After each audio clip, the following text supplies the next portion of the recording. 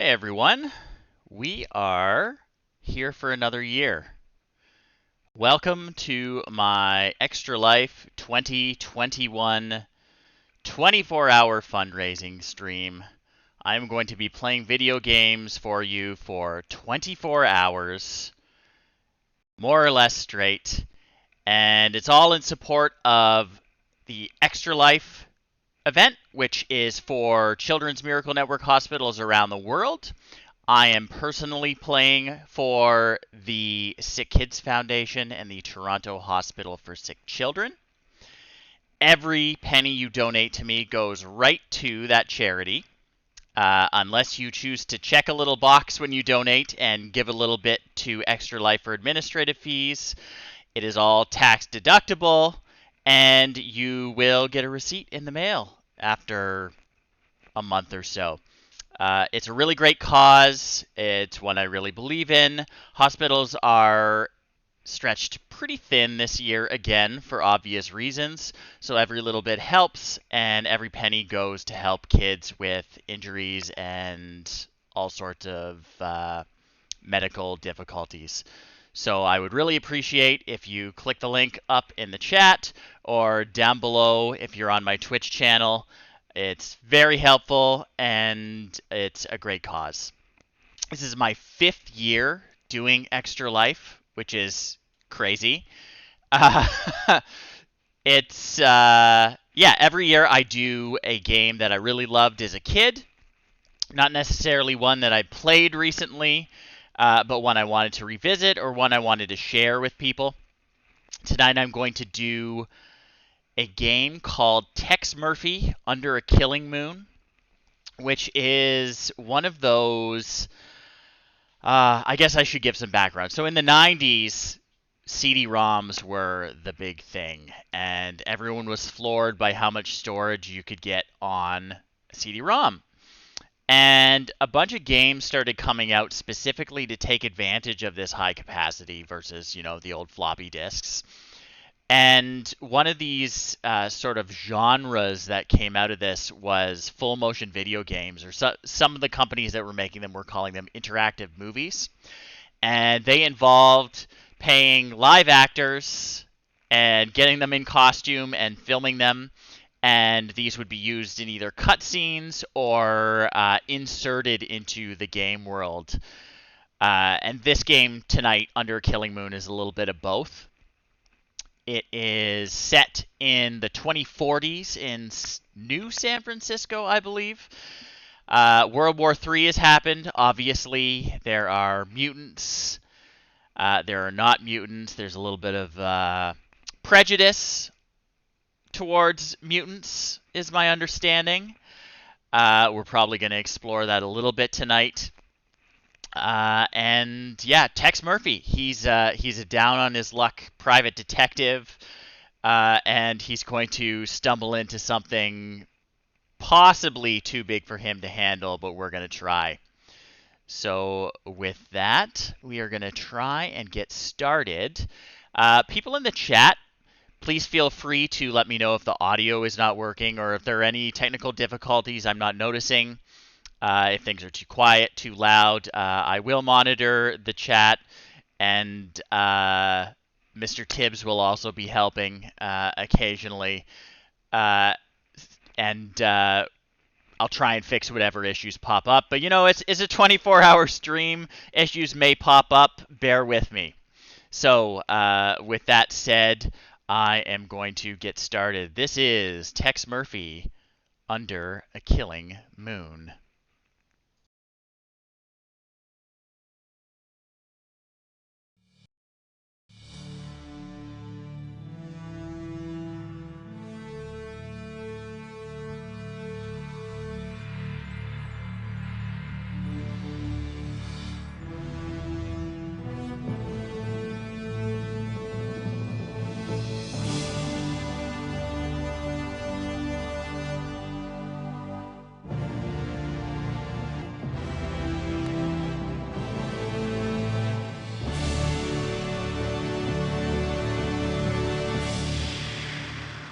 Pretty fancy.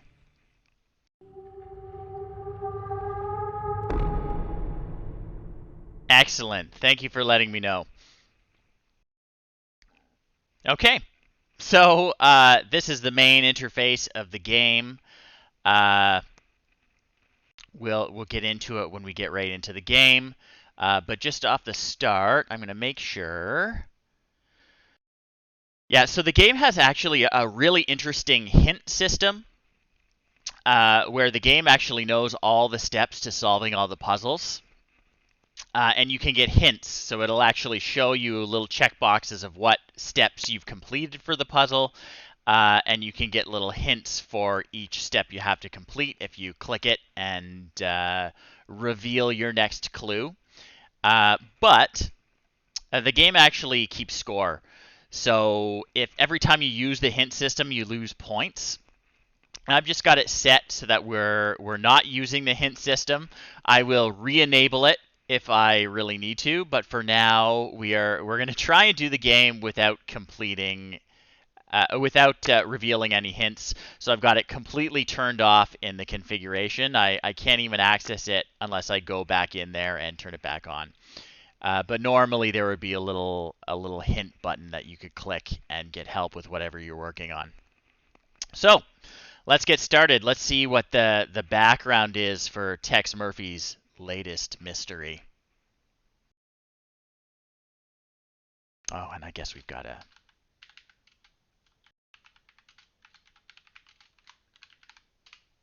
So, they found it again, have they? I thought we'd taken care of it. The forces of evil are persistent, sir. I'm getting too old for this. Who have we got lined up to deal with this problem? Murphy, sir.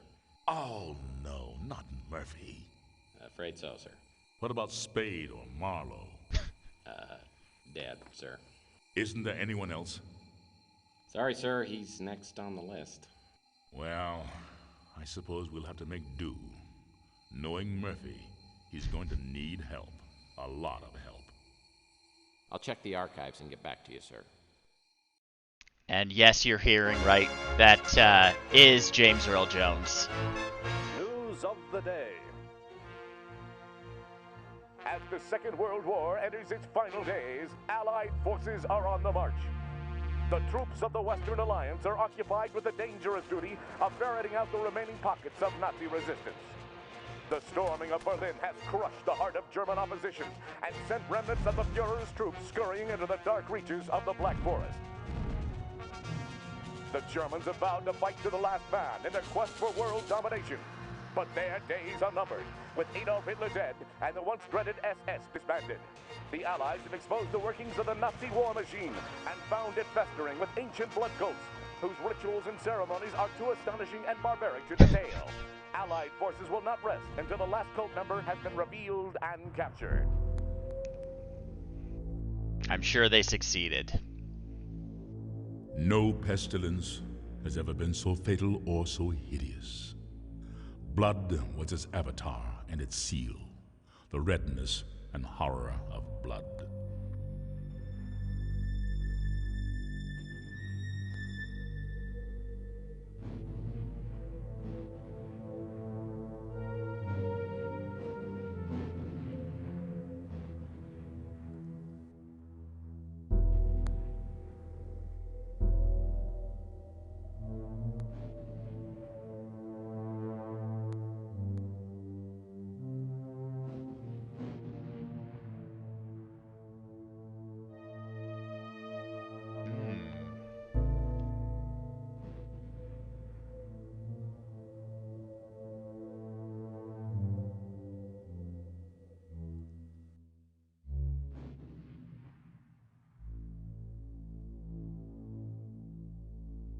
Here we go.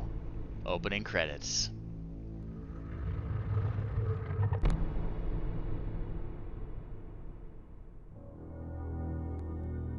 Yeah, there are actually some names in this.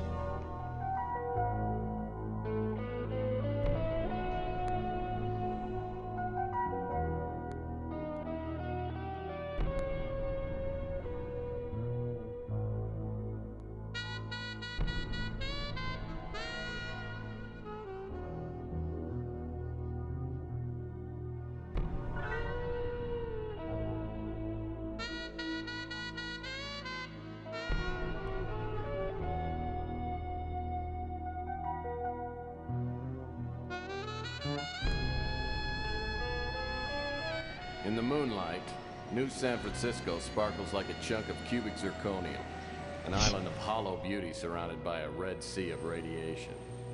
5 million souls drowning in gamma rays. Some lucky people have a natural immunity to genetic mutation caused by the radiation. I'm one of them. Most of them live in the new city, but I don't.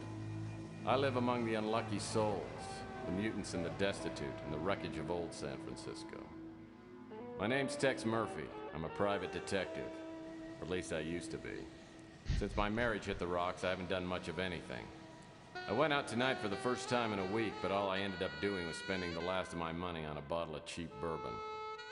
Now it's past midnight, and I'm staring out of the window of my office on the second floor of the Ritz Hotel. Thank you for the follow. I Just really like me, appreciate the it. Ritz used to be something. Now it's just another grimy building in a rundown part of town. And I'm almost out of bourbon. That's how it always starts. My God, Murphy, you look like hell. Really hit bottom, didn't you?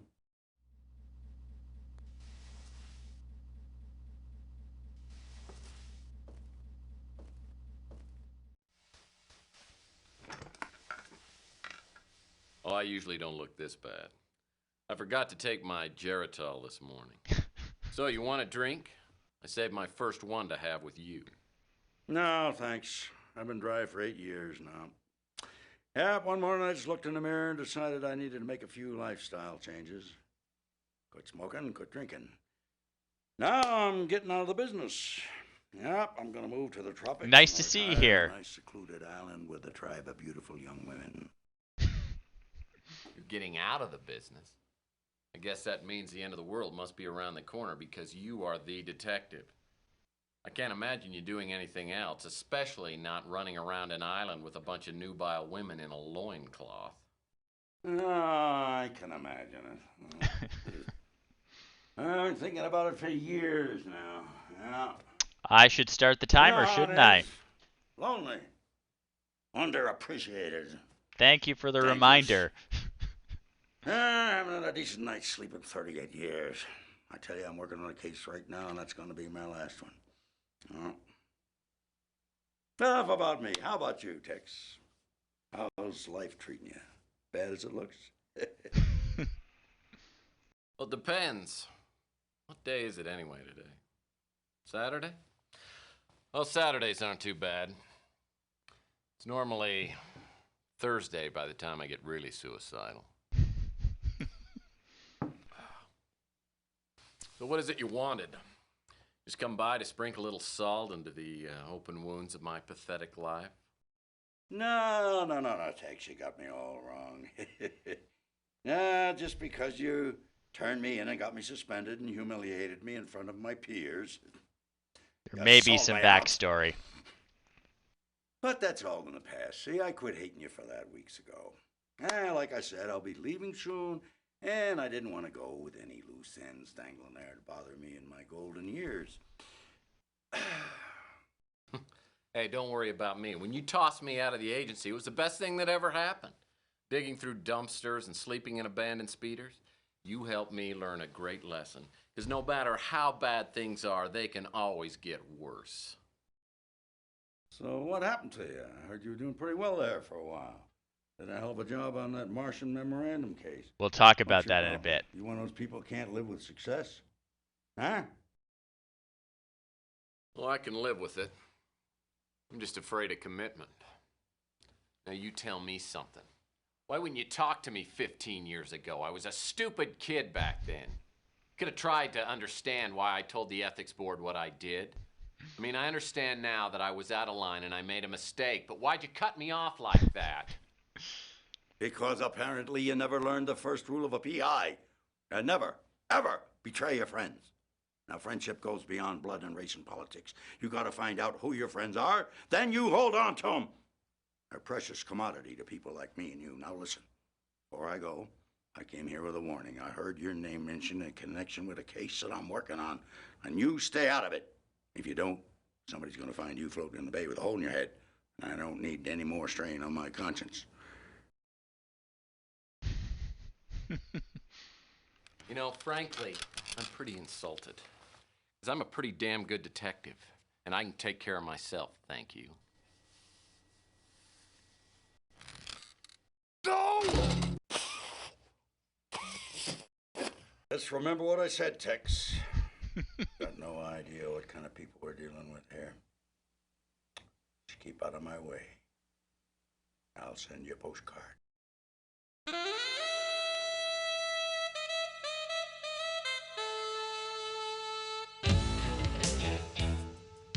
So I think there are 6 or 7 days that this game is split up into. So here's the first.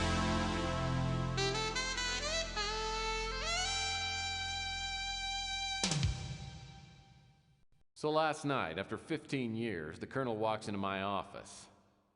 Made me take a good hard look at myself. Maybe I have hit bottom, and maybe I do look like hell. Lord knows the only exercise I've had lately is tipping the bottle and flipping cards into my hat. It's so good. Maybe I'll find some work. Contrary to what the Colonel might think, I'm as good a detective as he ever was. Now I just gotta prove it. I'm gonna scare up a job today, even if it means finding somebody's lost puppy. Okay. So, I should have mentioned before, this is actually the 3rd game in the Tex Murphy series. The first one was called Mean Streets. The second one was called Martian Memorandum. And Mean Streets doesn't really come up at all in this one, but you may hear some references to Martian Memorandum. But without going real into it, let's just say that Tex Murphy had a big case. It went really well for him. He impressed a lot of people. He went to Mars. And now he's down on his luck again. That's really all you need to know. But if you feel like they're making references to things that have already happened, it's because they are. Okay. So this is the main interface of the game. And how it works is I can actually move around this room in sort of 3 dimensions and change my viewpoint. And then once I've gotten a vantage point I want to look at, I can interact with the scene. So as you can see, as I move my cursor around, different actions will light up on the little bar. So I can look at a lot of these things, and, well, I'll just show you what happens. So I'll make some smart-ass comments, basically, most of the time. This pure mountain spring water is indispensable, literally. I'm out of paper cups. Okay, well, I'm going to turn down the music because it's very loud for me.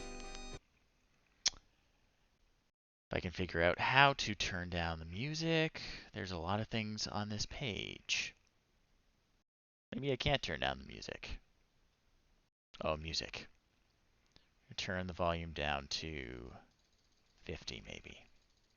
I don't want to turn it off.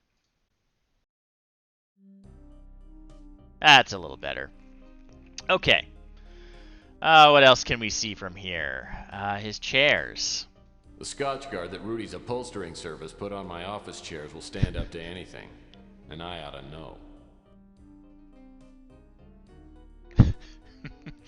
So when I want to move around the scene and get a closer look at stuff, I can actually do that. I can actually walk around. I can look down and up.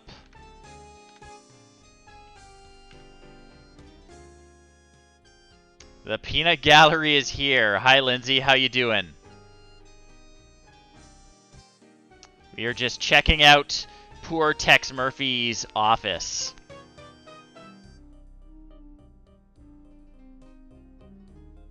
Then when you find a new vantage point, you just hit space again, and you can interact with the scene again. Now, Lindsay I've actually known for a really long time. But originally, I met Lindsay when we were both volunteering for a wildlife organization. We were on a beach, and there'd been an oil spill, and we were cleaning oil off these poor kittens that had washed up on shore after this spill. And we just started chatting when we were, using our toothbrushes on these poor little kitties. And by the time we were releasing them back into the water, we were friends. So that's how I met Lindsay, and it's really great to see her here tonight. Great-great-grandpa Murphy made it through the Depression by teaching cha-cha lessons to rich older women. He made thousands before the authorities found out he had no formal training. Well, I knew you'd remember Lindsay, but I thought everyone else would like the story.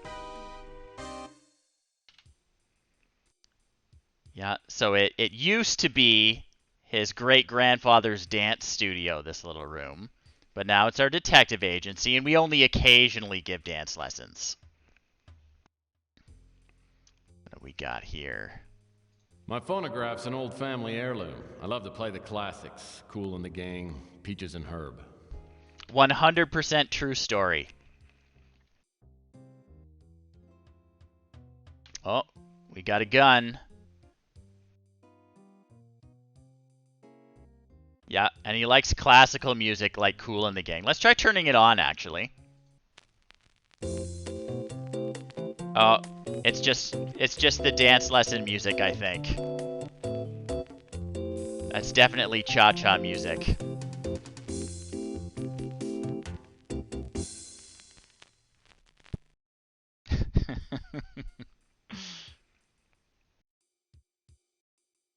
My gun.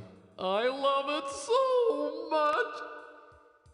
Well, since apparently our name has come up in connection with some really dangerous people and a case this other guy's working on, we should probably get our gun. We may need it. Old trusty sidearm. Been with me since the beginning. You want some of this, huh? Bam, bam. Hey, bam, bam, bam. Responsible firearms owner. Bam, bam. Bam. And you.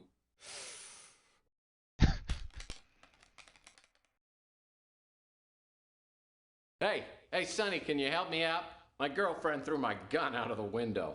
Yeah, that's it. Yeah, just pick it up and, hey, don't point that thing up here. That's not a toy, you know.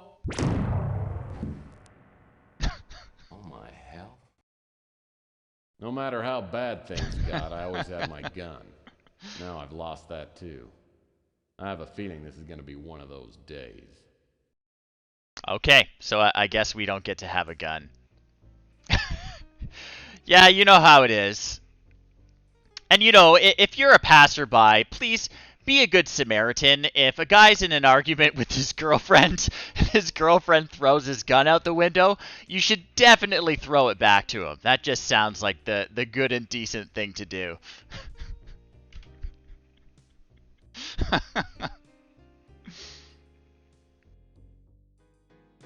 Alright, we got some footprints on the floor. Let's check them out.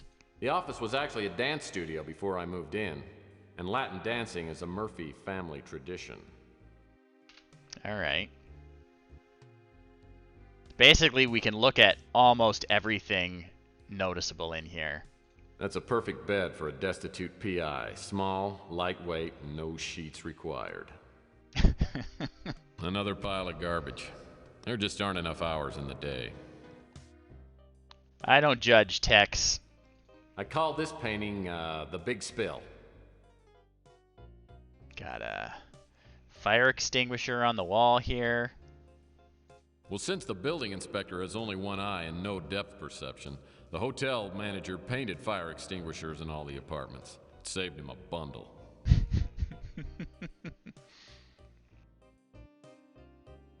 Hello, people. Welcome to my Extra Life charity stream. Kitty cat's coming in. I am doing my 5th annual fundraiser for the Toronto Hospital for Sick Children, so it's great that you could come out tonight. You can check below my stream. You can see a little donation link there if you want to check it out. Thank you for the follow. I really appreciate it. We are playing the 90s classic Tex Murphy, Under a Killing Moon, and we are just exploring poor Tex's pretty sad office. Well, it's nice to have you out. You're just getting underway. Okay, what's the mail we've got under the door? Oh boy, mail. Okay. Oh boy, mail. This game is about a down-on-his-luck private detective in the year 2042, and we really need a case. So right now we are just checking out our office, trying to get things in order. We really need money. Our life is really pathetic. Thank you for the donation, Jen. Our life is really pathetic. Our wife just divorced us.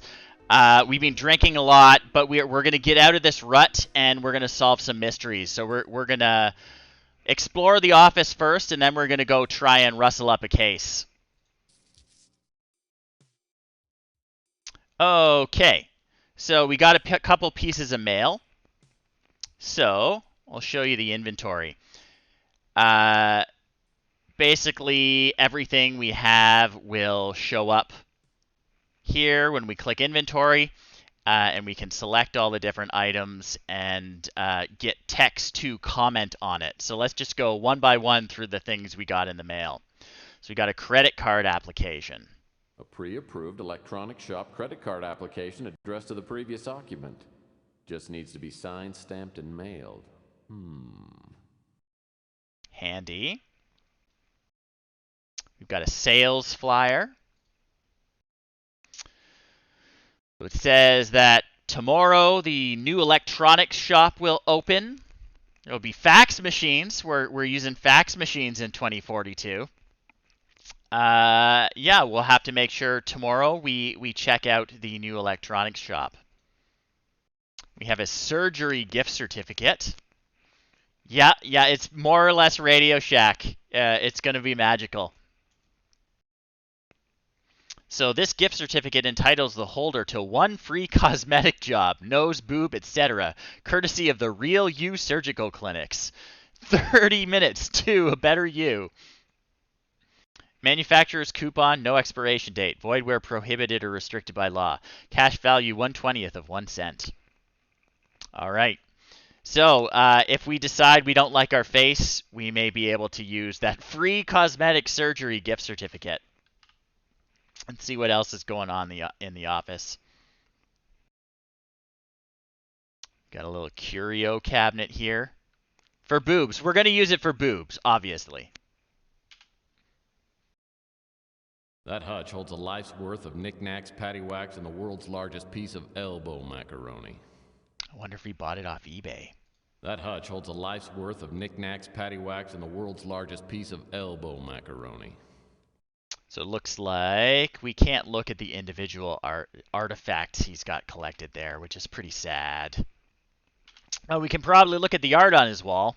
This piece of art is called Two Whales on a Bender. Excellent.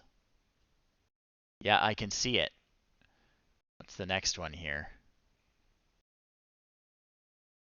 This one really isn't art, it's a placemat from Taco Bob's. But it looks nice framed on the wall. What we got here? The UI of U was the only place that would accept me. Half the course credit was earned by locating the university. Yeah, so I guess it would fall under the point-and-click adventure game, but it does a lot of really interesting things you don't really see. This wandering around a 3D environment and then moving back to a two-dimensional point of view that I interact with is pretty unique to the Tex Murphy games. It's really cool. And I love all the acted sequences with real actors. It's a lot of fun. I spent weeks earning this baby. Best $20 I ever spent. You better get a closer look at it, whatever it is. If I can get in there. I can't even zoom in on it. Some sort of certificate. Oh, it's the Correspondence School of Private Investigation. Okay. This cabinet is where my old successes go to die. All right, anything in there? Nothing here but nostalgia. Nothing good. Any messages on the machine? Oh, great. Another incoming message that won't print out. If I don't get a new fax machine, I'll be out of business. Oh no. Well, good thing a new electronics store is opening tomorrow. What do we got on our desk? Yes, I'll remind everyone that this is the year 2042. You gotta read everything. Everything might be important. Toxic Taste is a novel by Lou G. Trundle, the only mutant popular enough to make the New York Times bestseller list. Thanks for coming out, Amazon Warrior. I really appreciate it. Hip-hop English keeps me up on all the slang kids are using today. Good to know. Yeah, Lou G. Trundle, the famous mutant author. Why are you laughing? My phone would work perfectly if it hadn't been disconnected. What else have we got here? World War IV. A dark and reactionary vision of the coming century by Rush Limbaugh III. The fabulous Dior lamp. I bought it for 77 cents. The fabulous Dior lamp. The lamp's in the way of looking at these other 77 books. 77 cents. Guess we'll look at this framed photograph of a woman on the desk. Sylvia, my ex-wife. Whenever I think things can't get any worse, I think about her and how she totally screwed up my life. She's a woman who loves a man, any time. I'll never forget the day I came home early and caught her with the upholstery man. Oh, there you are. I just got done with the chair. I'll be sending the bill to your husband. Oh, Rudy. Let's not think about my husband right now. I was watching you upholstery and you're so big and strong. Do you really think so? Upholstery Well, yes. guys. God, I've only known you for 10 minutes and I feel like This I've is known just you their life. forever. Oh, yes, look. And look at this muscle. Oh. The way you hold me, Tex never held me like this. Oh, kiss me, Rudy, and set my lips on fire. Okay. Yeah, sure.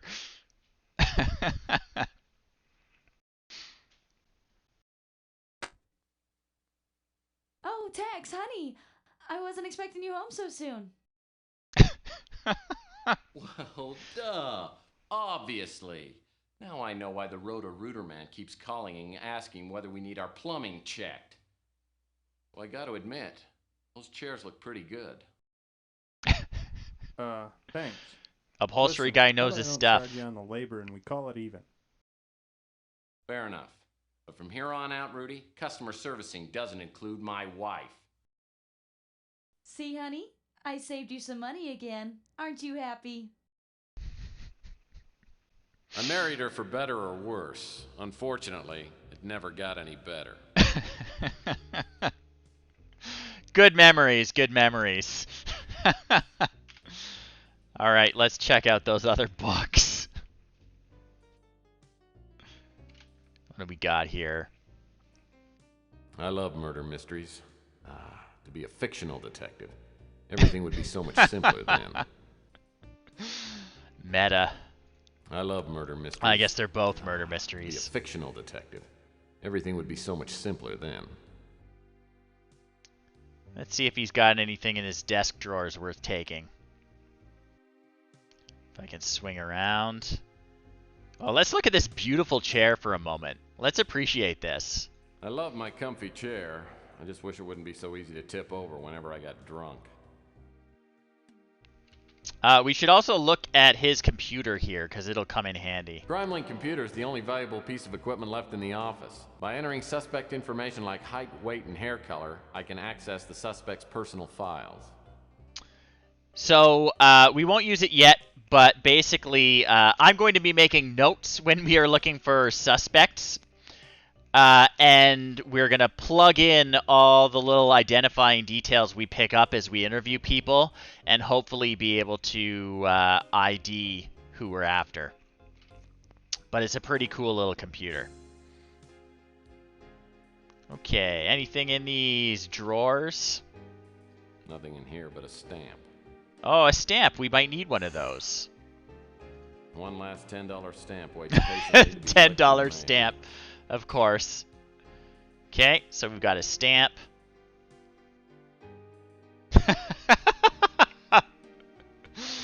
Okay, that's pretty good. An Earth stamp. Not gonna come down on any particular side about where the world government is going to be located. Hedging our bets here.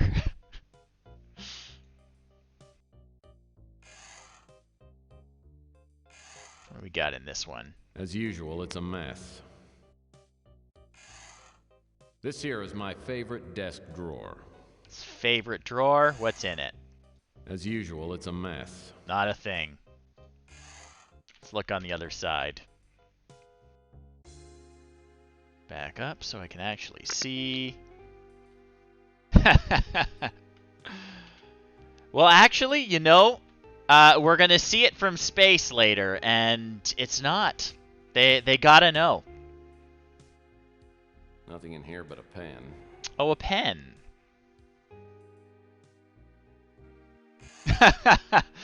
The actor that plays Tex Murphy, Chris Jones, he's actually the guy that created the series and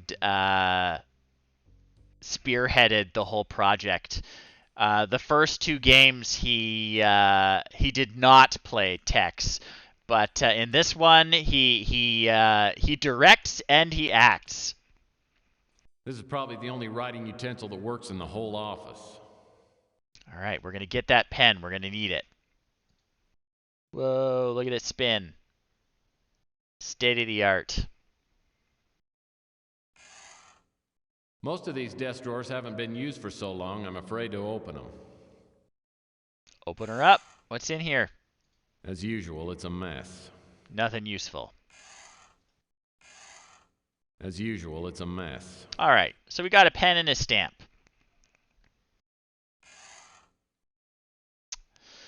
Actually, I think we're going to use the pen right now because we've got this credit card application and we have no money. So someone sent a credit card application to the previous tenant, and we're just going to fill that out. So the way we do this is there's a little combine interface. If we want to use items on other items, we go in here and we combine them. So we're going to use the pen on our credit card application.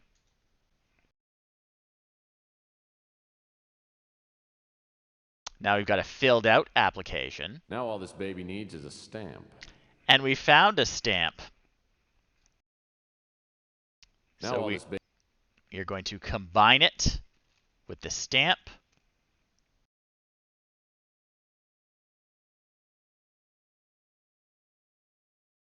Now we've got a ready-to-mail credit card application. I need to run this thing down to the auto post box on the street. So we'll drop it in the mail when we see a mailbox. No, he's got sentimental attachment to that lamp he bought for 77 cents. Can't sell the lamp. I think we can look out the window. Things look pretty slow on the street today.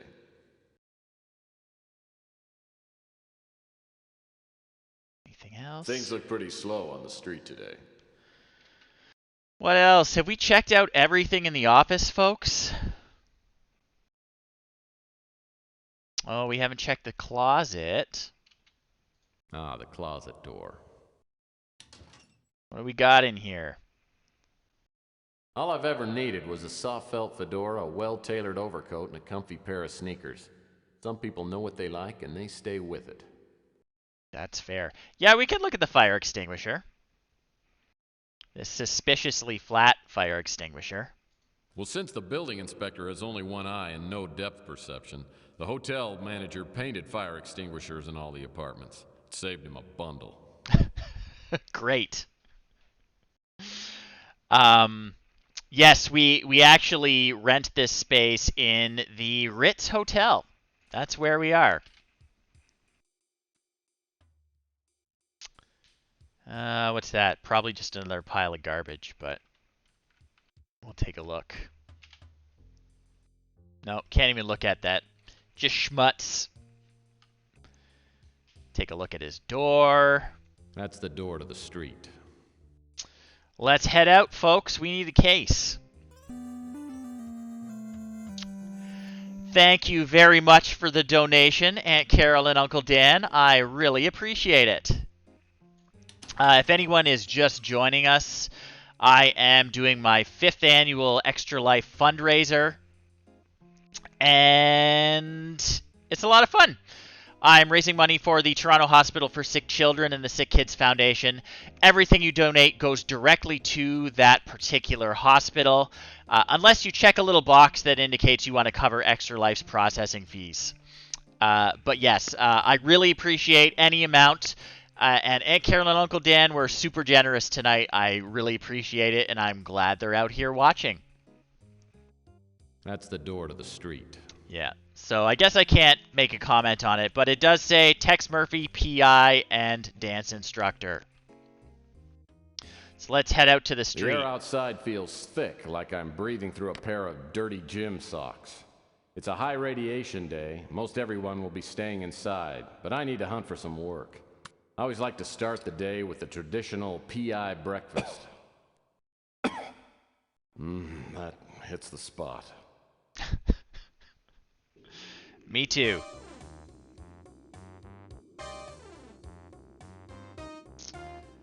He'll dance eventually. If you stick around to the end, you'll get to see him dancing. Alright, we gotta get down this fire escape. Very carefully. It's a sleazy part of town, Lindsay. Alright. So here's our street.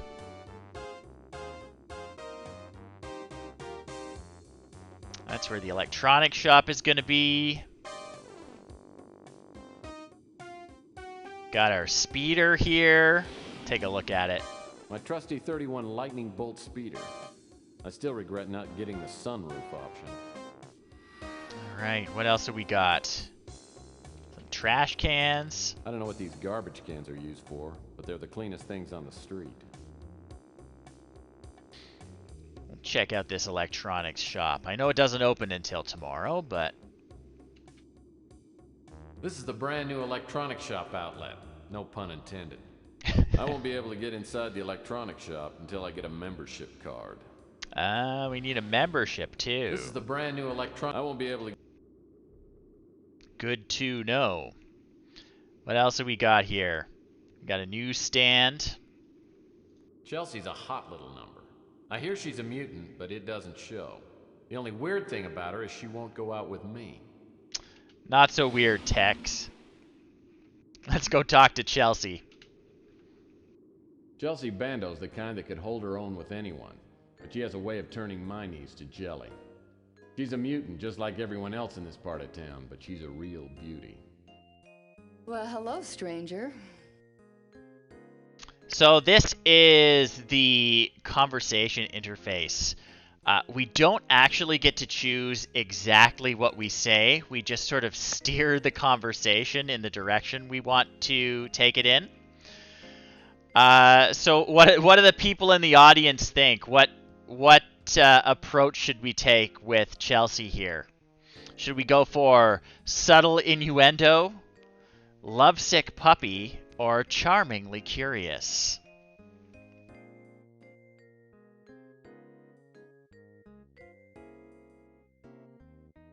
Any thoughts?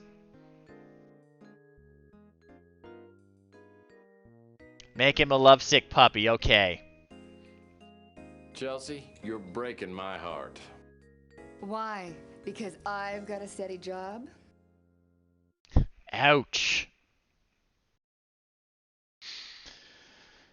So now we get to choose to make a pass, a sarcastic retort, or be deeply insulted. I'm torn between sarcastic retort and deeply insulted. But yeah, we could just play him as the most pathetic person. I like that idea, and we'll try and take that direction for the entire game. It'll be fun. You know, she kind of just looks like she's dressed like Blossom. Sure. Kick me when I'm down. You think it's fun being broke? Well, you know, Tex, there just might be a job for you. Have you heard that Rook's place got robbed?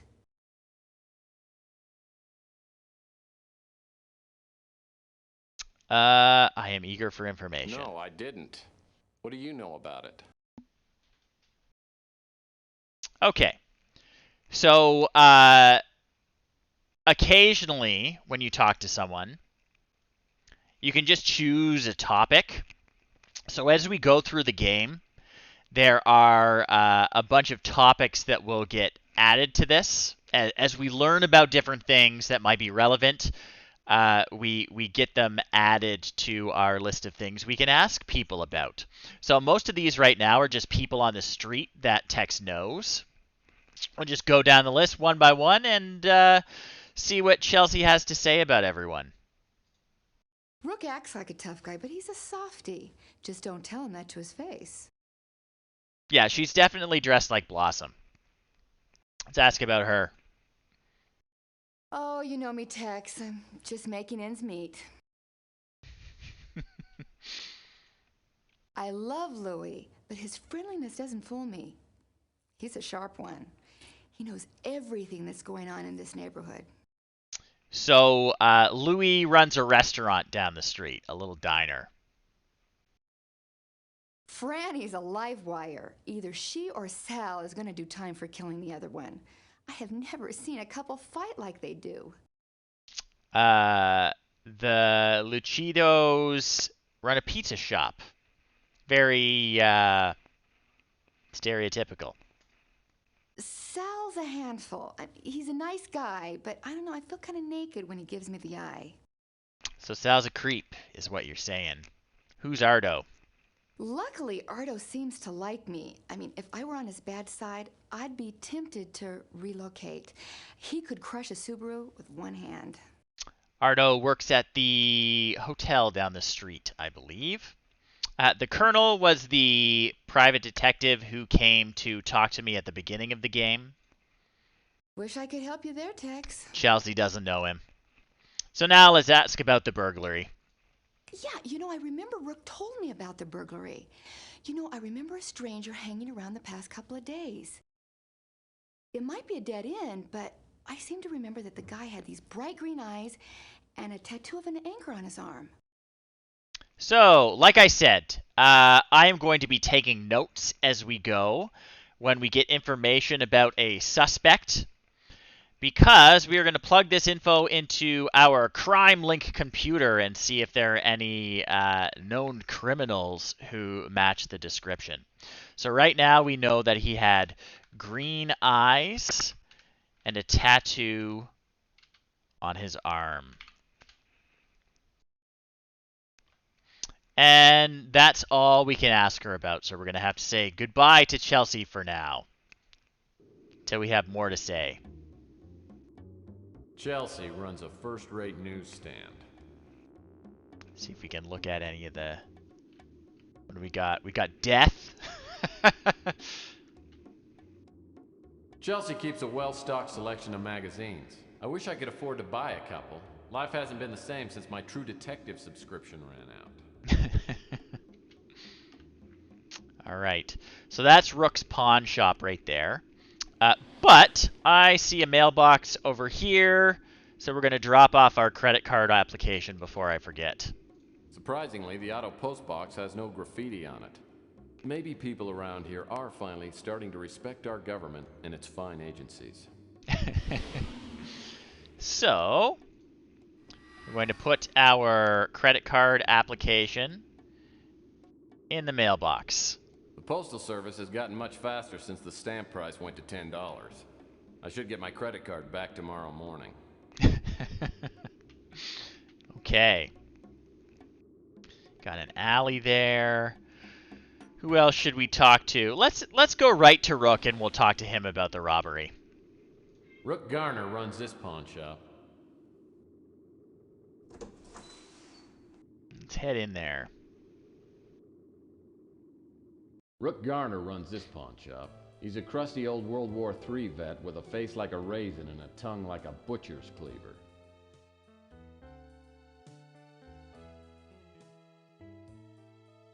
What do you want, Murphy? So, we're going to try and be pathetic and weak during our playthrough. So, I think we're going to try obliviously conversational. Fine. How you doing, Rook? I'm not in the mood for small talk.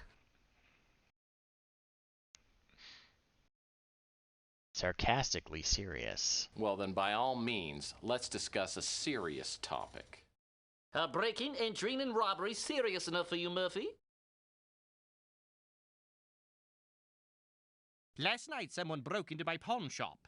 I don't usually have anything of great value, but yesterday I gave out a fair amount of cash for an extremely valuable diamond bracelet. Interesting. We may have a case. Should we try detective humor? Should we be investigative? Or should we just blow them off? We do really need the money. But I'm going to do detective humor. My deductive powers tell me the bracelet's no longer on too the late, premises. Lindsay. Brilliant work, Murphy. All right, let's be apologetic. Sorry, Rook. I guess I shouldn't be joking. I guess you shouldn't. Anyway, the bracelet was pawned by a young girl named Emma Nimpton. She said she hated to hawk a family heirloom, but had no choice. She said she would reclaim the bracelet in a month. Well, since the bracelet was worth 10 times the 8,000 I loaned her, it was a good deal for me. Ah, interesting, interesting.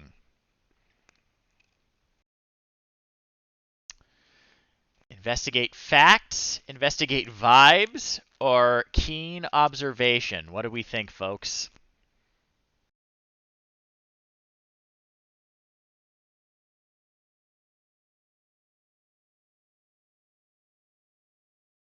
A or C? I'm going to go for C because I'm curious about what that is. I think you've been played for a sap, Rook. Maybe. She left me a number and I called it this morning, but the line is disconnected. Yep. He got played for sure. All right. We're looking for work. Sounds like my vast experience as a PI could come in handy. Yeah, it couldn't hurt. The police are no help. A mutant is on his own when he gets robbed in this town. I'd appreciate your help. I'm not a rich man, but if you find the bracelet, I'll owe you a few favors, which could come in handy. Come back here and I'll show you where they broke in. Rook takes me out back and shows me where the burglar broke in. The back window is busted out and the latch is ripped. It's a sloppy job.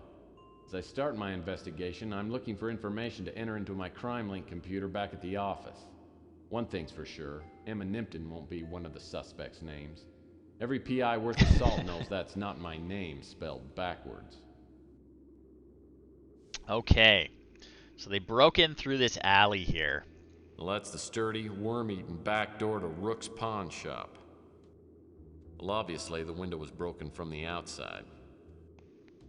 I wonder what all these garbage cans are doing around here. Maybe Rook is running a low-rent hostel. All right. What else is going on back here? These disgusting piles of trash remind me of Aunt Betty's annual yard sales. Whoever uses these garbage cans is either a terrible shot or is saving them for that special piece of trash. Try and get a better view. What do we got here? Thank you for the donation, Raspberry Poppy Seed. I really appreciate it. It's for a great cause, the Toronto Hospital for Sick Children and the SickKids Foundation. Every penny you donate to my Extra Life campaign goes straight to that organization. Looks like a shoe print is outlined in that sticky pool of something resembling chocolate. Footprints about a size 14. Okay. Size 14 shoes. That's... Okay, I'll trust his detective's eye there. But that's another piece of info to put in our crime link computer. He's a big dude, yes. Could be the same person that Chelsea was telling us about. The empty bottles of chocolate syrup lying all around this alley all look like they've been licked clean. It's a disturbing fact. The empty bottles of chocolate syrup lying all around this alley all look like they've been licked clean. All right, all right. There's a lot of them, too. These are empty jumbo-sized cans of Camel's chunky chocolate soup. Oh my god. The empty bottles of chocolate syrup lying all around. The empty bottles of chocolate. Camel's chunky chocolate soup. Family classic. Whatever's on the other end of this power box must be out of commission. The gauge is as dead as my love life. Reminds me of playing hoops when I was younger, in the days before my lower vertebrae turned into petrified rock. Whoever uses these garbage... What we got down here? Oh, we've got a basketball. It's one of those basketballs they used to give away at Weenie World. 10 seconds left. Down by 1. Murphy has the ball. He fakes. He drives. It's a 360. He's foul. Classic Tex.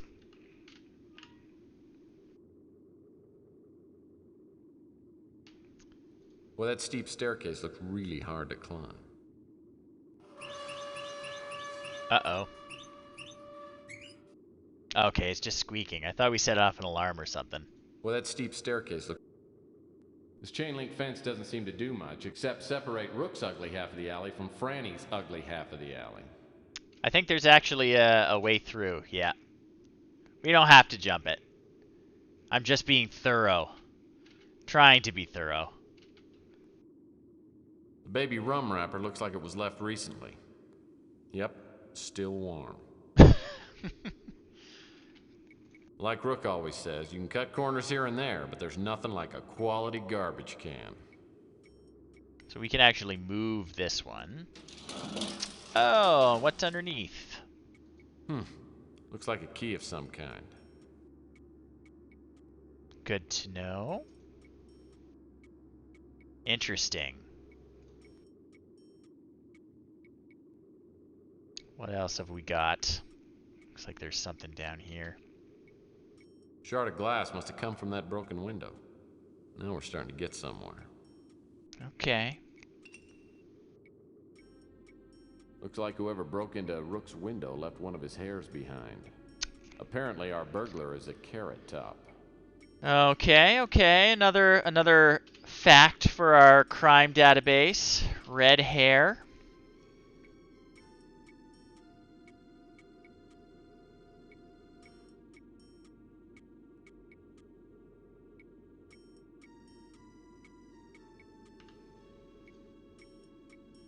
Okay.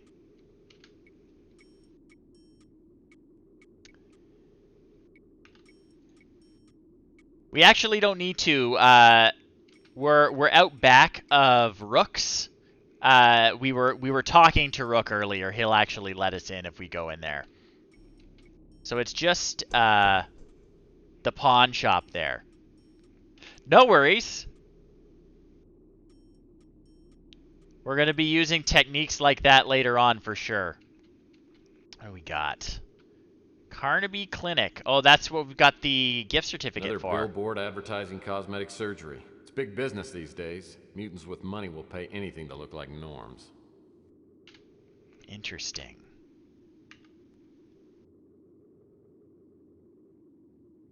Okay. What's over on this side? More trash. I don't usually enjoy piles of garbage, but they do add a lot of character to this alley. An empty bottle of evanescent spring water. For those with a higher class of thirst. Anything else? Oh, what does that say? Recyclable papers only. Wow, a recyclable paper can. Finally, a glimmer of ecological responsibility. I didn't know Rook cared. He should. Anything in there? Wow, a recyclable paper Doesn't look can. like. Finally, a glimmer of ecological All right, well, I guess we're just going to put some recyclable papers in there later, maybe. These disgusting piles of trash remind me. See if we can get up here. There's a point to lowering these stairs.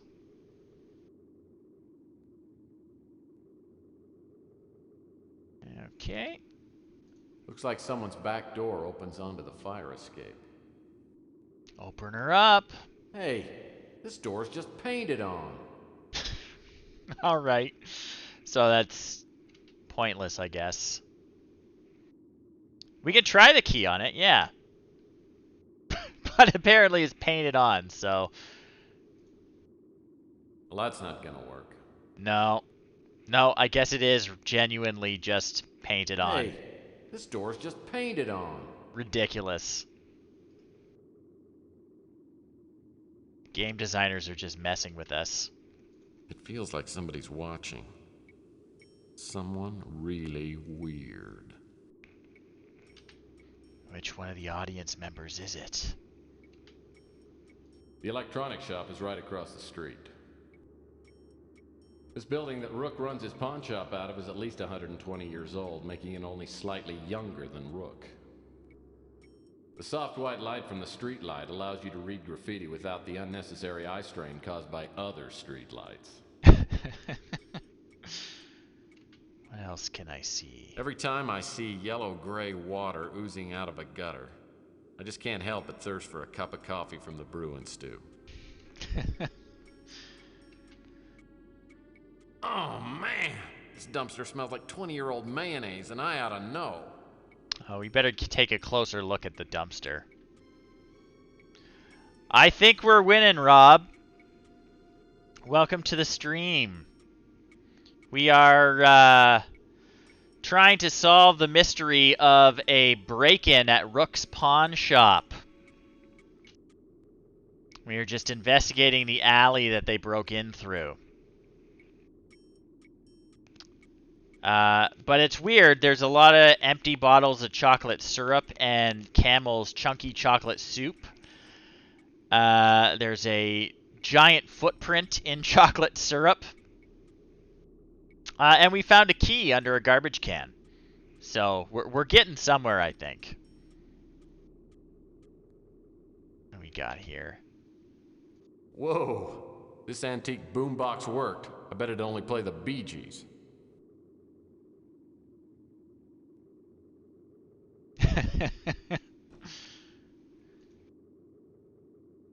This old relic probably hasn't worked in years. Hey, there are batteries in here. Oh, sweet. So I guess... I wonder if these still work. Tingly tongue. Still got juice. Guess we didn't need the radio, we just needed the batteries.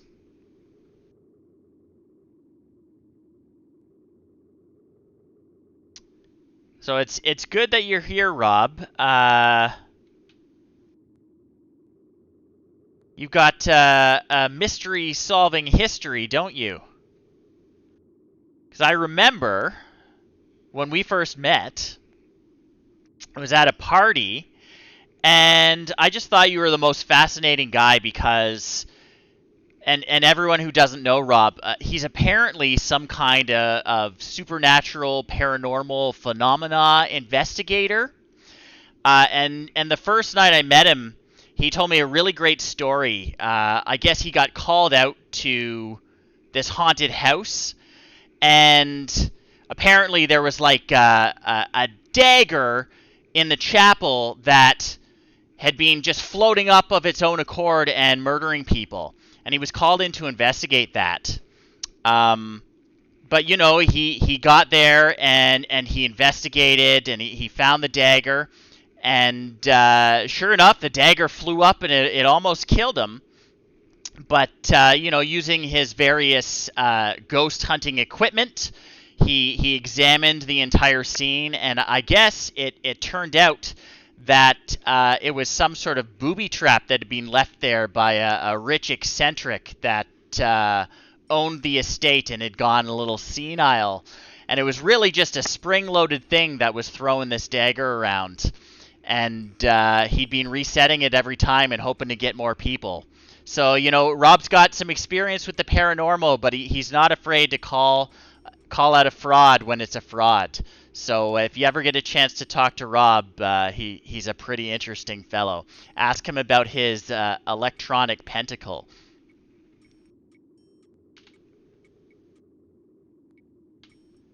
Whoever uses these garbage cans is either a terrible shot or is saving them for that special piece of trash. And, since that night, he's had me over many times to his house along with other friends to recount various other tales of the paranormal and not so paranormal.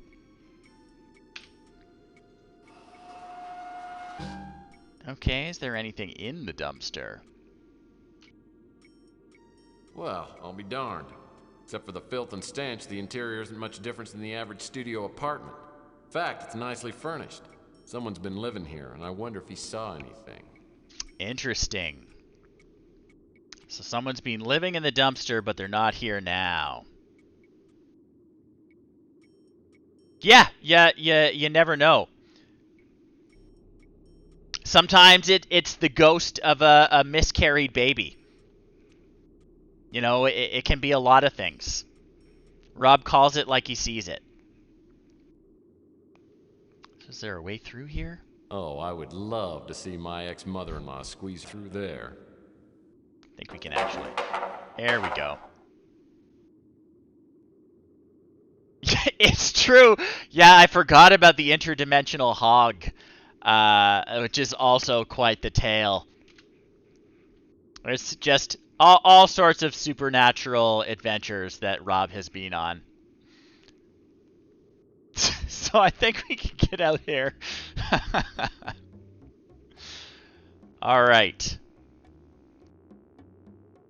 So I think we've got everything we can from the alley right now. Clearly we've got to come back later because someone's been living in the dumpster and they might be back. But we'll go around the neighborhood and we'll see if anyone else knows anything.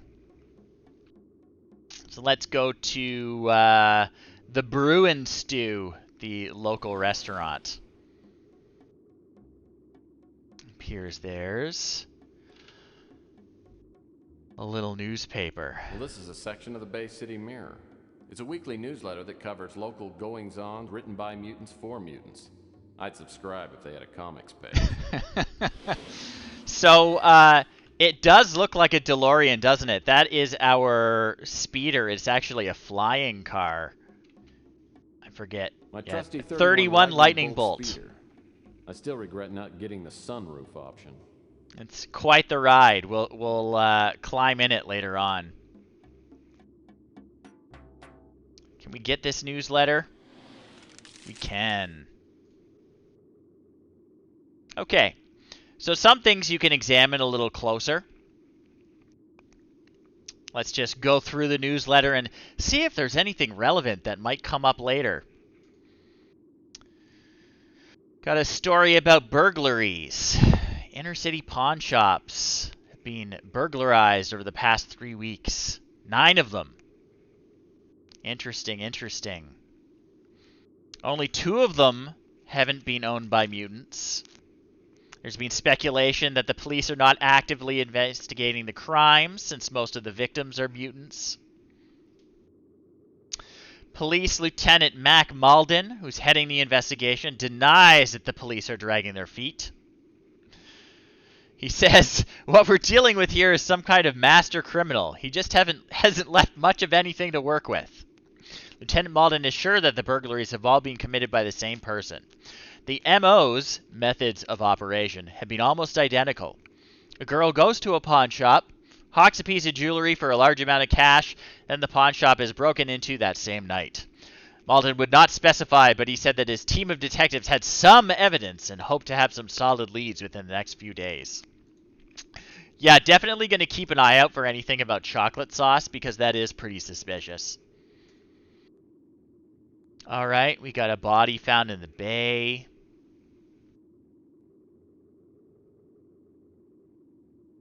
Okay. Interesting. Daniel Murray, 29. Cause of death has been listed as suicide, but bystanders report the corpse was remarkably disfigured and contorted. Personal injury lawyer followed the ambulance to the coroner's and reported that a quarantine was initiated not long afterwards. The reason for the quarantine has not been made public. Interesting. Poet's Corner. This week's poem was sent in by 15-year-old Bupo Wong. Haiku to a taco. Soft shell taco mine. What meat art thou concealing? Who cares? It's tasty. All right, not bad.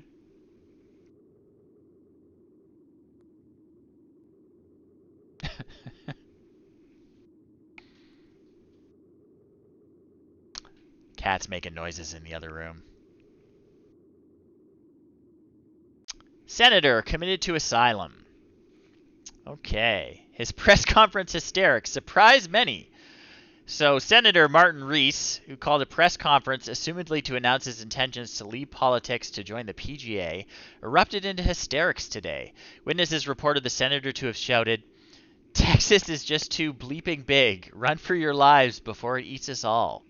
Senator Rees, long considered one of the most mentally sound figures on Capitol Hill, had to be restrained and was led away in a makeshift straitjacket. When questioned about Senator Rees's rantings, Representative Lolana Elwich professed complete ignorance. Everyone knows Texas is big, but really. Most people who witnessed the display admitted to being surprised at the senator's behavior, though not everyone. House Speaker Bob Broga commented, "Senator Rees's outburst is hardly shocking to those of us who've worked with him. We knew all along he was a whacked-out, thumb-sucking piece of bleep." Senator Rees will be examined tomorrow by psychiatrists who are confident that a complete recovery can be made, despite the senator's many years in Congress. Wow. Editorial about why the crusade must be stopped by Luigi Trundle, our favorite author. Luigi is writing opinion pieces in the paper. So in the years since World War III, we've seen a growing form of discrimination which has come into malevolent full bloom. Thankfully, we're not talking about racial or sexual bias, both of which no longer blights are blights that they once were. The social disease that afflicts us now is genetic discrimination. There are now in this world evil forces that exist with the specific purpose of separating the genetically unchallenged from the rest of the population. This eugenics movement, classifying of humans by their genetic quality, has been around since the late 1800s. But in those days, humans were already classified by skin color and gender. Several significant movements in history have attempted to exterminate an entire race, and I believe we are witnessing yet another. The crusade for genetic purity is spearheading this dark movement. Reverend Shepherd, in the guise of a placid, benevolent teacher, is in reality a hate-monger. His words, softly spoken, plant the seeds of hate between those with genetic flaws and those without. Now the crusade has trumpeted the arrival of the Moon Child, the so-called refuge of the pure, supposedly a religious retreat where the faithful crusaders go to take part in spiritual ceremonies. It is in reality a symbol of divisiveness. A jewel in the heavens where only few may go, the rest excluded by a condition they did not ask for and cannot change. When will each and every inhabitant on this earth open his or her eyes? I hope for the day when we will all be able to look upon each other as human beings and not as man or woman, black or white, mutant or norm. To paraphrase Shakespeare, I am a mutant. Hath not the mutant hands, organs, dimensions, senses, affections, passions? Fed with the same food, hurt with the same weapons? If you prick us, do we not bleed? If you poison us, do we not die? Thank you, Luigi, for that moving report. And yes, that's some great background. Apparently by 2042, we're going to end racism and sexism. That's great. We got an article about a Grateful Dead tour here. The Resurrection Tour is about to kick off in Sacramento, scheduled to run for 3 years, during which the band will play 1,093 shows. We're getting there. Unfortunately, World War III is going to happen in between. And San Francisco is a radioactive wasteland, so, you win some, you lose some. Accordion player Geraldo Rodriguez says the band is excited to get back on the road after a layoff of a week and a half. We're due for a rest after our last world tour, but by Thursday we were getting a little antsy. Future plans include a new album, a movie filmed on tour, and a possible benefit put on in conjunction with the Rolling Stones. So, same as it ever was. Art and Soul with Albie Tewksbury. Art is not just dead in the Bay Area. Its rotting corpse is stinking up the place. Excuse me. Latest excuse for an art exhibit was unveiled at the Inks and Oils Emporium. Or the Stinkin' Spoils Emporium, as I am wont to call it. This pathetic showing by an alleged artist who calls himself Logo was the most hideous spectacle of the season. At least this Logo character has an inkling of intelligence. If I dared to pass off such putrid trash as art, I wouldn't use my real name either. The most striking thing about the presentation was the artist's hairdo, which closely resembled a dust mop used to soak up an oil spill, then dried to a crisp under a sun lamp. On the lighter side, Kay Winthrop's Black Tie Art Appreciation fundraiser was not nearly as unbearable as I'd feared it would be. The featured artwork, as always, was despicable, but for once the hors d'oeuvres didn't make me vomit. The champagne was not vintage, but not the cat pee of previous years. All in all, not a complete waste of an evening. Until next week, remember, life without art is just life. Thank you for that. All right, what do we got here? Police officers acquitted of assault and civil suit. What else is new?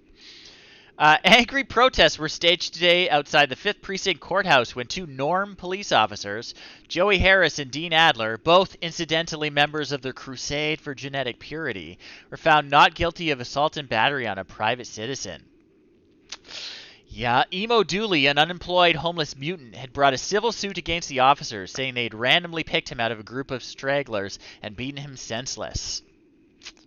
This is the 4th civil suit brought against Norm members of the SFPD this year alone.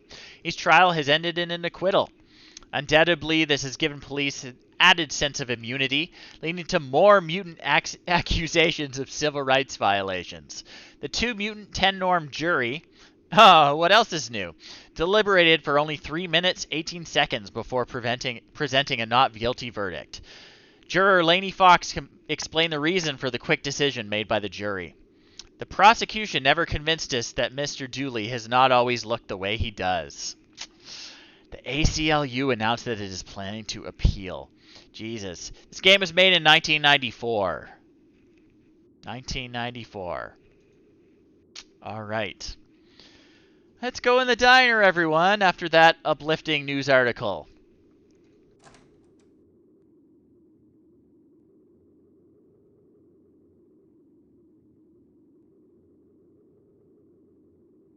The Brew and Stew is run by Louis Lamintz, a bloated mutant with a heart bigger than his waistline. Everyone comes to Louis' cafe. So does all the street talk. If something's going on, Louis knows about it. What can I do for you, Mike? So this is Louis. What do we want? Suds and hugs, ear bending, or are we going to play Mr. Broke? Well, we're super pathetic tonight, so we're going to play Mr. Well, for Broke. starters, you could give me a job. I've forgotten what a paycheck looks like. I hear you, Mike. Last week I had to lay off half my kitchen help. Times are pretty tough, but it could be worse. Could it? Speak for yourself. I've had less work than a 300-pound belly dancer. Tex. Fat jokes don't look good on you. I once knew a 300-pound belly dancer who was in great demand. She had real pretty eyes. Again, made in 1994. Let's get on with the mystery. Let's ask about Rook. Rook's an ornery old cuss, but me and him are old buddies. We fought in the big war together. He's one person you can trust in these troubled times. Okay, let's ask about Chelsea. Chelsea acts tough, but she has to be with all the scum around.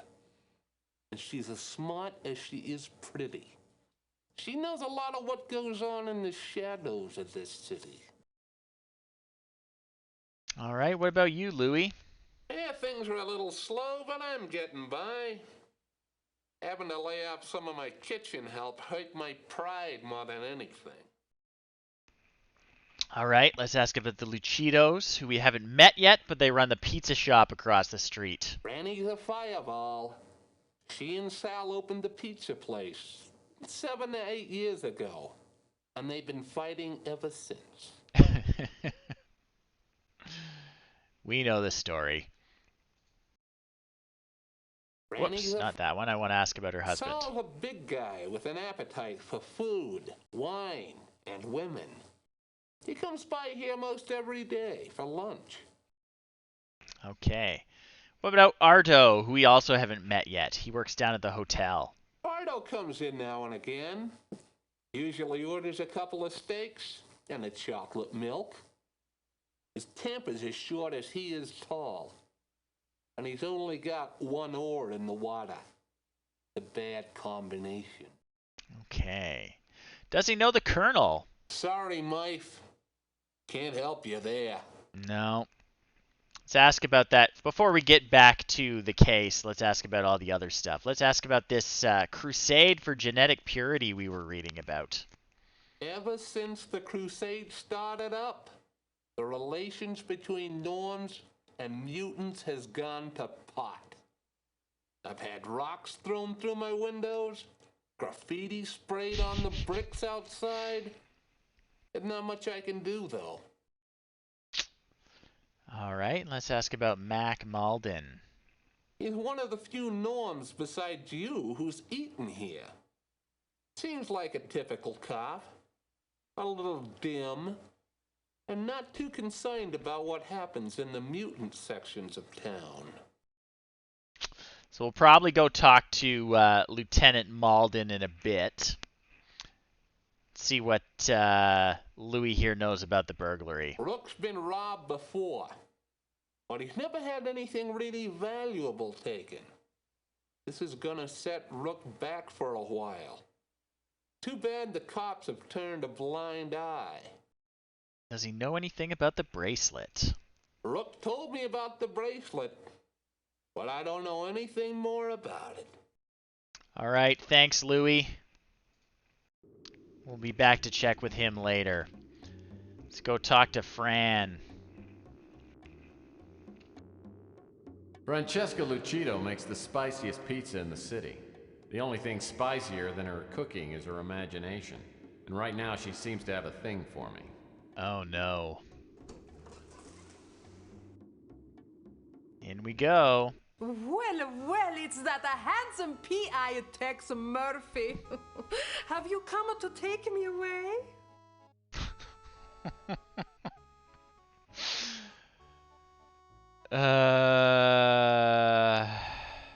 Here we are.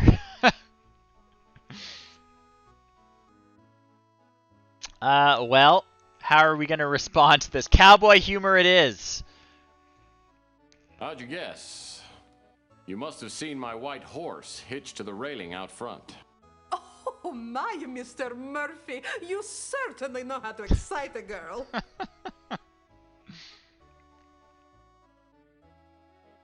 Okay. Sex appeal humor, get more formal, or shatter the fantasy of a lonely woman? What are we going to do, folks? You think we're going to go for C? Okay, well, Lindsay hopped in first, so we're going to be mean about it. Okay, look, I was only joking. I came by to ask you some questions. Oh, pooh! All the business and no pleasure makes even a private dick a dull boy. What do you want? Aw. All right. Let's ask about Rook. Rook is a tough old geezer. I've known him ever since we opened the slice of heaven back She in did. 32. But I can't say I know him very well. Kelsey is a nicer girl. Sal tries to flirt with her, but she doesn't give him the time of day. I like Louis. He runs a nicer place, and I go over there and chat with him when the business is slow. Let's ask about her. Well, I was hoping you'd get around to asking about me. I'm just a lonely, hot-blooded woman who needs the love of a good, strong man. Now let's bring up her husband.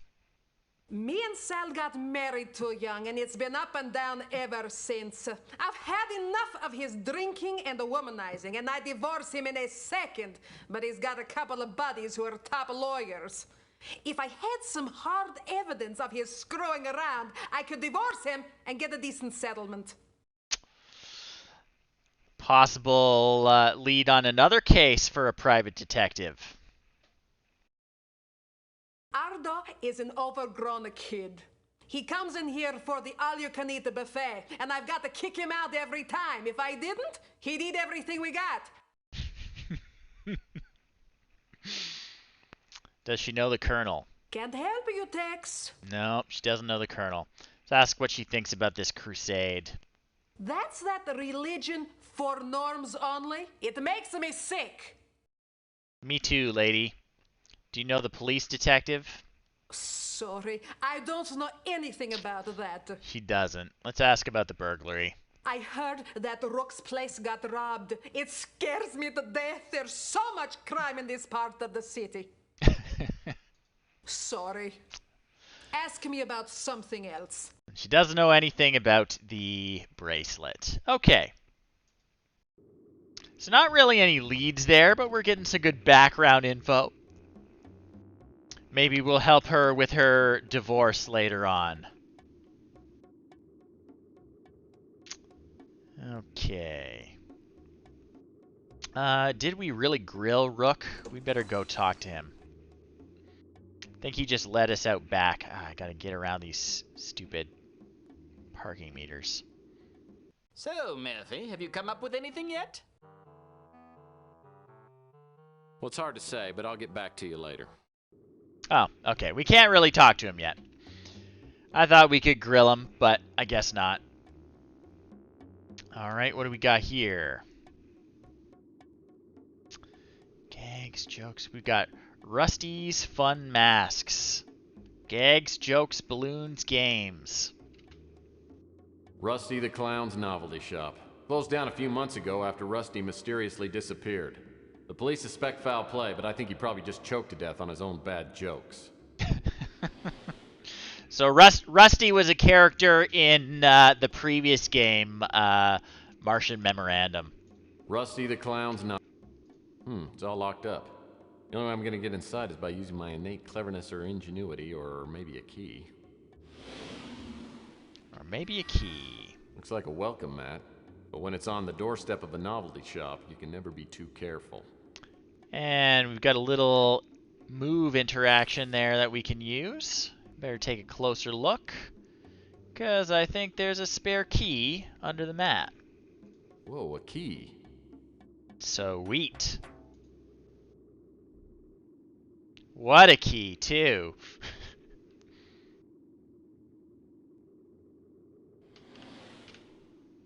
Let's use it on the door, see if we can get in there. Just opening up random closed shops and exploring. Oh. Just you wait and see. Alright, here we are. This is quite the place. Breathe it in, folks.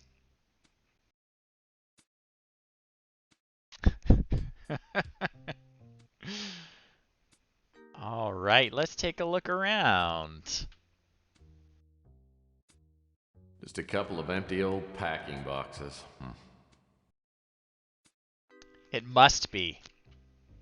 Rusty, the clown from hell. No wonder this place went under. Probably scared off all his business. Ooh, a small nozzle. Probably a helium dispenser used for filling balloons. Okay, okay, good to know. Yeah. I think the annual gathering of the Juggalos is probably still happening in 2042. Cool. Plastic dart crossbow. It'll make a nice addition to my non-violent weapon collection. Sweet. Plastic suction cup dart crossbow. What we got here? Looks like some kind of in-house television. Well, let's turn it on. Hi, kids. It's me, Inspector Burns. And as we all know, fire can be our friend, but fire can be our foe. So many times, fire starts so carelessly. And what can fires do? Fires burn you. Never, never light matches. No, no, no. Fire is dangerous. Fire made me look like this. Do you want to look like me? No, no, no. Don't look like Inspector Burns. Don't play with matches. Inspector Burns. I always thought he was a freak, but the kids love him. So does Ardo. Yikes. We got quite a few good masks here. Looks like my 4th grade teacher. Well, this must be Mr. Grimm. He's a reaper. Oh, this is a scary mask. Why, it's Mr. Sloppy Lasagna Eater. I'll bet this is a real popular mask. Yeah, Mr. Burns. Inspector Burns. He's got a rank. Had a wig and mannequin set. Apparently, Rusty was very fond of empty cardboard boxes. Let's get back there so we can take a closer look at stuff. Because it says we can move this one. What do we got? It's a Rusty Clown life-size doll. Wow. It's a dead ringer for... Oh, no pun intended.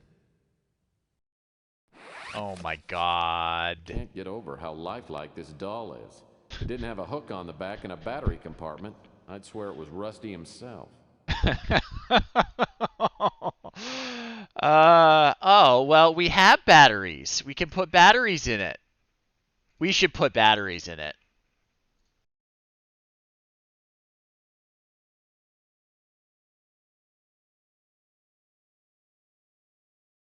Yeah. That's going to come in handy later. Oh, what do we got over here?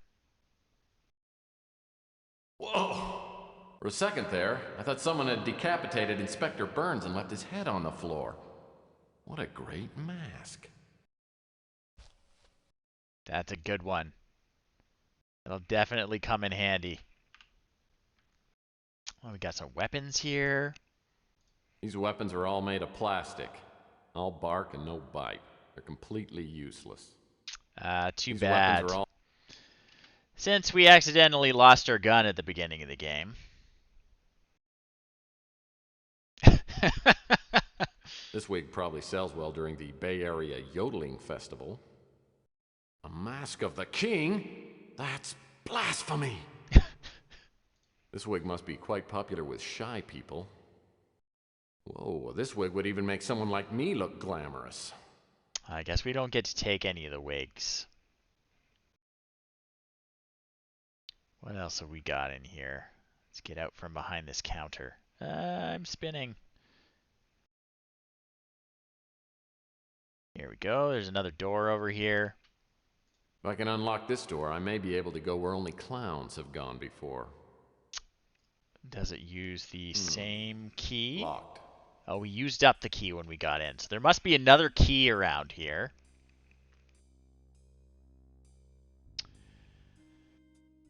So keep an eye out. There's probably another key around somewhere. A lot of the puzzles in this game, if you get stumped, it's usually just because you haven't noticed something. I think I see it. If I can get around the box. Yeah, there it is.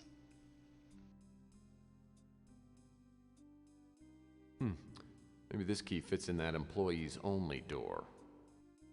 Grab it. We can try more of the weapons.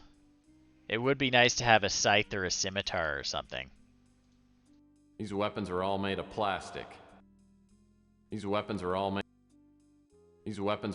of plastic. These weapons are all made of plastic. Yeah, no luck, I all think. All bark and no bite. They're completely useless. Too bad. Guess we're just going to be defenseless. Well, actually, not completely defenseless. We do have the suction dart crossbow. Let's see what's in the back room.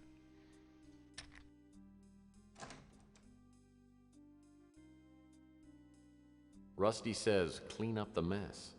Sounds like Rusty ran a pretty tight ship. Darkroom stuff.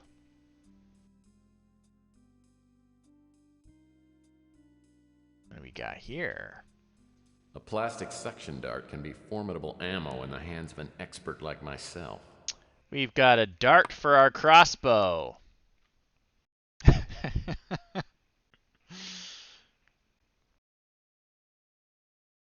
So we are going to load our crossbow.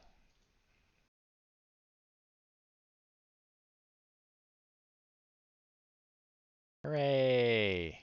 I'm sure that will come in handy at some point. Let's take a look at what's in here. Posters in here tell you more than you'd ever care to know about film processing. Guess we're doing film again in 2042. Posters in here tell you more than you'd ever care to know about film processing.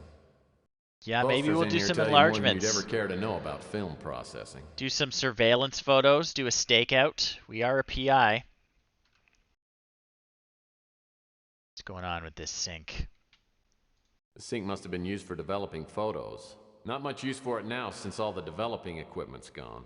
Ah, we can't make enlargements. There's no developing equipment.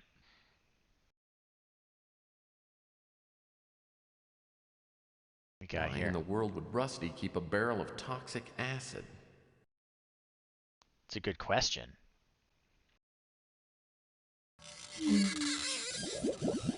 Oh no, Rusty! Oh lordy. So this is where Rusty ended up. What a way to go. I'm willing to bet he didn't crawl in here on his own. Someone murdered him. Or as Louis would say, moited him.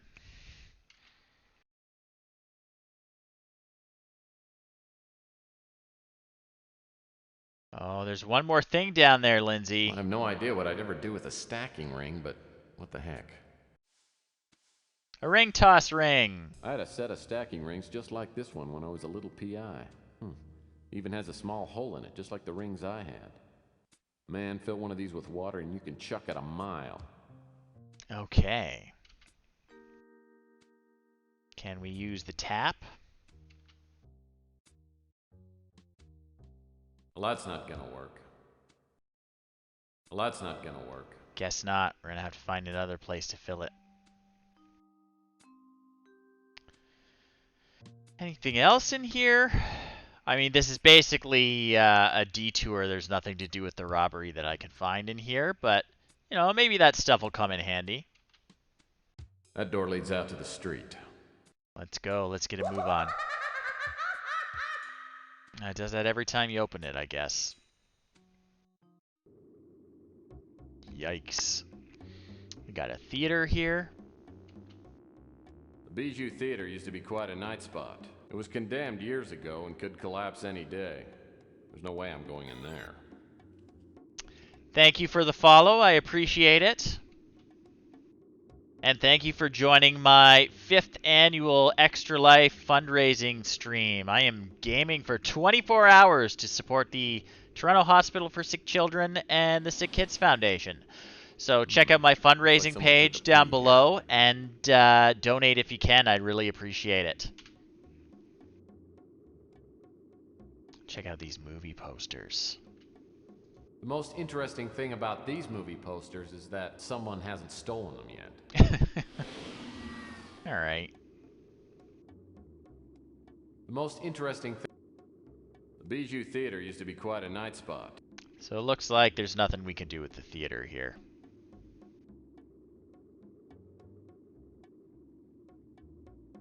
got over here? Just gonna look at everything.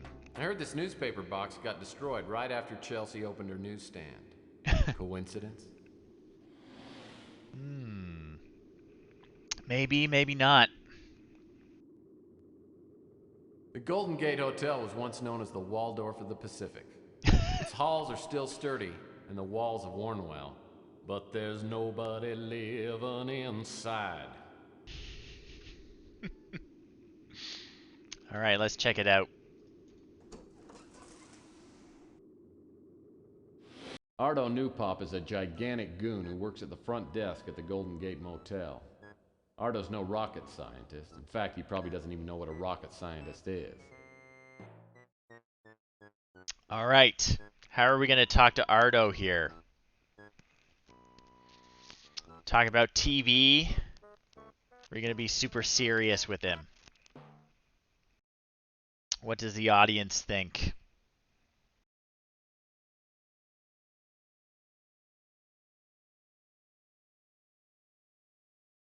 Any thoughts, folks?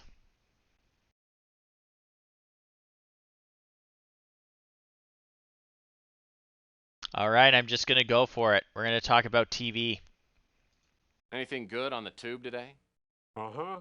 I'm watching the Captain Wallaby show, and he's so funny.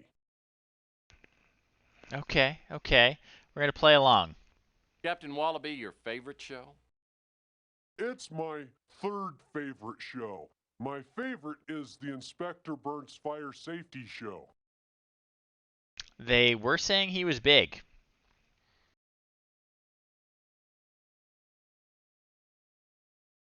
You know, Ardo, Inspector Burns and I are really good friends. You are? Wow! I'd do anything to meet Inspector Burns. We're gonna have to complete our Inspector Burns costume at some point. Look, Ardo, if you'll answer some of my questions, I might bring Inspector Burns in to meet you. Would you like that? Okay. I can answer some questions, but first I have to put on my fire hat because Inspector Burns' Fire Safety Show is going to be on pretty soon. Okay. So let's see if we can get any info out of Ardo. I went to his pawn shop because I thought he would have Inspector Burns action figures, but he didn't, and I got mad at him, so he probably don't like me. Yeah, his temper is also being mentioned. Ooh, Chelsea is pretty cool, because she's got good magazines and stuff. That's where I bought my Inspector Burns Fire Safety Manual. Just loves Inspector Burns. He's a nice guy, and I like to eat there because there's a TV. She's the lady who makes the best pizza. I eat at her pizza place all the time because I love it. He's very positive. I don't know what that is. So he doesn't know Sal. Let's ask about Ardo. I just want to be like my hero, Inspector Burns, because fire safety is very important. It's very true. Do you know the Colonel, Ardo? I never heard nothing about that. Okay. What about the Crusade? I heard about that, but I don't know what a crusade is. Do you know that cop? I don't know what that is. What about the clown? I used to watch his TV show, and it was pretty good, but then it stopped. And then he opened a store down the street, and I used to go there and buy stuff, but then it closed. Okay. Do you know anything about the burglary? I never heard nothing about that. Okay, what about the bracelet? Have you seen it? I don't know what that is. Okay, so he's not super helpful. Oh well. Continue poking around. We got a warehouse here. Yeah, looks like someone's locked the door.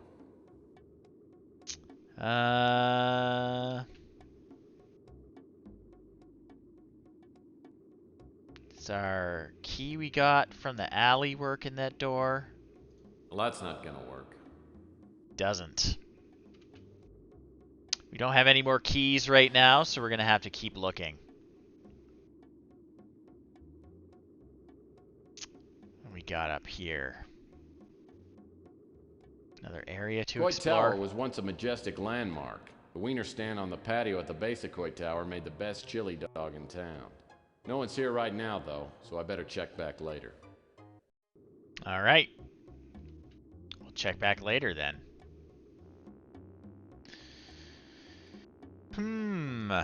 Well, we pretty much gone around the entire neighborhood. Let's go back to the alley and see if the guy's back in the dumpster. Oh, he is. He looks like quite the character. Oh, looks like Mr. Bum is home for the evening. Oh, he's the one drinking the chocolate sauce.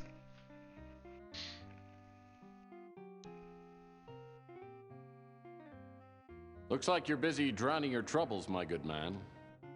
Well, Mr. High and Mighty, what are you, a preacher or something?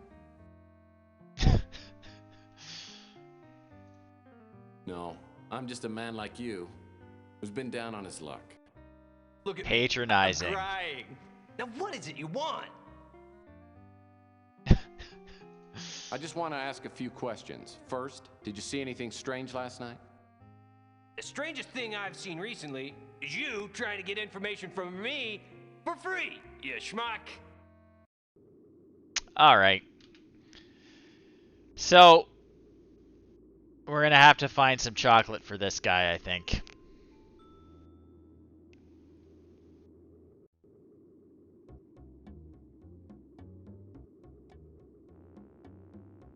Maybe the diner has something for us.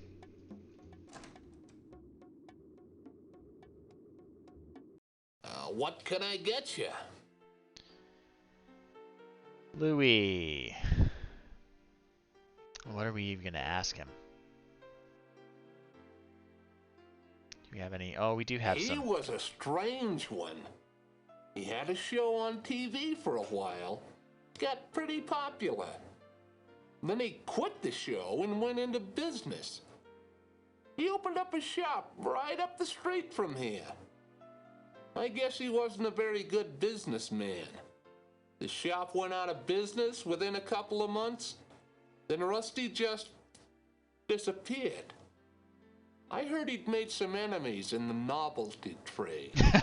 That's a cutthroat industry, the novelty trade. Okay. Rook's an ornery old cuss. But talk to him about Bardo that. comes in now and again. Yeah, the clown mafia got him. It's rough.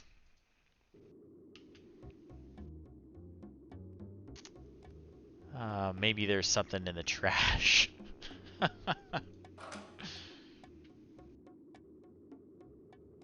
Anything good in there? Nothing in here worth taking. No, guess not.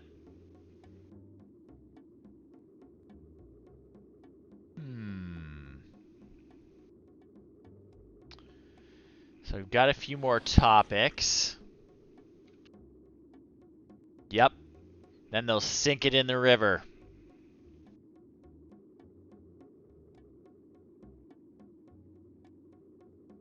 Yep, exactly. Okay. Do I have any more topics? What can I get for you, handsome? How about a big plate of linguine with my own special sauce? That's weird innuendo. But wink, wink, nudge, nudge.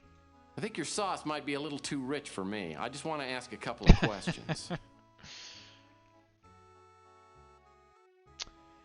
Okay, let's ask her about Rusty. He was a weirdo who opened up a shop just down the street. And that would have been a couple of years ago. The business went under in a hurry and the clown just disappeared. Okay.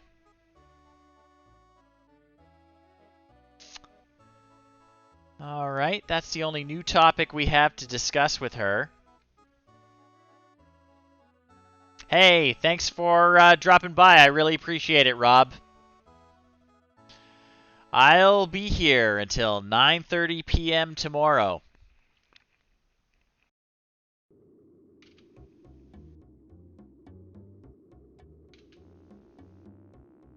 These posters somehow survived the big war. They're bitter reminders of the past glory of this great city. Okay. Ask Chelsea about Rusty the Clown. Hi, Tex. How's the investigation going? Is there anything I can do to help?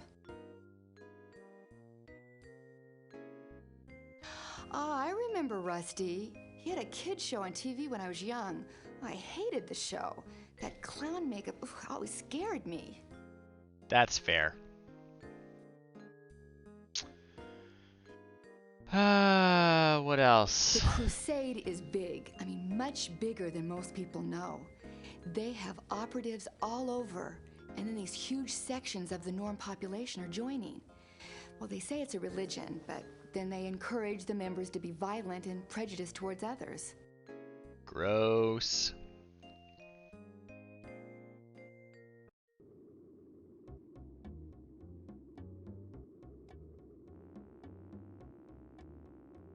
Okay. Well, maybe we can go up with the info we have and plug it into the crime link computer and see if it's enough to get a suspect. Otherwise, we might have to fly down and talk to that police detective.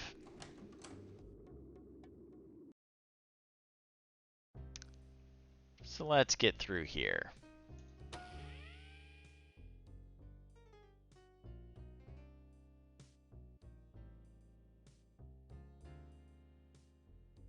Crime link.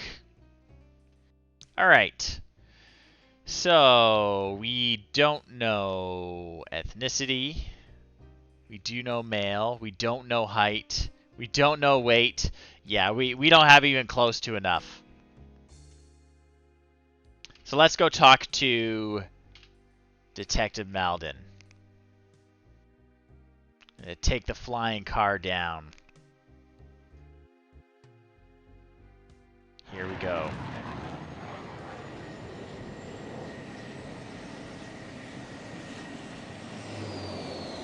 Zoom.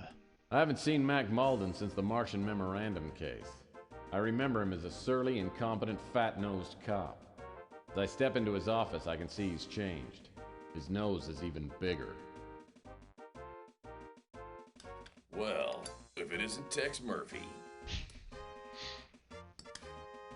I figured you'd be dead by now. All right, how are we going to interact with this police detective?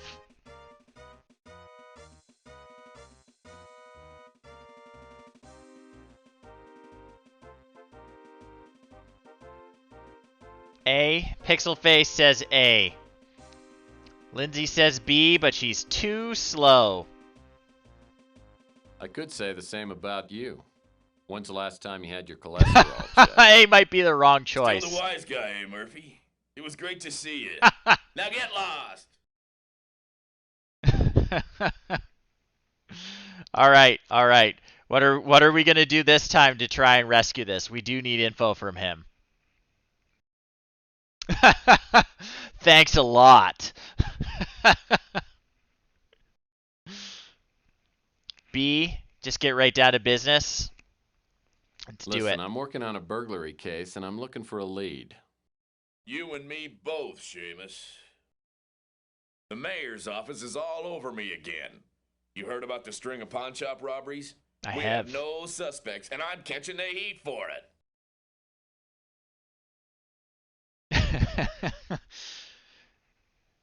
What about this time? Any ideas?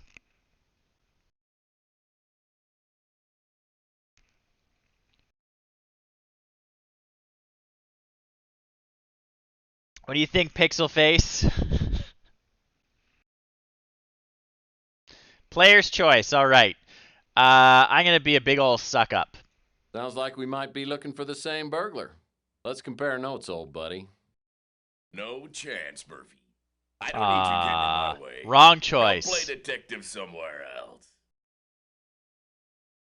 We're gonna have to try talking to him again. Player's choice was the wrong decision. Can't you find something better to do than bother me? I'm gonna go with annoying humor this time. No, because I really like to watch your face turn red. Still the wise guy, eh, Murphy? It was great to see you.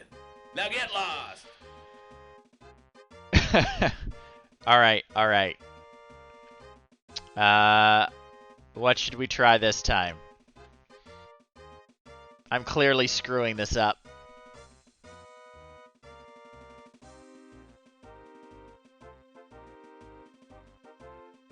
Oh, It come is. on. Remember the Martian Memorandum case? Hey, we made a swell team. Yeah, those were the days. Nice job, I don't Lindsay. get cases like that anymore. Things are harder now. The mayor's office is all over me again. You heard about the string of pawn shop robberies? We have no suspects, and I'm catching the heat for it. All right, I'm gonna be shocked So by his you and your ineptitude. crack team of detectives have no leads? Of course we have leads, you pots. Here we he's a go. Norm, Caucasian, and has AB negative blood. That narrows down our list of suspects to about 1 million. Now get out of my hair. I got work to do.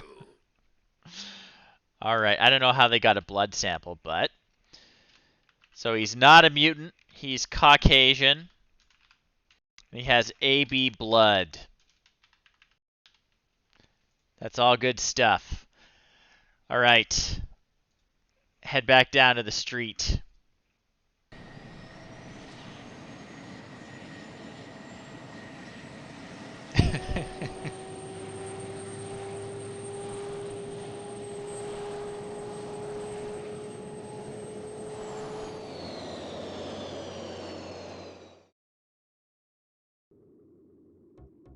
Okay.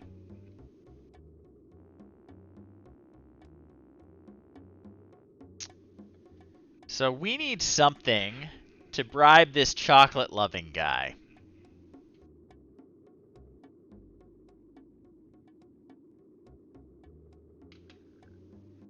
I feel like last time I played this, we got it from the diner. Too bad you don't like fresh brains, mate. Hot off the grill. Yeah, not really my thing. All right.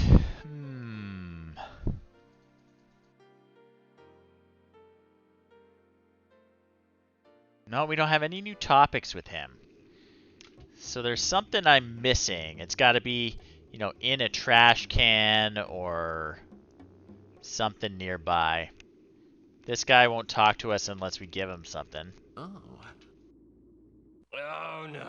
Not you again. Look, I'll warn you right now. I'm almost out of chocolate syrup, and Yeah, I'm we'll not go in a talk good to her. mood. You know, I just might have something that will improve your ugly mood. Is that so? Well, what? I don't yet, though.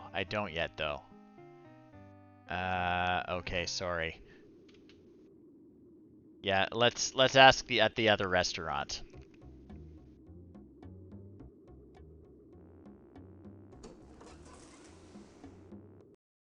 You look hungry, Tex. And I'll bet I could do something to satisfy that hunger.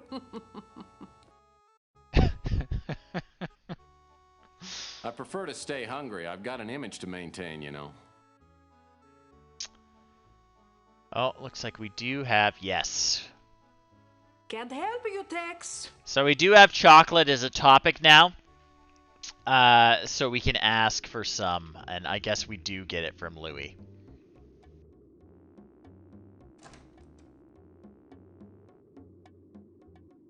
Okay, what's on your mind? Chocolate. I need chocolate. You want to try a slice of my chocolate pie? I can give you a piece to go if you like. Thanks, man. Wow. It's got a cherry on top and everything. All right. Let's go back to our poor chocolate addict. This isn't a good time for a social call, punk. If I don't get her fixed soon, I'll go insane. Dory me for a lot to do. This guy's got a problem. I don't make a practice of helping out addicts, but I think I've got something that will ease the pain. Oh, hold out on me, man. If you've got something, let's have it. Praise heaven! You've brought the ambrosia of life. Ask me anything you want. Okay, so we gave him a piece of chocolate pie, and now he'll talk to us. Brooke, he leaves me alone. Can't ask for more than that. All right. I think Chelsea used to fancy me, till she found out my only true love was chocolate. Damn near broke her heart. Nice guy, good cook. Every National Feed a Bum Day, he brings me one of his award-winning chocolate pies. Ugh. I don't have much to do with her. They don't serve anything with chocolate in it at the pizza joint. The only time I ever see Sal is when he gets drunk and comes by to pick a fight. Then I kick his butt and send him on his way. Sal seems like a real piece of work.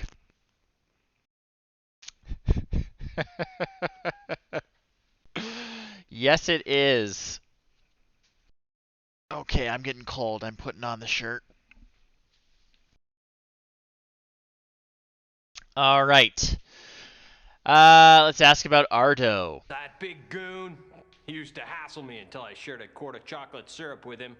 Now he lets me alone. Excellent. Does he know the Colonel? Wish I could help. And yeah, the dialogue, like, that's 90% of the game. We're just asking about various topics and trying to solve the mystery. I stay out of politics, especially bad politics. What about the police detective? Don't know a thing about it. Doesn't know him. What about the clown? Sorry, can't help you with that. Yes, it is a real actor. That is what they do in this game. Good to see you, Duke. We are playing 1994's Under a Killing Moon, and it is a interactive movie adventure. I saw someone prowling around the back of the pawn shop last night. It was so dark, I didn't get a good look at him, but I could tell he was huge. Probably 6'3" or 6'4", about 300 pounds. It's a great time. Okay, so now we've got an approximate height and weight for our crime link computer. Do you know anything about the bracelet? Wish I could help. Doesn't know anything about the bracelet. All right. So I think that's it. That's all we need to talk to him about for now. He's been very helpful.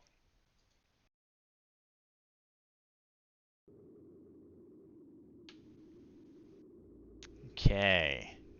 Let's see if we have enough for our crime link computer.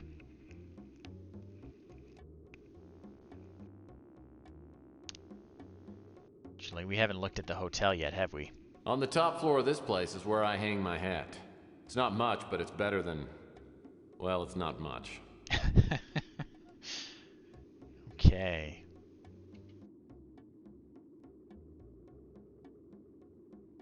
Back into the office. Tex Murphy, PI, and dance instructor. We will boot up the Crime Link computer. Hi, Dinah. Dig says hello to Dinah. Or he would if he was awake.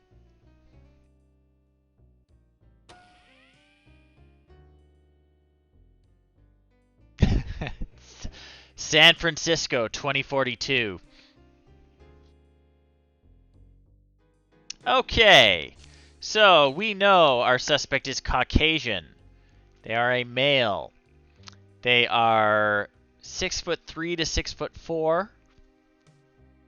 We know they're probably about 300 pounds. They are not a mutant. We know they have red hair, 2 green eyes. We know they have AB blood. Oh, this person is getting banned. Bye. Spammer in the chat. And we know they have size 14 shoes.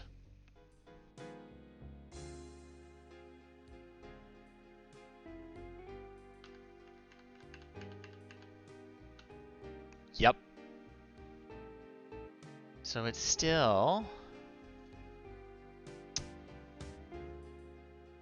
Did we miss something? Okay, yeah. AB 14. Next. Distinguishing marks. They have an anchor tattoo. Interesting, interesting. That's all the info we have.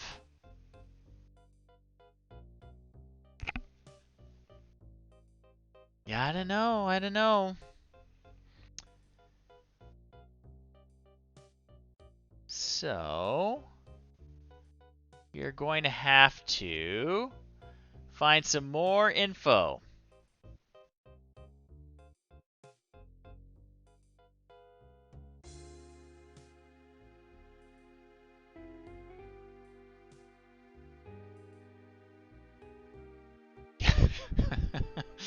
Mutants, right?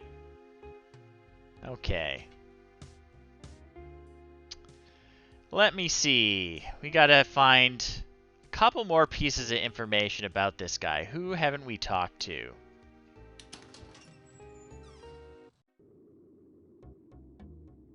Let's go down to Chelsea again.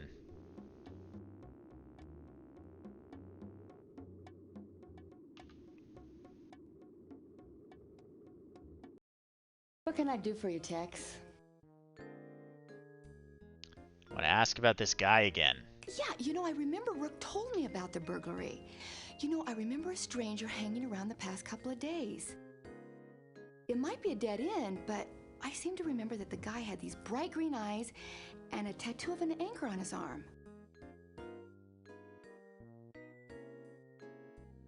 Okay, we know that already. Sorry, I haven't heard anything about that. Alright. See if we can actually question Rook. What else can I help you with, Murphy? It makes me mad as hell that someone will break into the shop. I have a hard enough time making ends meet. No, it's 2042, Duke. It was a beauty. Encrusted with diamonds and rubies and inlaid with gold. Okay. I don't know anything about that. Don't know anything about that.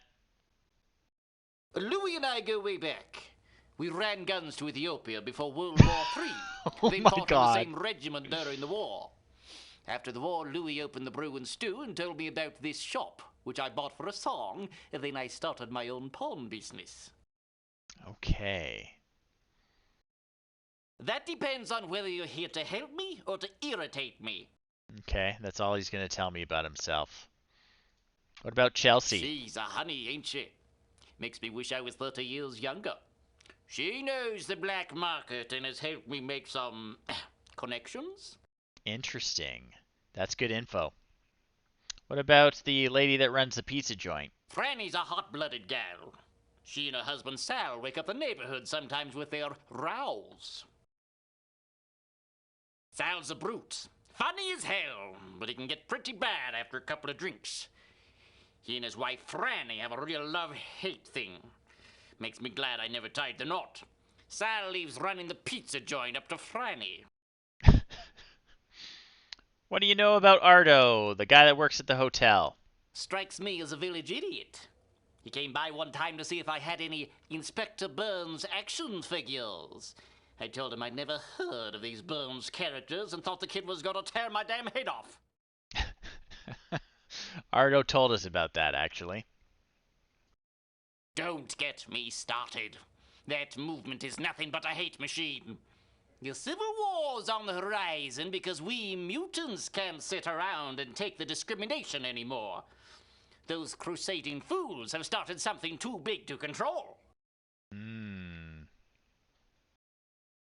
don't know anything about that. You don't know anything about Rusty the Clown. All right. Let's go back to the alley.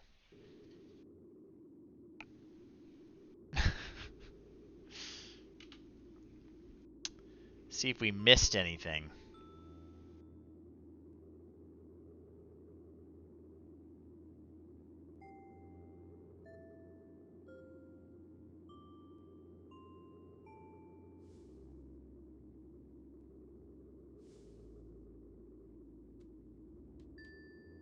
So we talked to him.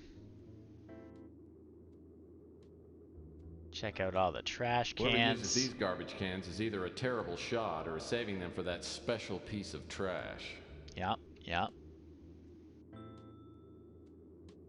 Recyclables only. Still doesn't have anything interesting in it, probably. Wow, a recyclable paper can.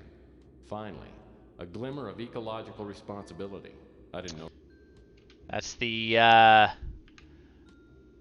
local down on his luck chocolate addict, unfortunately, Duke. He's left all these empty bottles all over the place. This alley all look like they've been licked clean.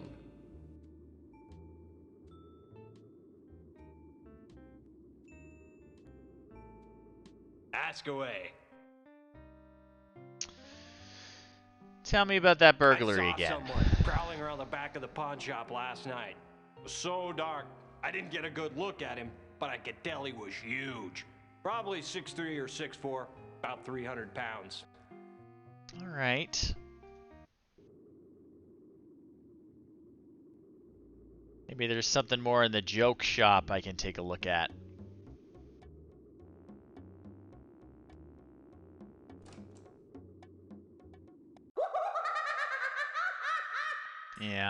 Yeah. Okay, what do we got? Just a couple of empty old packing boxes. Nothing. Think we might have cleared it out.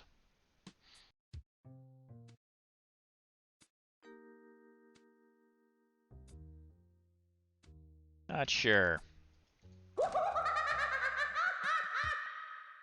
Yikes.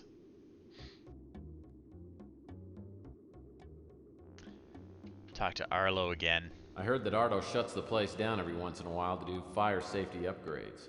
Maybe he's painting fire extinguishers in all the rooms. The Golden Gate Hotel was out once right known now. as the Waldorf of the Pacific. Its halls are still sturdy, and the walls have worn well. But there's nobody living inside. Ardo's a good kid. Got a bit of an anger management problem, but...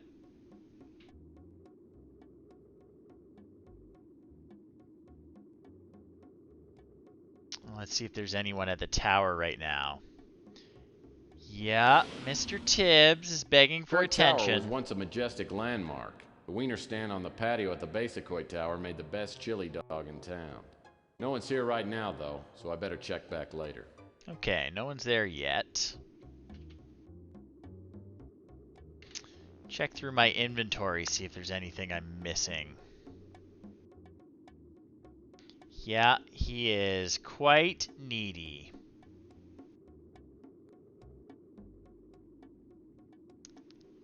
So, got the article about the burglaries. I don't think there's any info in here about the suspect.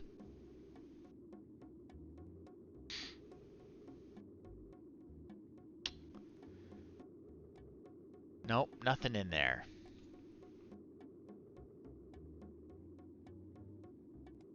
Crawlers. So many garbage cans. These garbage cans seem to be in good shape. Too bad nobody uses them.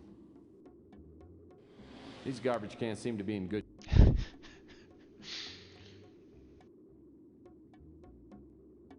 I like to stand by these, waiting for a glimpse of Rita. All right. What else?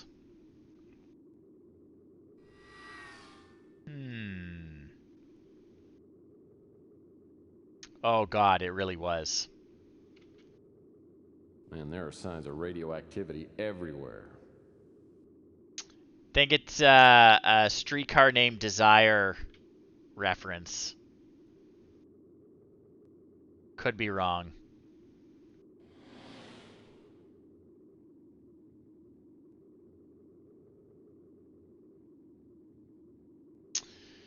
Well, we've talked to everyone. Ardo's out for now. Let's try the crime link again. Maybe I'm just not plugging the info in right.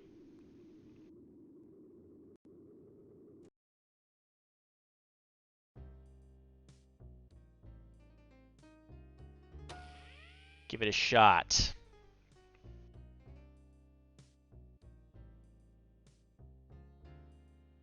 I love that the software is licensed to a different name. It's not Tex Murphy's name on it. It's pirated. So he's Caucasian. He's male.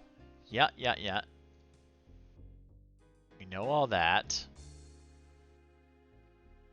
Hair color red, eyes green, AB, size 14. Got an anchor tattoo.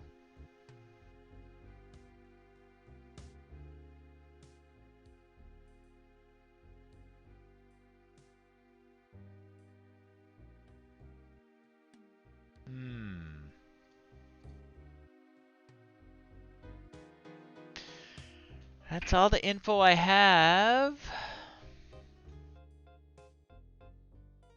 Yeah, it still says over 100 possible matches. There's some other piece of information we got to get from someone that's missing here. No one said anything about a third or fourth leg or a missing head.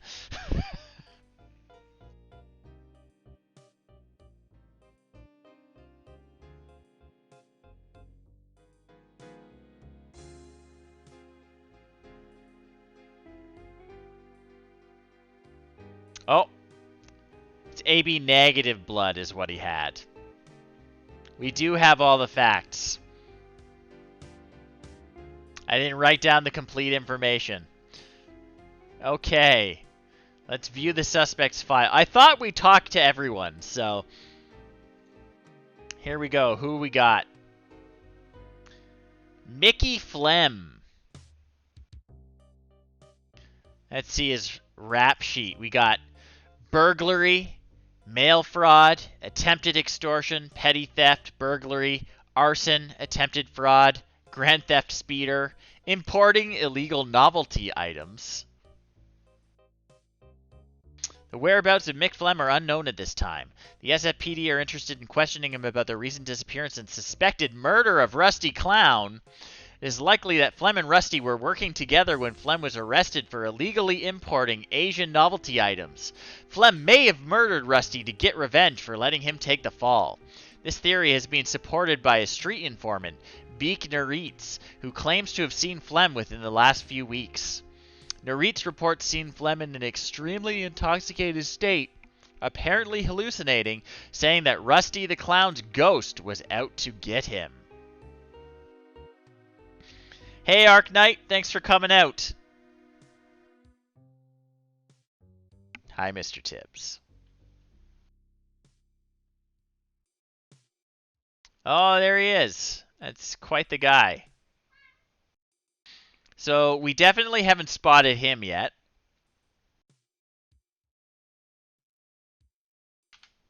So, let's see if we can find this Beek Naritz guy.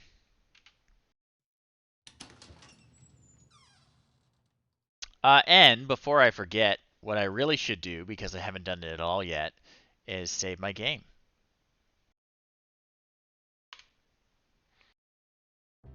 He could be in disguise, but he's 6'4" and weighs 300 pounds. So it'd have to be a pretty good disguise. Okay. Yeah, that would do it. A really nice wig. And you know, if he's a suspect in the murder of Rusty the Clown, he may have had access to that store with all the nice wigs inside. What can I do for you, Tex?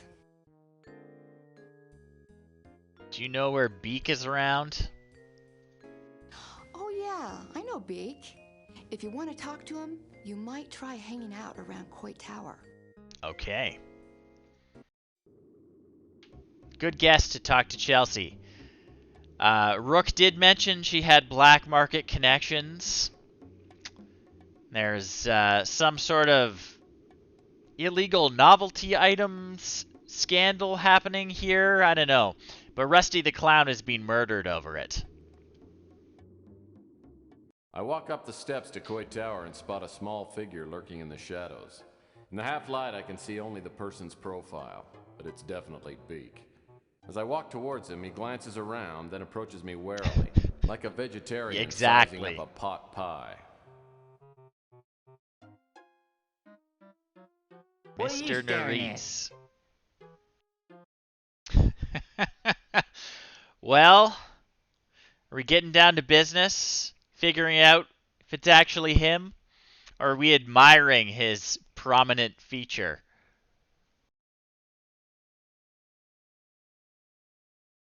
Any thoughts from the audience?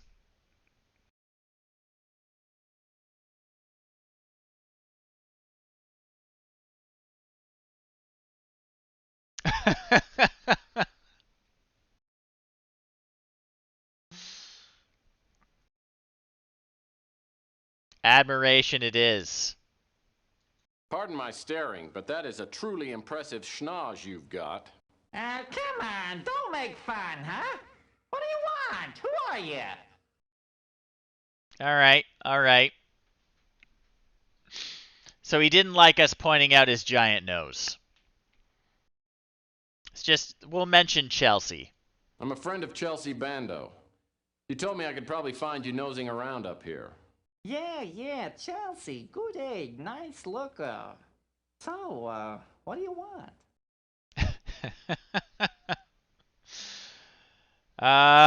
So he doesn't like comments about his nose. So we're going to avoid that. She said you might give me a lead on who robbed Rook's pawn shop. Ask about Maybe the yeah, robbery. maybe no. What you gonna give me for the info? Well, he wants us to give him something, a little bribe. We happen to have the gift certificate for a free plastic surgery. That could make him happy. Okay, I can use this. My nose has started sagging lately. Makes it hard to breathe. Now, what kind of info you looking for, hmm? I like his hat.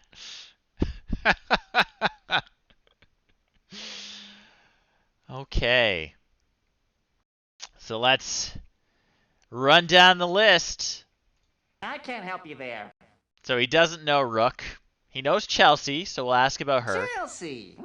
Smart girl and a real looker to boot. She's got a cute little nose. I mean, if you don't like people commenting on your nose, you shouldn't comment on other people's noses. I haven't got any info on that. She runs that pizza place with her husband, Sal. I don't know much about her. A true Italian nose, though. Again, if you don't like comments about your own nose. He lets his wife run the pizza joint. I don't know what he does. Though I've heard some things about who he does. You can tell he drinks a lot by that snaz of his. This guy's gonna mention nose in every single comment, isn't he? I can't help you there. I know a little about him. Runs a pretty successful PI business. Unlike me. He's a nose connoisseur. He knows his noses. Let's ask about the crusade for genetic purity. Big trouble. It's causing mutant blood to boil, and I don't want to be around when the bullets start flying. Okay. Does he know the police detective?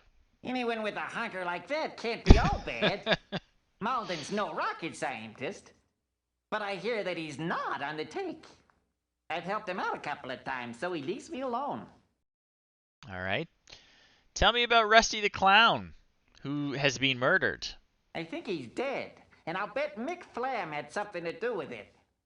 Word was the two of them were smuggling illegal novelty items from Hong Kong, and Rusty crossed Flam. Ever since Rusty disappeared, Flam has had a terrible fear of clowns. Bozophobia. I once saw Flem pretty drunk, and he said he had nightmares of Rusty's ghost coming back to haunt him from the grave. He was completely terrified.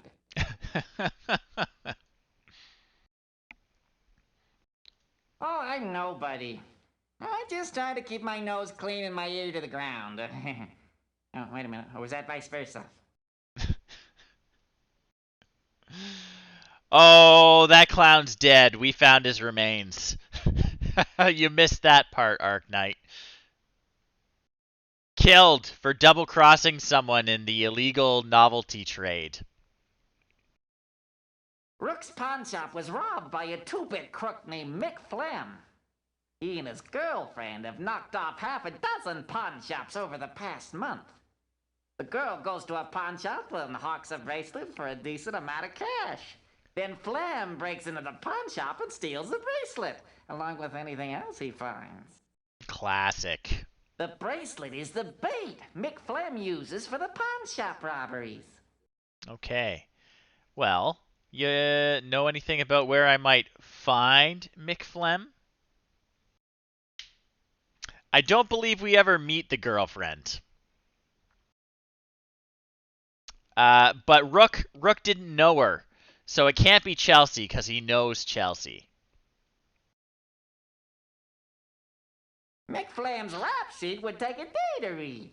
He's a fat scum, and he's an idiot to boot. That's why he's always getting caught. He's been busted for burglary, mail fraud, arson, you name it. Everyone knows he operates out of the Snow White warehouse, but don't tell him. Okay. So he works out of that warehouse we found.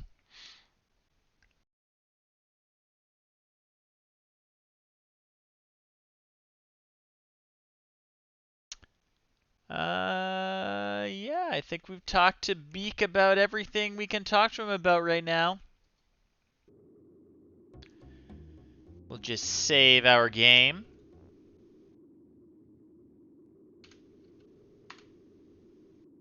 Yeah. Okay. So we have to try and get into this warehouse. If Flem is working out of this warehouse, it looks like he got careless. The door's unlocked. so we don't need to find a key, which I thought we were going to have to hunt around for, because the door's unlocked. Let's get in there and see if we can find him. If this is Mick Flem's hangout, he'll probably be back soon. I better try and set some sort of trap for him. Okay. What do we got? I'll have to remember this stack of 2x4s when I get around to building some furniture for my office. Right? Yummy.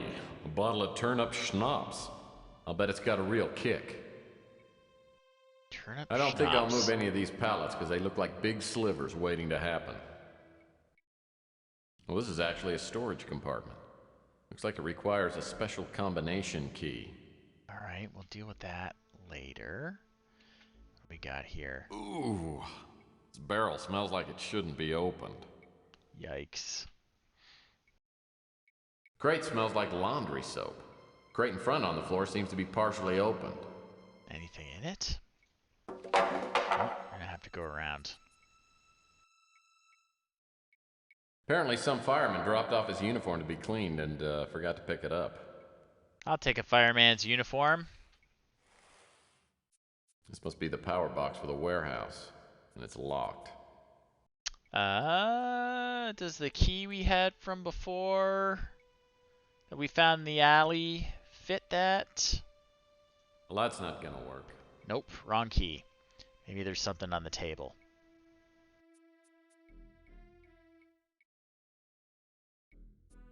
Don't see anything. Just a bottle of schnapps. Is the key for this, though? Well, that's not gonna work. Nope. Well, what the heck is the key even for?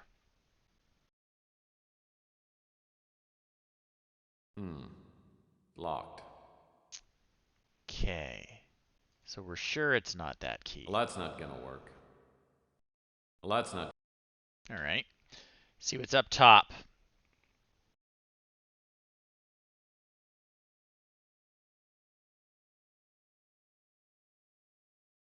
Oh. Here's a key right there. This key must fit a lock around here somewhere. Wonder what one. We got a hook here. That hook looks pretty heavy duty. And, you know, we know this guy. We know this guy is afraid of clowns because he feels guilty for murdering that clown. And we have a life-size Rusty the Clown doll. I bet. The Rusty doll looks great on the pulley hook, but I'll need to get it to move before it'll do me any good. Oh, yeah. We got a pretty good setup here. So when this guy gets back, we're going to surprise him with the ghost of the clown he murdered. Oh, it's going to be good. I hear must be phlegm. Luckily, my Rusty trap's all set. I'll need to find a hiding place as close as possible to the pulley control box. When Phlegm least expects it, I'll throw the pulley lever and bring Rusty back from the dead.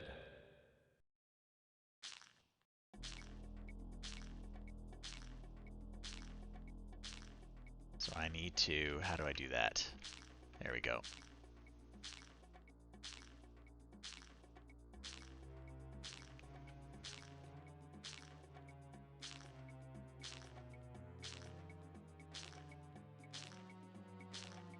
Hopefully this isn't a self-destruct lever.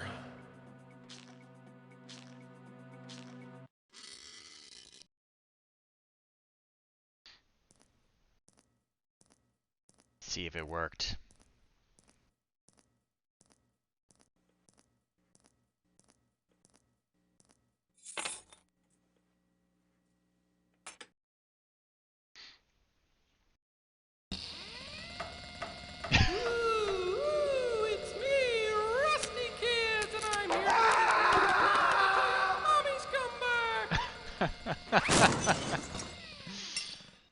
Uh-oh. Okay, well that went well.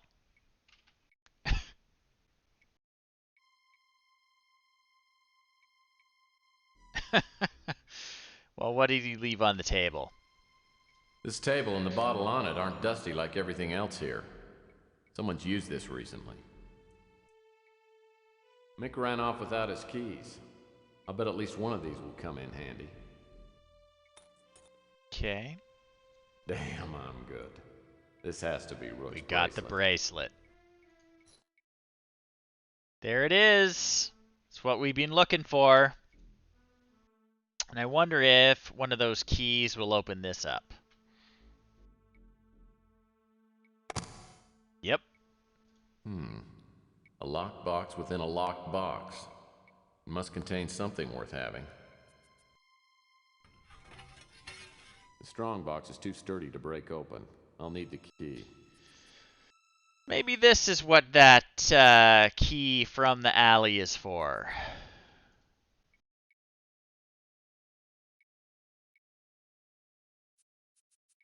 Oh, here we go. What's inside?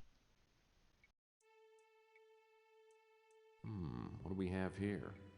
Unless I miss my guess, this is jade. It's good quality, too. Okay, robbed from somewhere else, probably.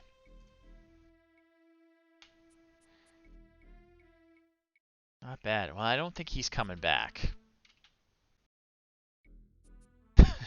I wouldn't come back either. Okay. This business sign should be on the outside of the building. No wonder they went out of business. That's another reason, I guess.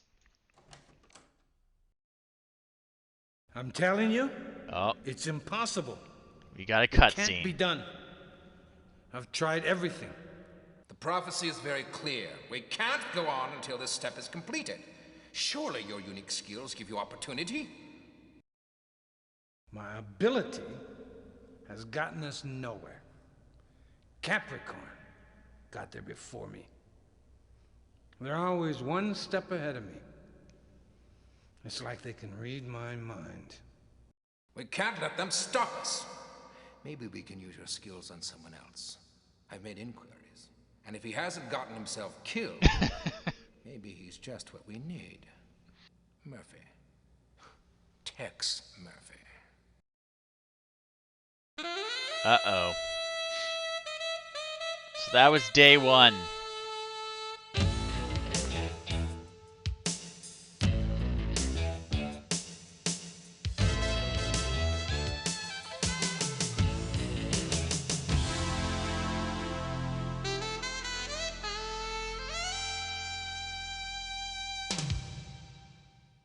I feel better today than I've felt in a long time.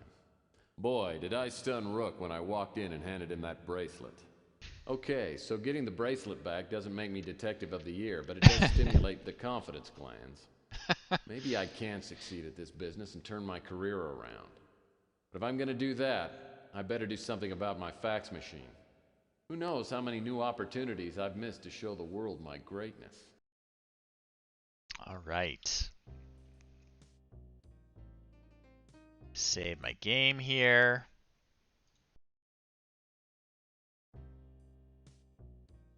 Anything new in the office? Probably not. Need a new fax machine. Oh, there is mail. What do we got? Oh boy, mail. Ah, my own personal credit card. I'll need this to get in the electronics shop next door. Okay. Well, we better go do that.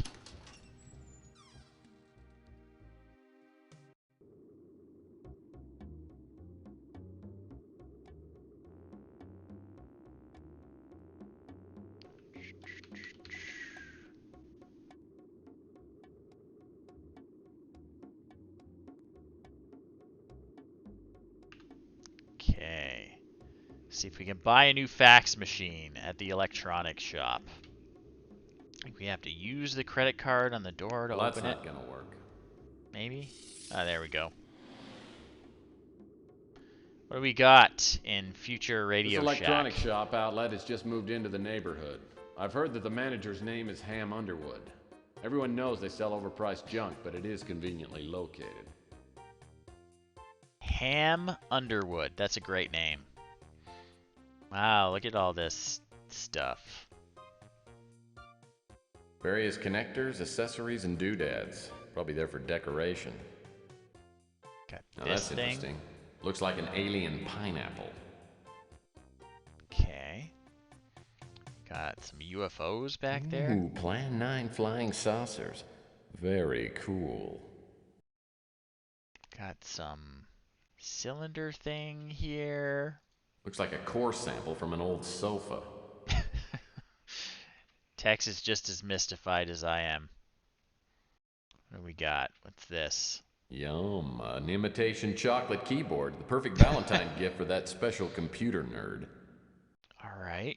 This is something called Future Crate. It must hold more stuff than plain old crates. Ah, it's the plasma ball, the season's hottest new toy. Unfortunately, it cost $18,039.99. Plasma ball does sound cool.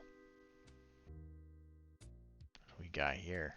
A teeny disc tote box. Too bad they quit making teeny discs 10 years ago.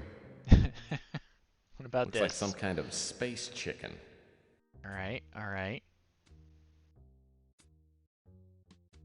Think that's our fax machine. The fax machine's so outdated it doesn't even have a brand name. And it's better than nothing. We'll come back to that. Just gonna check out all the cool stuff in the electronics store. Oh, a drive-through teller tube. Everyone should have at least one of these around the house.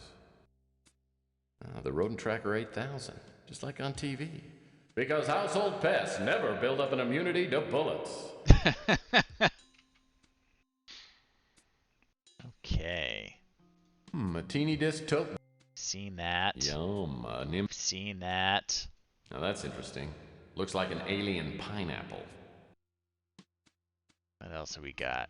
Got like cell phone cases. Remote control flying saucer, huh? It's so old it's turning to dust. Shelves and shelves of useless, overpriced products. Yeah, it's pretty much what I was picturing. Kids' infrared visors. They stopped making these about 50 years ago and they're still overstocked. Vox TV with remote crab speakers. Ooh, neat. What's that? I don't know what this is, but it's got a real nice handle. What about that? Well, that's either a model of a space station or a 4-pack of mineral water. It does kind of look like that. This must be the new 10-key laser printer pop-up toaster unit. Okay. There's just so much good stuff in here. An old 1286 with an ancient super-duper Wowzer VGA monitor. Okay. So let's talk to Mr. Ham here. Hi there, how can I help you? And I'll be neighborly, because I do live next door. I just came by to welcome you to the neighborhood. My name's Tex. Pleased to meet you. My name's Underwood. So, what can I do for you? I do need a fax machine. Do you have fax machines? Sure do. In fact, there's one older model in the blue light special box. I tried not to stare, but it threw me off when I saw how cross-eyed Ham Underwood is. I'll have to keep in mind that anything he says is on the left is probably on the right. Okay. So let's get the fax machine. I can't get that while the force field is up.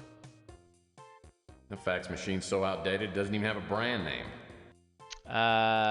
We have to use our... Yeah, we have to use our credit card on it. Swipe. There we go. Very own new fax machine. What every office needs. In 2042 more than ever.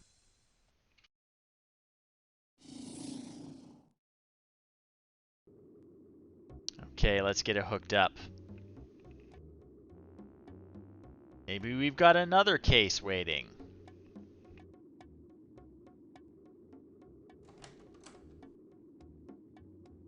You have a fax.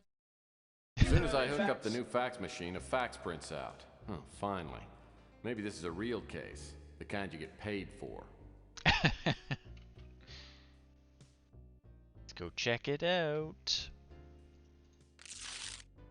What does it say? Mr. Murphy, you've been recommended to me by someone capable of handling discrete matters with both competence and discretion. I am prepared, to pay you handsomely in exchange for your services. I prefer to give you the details in person. I do not wish to seem impertinent, but time is of the essence. Please meet me at my residence as soon as possible. The address is 1329 Fillmore, Pacific Heights. Countess M. Rainier. All right. The Countess has a case for us. There we go. I guess we can probably just hit the travel interface and go visit the Countess at her mansion. Oh, I forgot to lock the door. Someone's gonna rob us, Lindsay. They might take my new fax machine. Countess Rainier. That name smacks of money. Hopefully she doesn't want to hire me to find her lost poodle. As I land my speeder, I see my dream house, only bigger. The butler is a tall, thin man about 70. He tells me the Countess is expecting me and shows me into a large, lavishly furnished drawing room. And the Countess Renier. Please, have a seat. I will. Thank It's you. a nice chair. You know, I pictured you being, well, older and heavier. No one is born old, Mr. Murphy. Now, shall we discuss our business while we're still young? Oh, by all means. Pardon my interruption. Your services have been recommended to me by a trusted friend who prefers to remain Thank you for the donation, Joey. I appreciate it. Suffice it to say that your Good luck with your own fundraiser. Which of my unique abilities are you referring to? I'm sure you have many unique abilities. The one I would hire you for is your talent of locating people and things. I've been told this talent has made you some friends and many enemies. Well, correct me if I'm wrong, Countess, but wasn't it Roy Rogers who once said, "You can't please all the people all the time"? Save your homespun humor for a more gullible woman. What I'm asking you to do may make you very unpopular with some people. Exactly how unpopular are we talking here? Let me give you some background information, then you can decide for yourself. Some time ago, a family heirloom was stolen from this bungalow. I do keep most of my valuables on my estate in Europe, but on this visit, I brought the piece to show a friend. Within hours of my arrival, I found it stolen, and I have made extensive inquiries trying to retrieve it, but I found out nothing. Well, I'm sure you have more resources, talking about cash, than I do. You should be able to buy all the information you need. What makes you think that I can help you? Oh, I don't. I remembered what my friend had told me about you after I had exhausted every other option.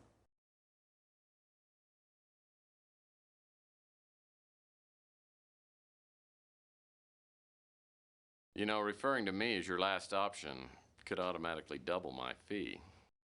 I already planned on paying you much more than your usual fee. I'm a wealthy young woman, Mr. Murphy. To give you an idea, the stolen artifact alone is worth more money than you could earn in 10 lifetimes. Oh, we'll see about that when I win the clearinghouse sweepstakes. How quaint. Let's not waste any more time. She is not having it. And I'll pay you well for it. Well, in my experience, getting paid well is a relative term. Your obsession with money is appalling. Oh, I have any number of appalling traits, but I am a good PI.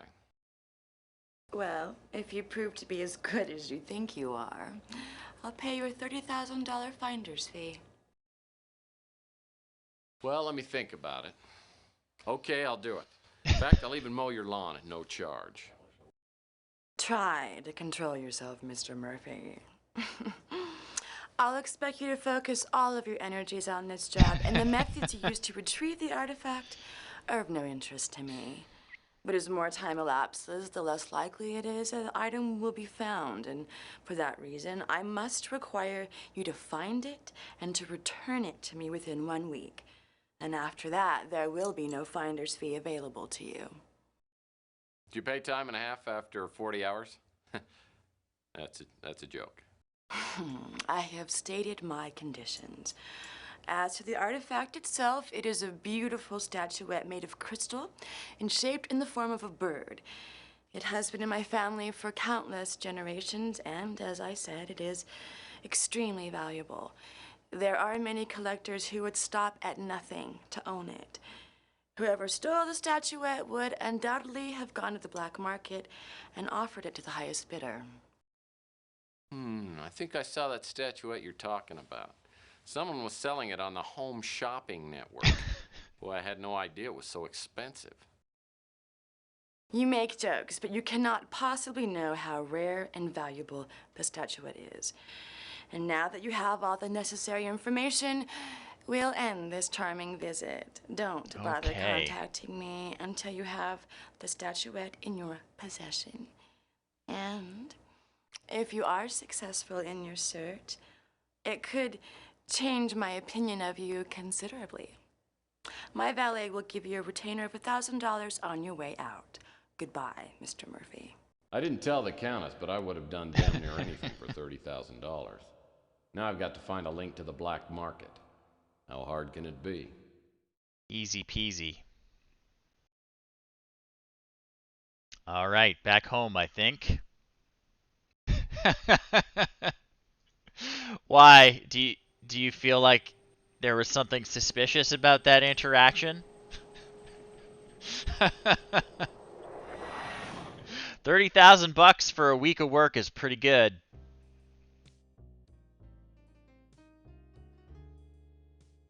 So, we know we need a black market contact.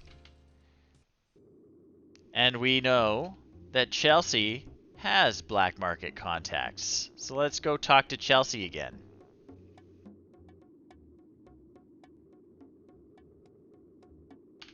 Hey, Chelsea. Hey, I heard you took care of Rook. Pretty impressive. What do you think, folks? Modest and unemployed, modest but manly, or wink wink nudge nudge? Is it C this time? Okay, you were quick with that one. Let me show you my investigative abilities. Then you'll be really impressed. Oh, I'm sure I would, but I just don't date my customers, especially ones with no money. Ouch.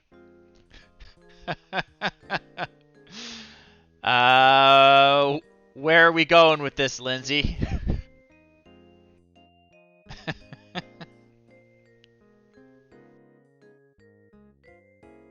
See this time? Did I ever tell you that I'm a gourmet chef and a fabulous dancer? Sorry, Tex. Let's just pretend we'll always have Paris. Oh well. Could have been a beautiful friendship. So, is there something you came to ask me about? Can't win. Okay. Let's see what we got here. Oh, yeah, let's ask about the Countess. Wish I could help you there, Tex. Okay, well, what about this statuette? Apparently, it's a real hot item. The top commodities dealer in the city is named Franco Franco. Franco He probably Franco. either has the statuette or knows who has it. Tell me about Franco Franco. I don't know how you're going to find him, but if you do, be careful. All right, all right. Oh, yeah, I know Beak. Okay, we already know about If you want to that. talk to him, you must. Yeah, let's ask about Ham. He's only been here a few weeks, and I don't know much about him. Okay. Well, that's it for now, I think.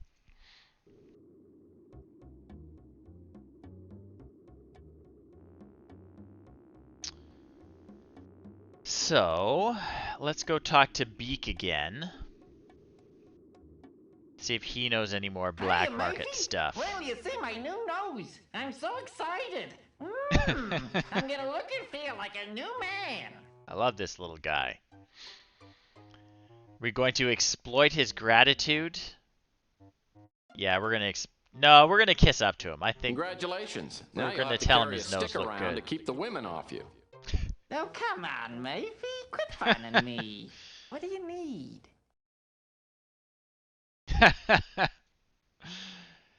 Yeah, we want to know about the I statuette. haven't got any info on that. Okay, what about Franco Franco? I've heard his name in connection with some smuggling and illegal importing. I don't know anymore. Okay, okay. Anything about the Countess? I can't help you there. All right. So he wasn't super helpful. Maybe Rook will be able to tell us something. He runs a pawn shop, I guess. Yep, it's a good bet, I think, Arknight. What now, Murphy? Let's see. We'll ask about Ham, because we haven't talked to him about Ham yet. I don't know anything about that. Alright, he hasn't met Ham yet. What about the Countess? I don't know anything about that. Okay, what about the statuette? I don't know anything about that. Okay, you gotta know something about Franco Franco. Big-time crook. Deals with There a we lot go. of smuggled artifacts and the like. He's pretty well connected with the mob and black market here in San Francisco. Okay. Alright. Well, I'm not sure that was super helpful. I don't know anything about that. So...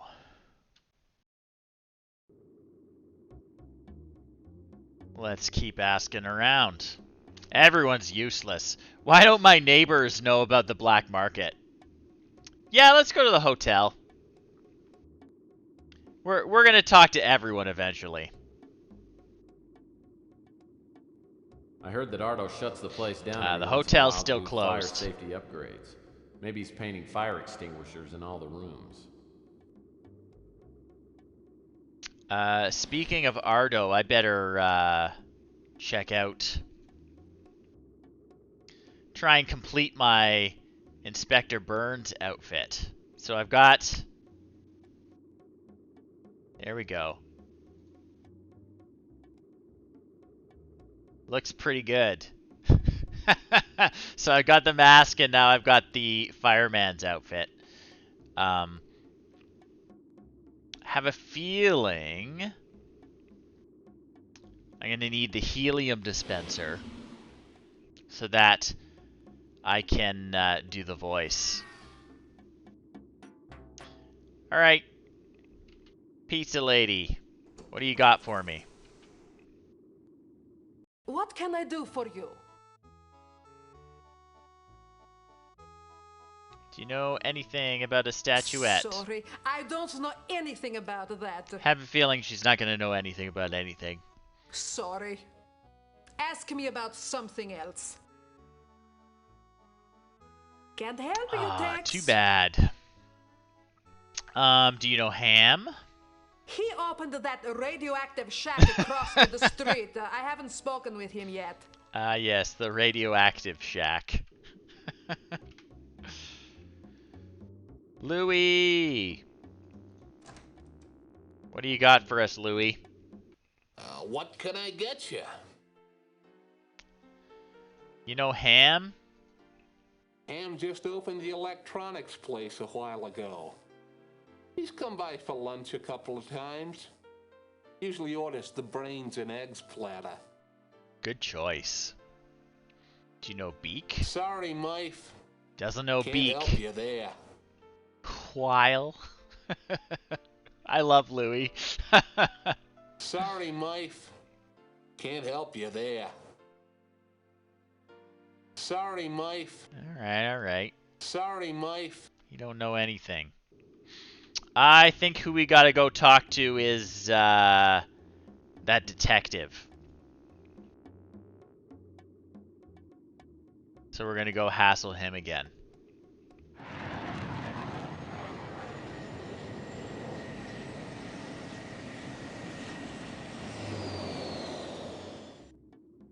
Hey, Murphy, guess what?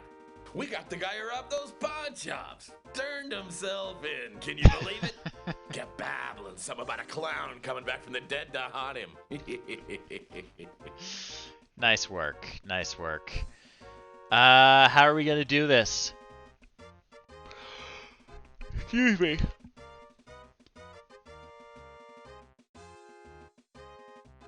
Should we take the credit? B it is. Tongue-in-cheek kudos. Congratulations, Mac. Maybe now your hemorrhoids will calm down. You're a real joker. But not even you can ruin my day. So what do you want? I want to ask about the statuette. Sorry, Murphy. And the Countess. Can't help you with that. And Franco Franco. He's a big-time crook. Deals with stolen and illegally imported merchandise, especially jade. Jade, huh? Geez, Tex, you think I know about everything? Alright, well, see ya. I happen to have some jade.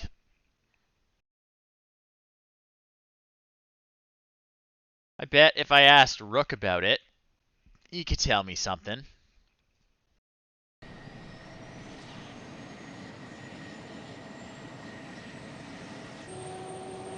Zoom.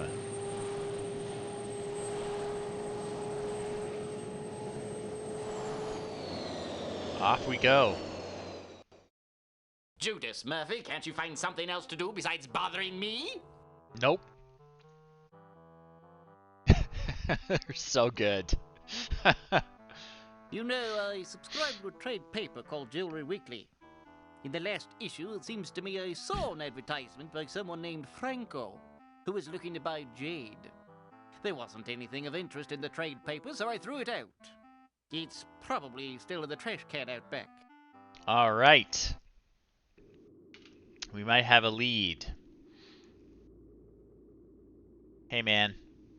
I bet it's in the recycle bin.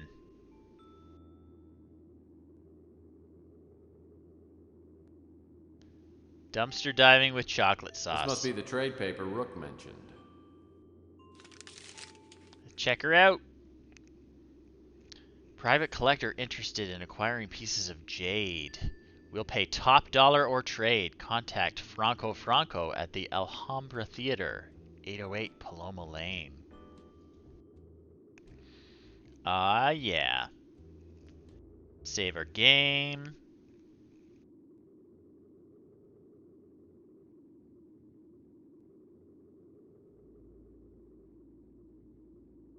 Yeah, a bracelet at least. What does it say? Priceless bracelet vanishes from local pawn shop. Yep, that is the bracelet for sure. Good eye.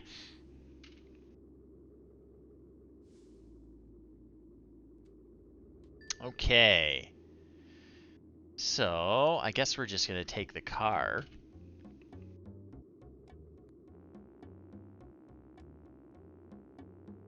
Here we go, to the Alhambra Theater.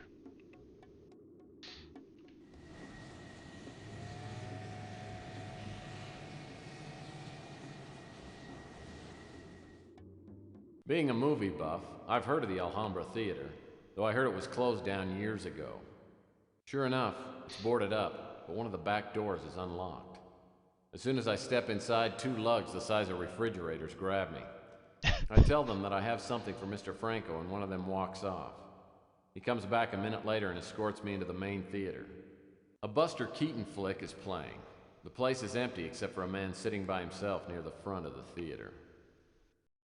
Welcome, Mr. Murphy. So are we going to play dumb with the crime lord, or what? What's the approach here? What do people think?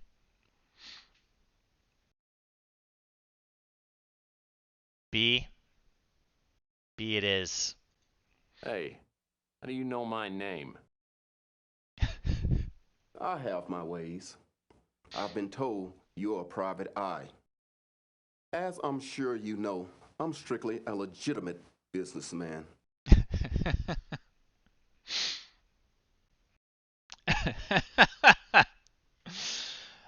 Express considerable doubt, get down to business with a bad pun, or show total indifference. I am going to show total indifference. I don't care about what he's up to. I'm on another case. Yeah, of course you are. But I'm not interested in your business dealings. I'm interested in some information you can give me. I'm glad to hear you say that. People who pry into my dealings have a way of ending up at the bottom of the bay. Jeez. That sounds so odd. I wonder how they got there. Use your imagination, if you have one. Now for our transaction. You have the item? Yeah, I got the big old hunk of jade. Ah, a lovely specimen. It will make a fine addition to my collection. Now, I will answer one question to the best of my knowledge. Okay. Greedy for information. The mysterious artifact or the mysterious client? This guy's not messing around, so I'm just gonna go straight for the artifact. There's a statuette in the shape of a bird that recently came onto the market. You know who has it? I know the statuette you're referring to. There were several bidders for it. But I believe it ended up in the hands of Eddie Ching. I can say no more about it. There. Now I fulfill my part of the bargain. Don't contact me again. Unless, of course, you find another fine piece of jade. You know the way out. Guy likes his jade. Okay.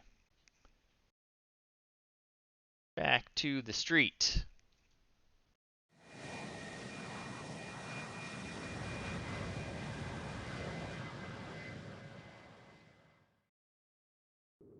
All right. And that is a good spot. We are 4 hours into my marathon, so I am going to take a quick washroom and snack break, and I will be back shortly. Thanks for watching, everyone. This is fun so far. Be right back.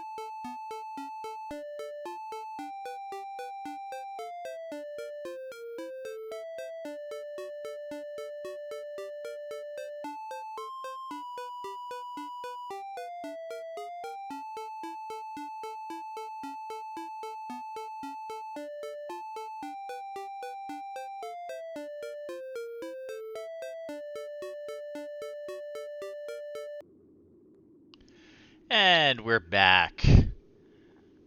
Hi everyone, if you are just joining us, I am doing my 5th annual Extra Life Marathon. I am gaming for 24 hours to support the Toronto Hospital for Sick Children, and there are cats fighting behind me. The Toronto Hospital for Sick Children and the SickKids Foundation. Yeah, they're just having a bit of a confrontation. But I do Extra Life every year. It's a lot of fun. This is the 5th year I'm doing it. You can donate if you click my profile down below. And I'm sorry, the cats are very loud. Every penny you donate to my fundraiser will go directly to my chosen hospitals. There's a little checkbox you can put when you choose an amount, which will let you cover Extra Life's processing fee, but by default, that is off, and 100% of your donation goes right to SickKids Foundation. It's a great cause. It's tax deductible. What more could you ask for? I'm playing the 1994 game Under a Killing Moon. It is a Tex Murphy adventure. This is his 3rd adventure in the series. But it's probably my favorite out of all of them. You don't really need to know anything about his backstory other than that he's a private detective. It's the year 2042, and we are looking for a bird statuette made out of crystal. And Eddie Ching apparently has it. So we are going to get back into searching. I think we're going to go talk to Chelsea, because Chelsea knows everything. She's great. What's going on, Tex? And just for those who are watching on Twitch, throw my donation link right up there in the chat.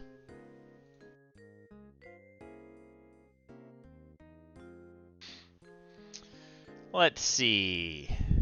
Do you know anything about Eddie Ching? Look, I don't discuss that name, and neither should you, if you want to keep breathing. Of course.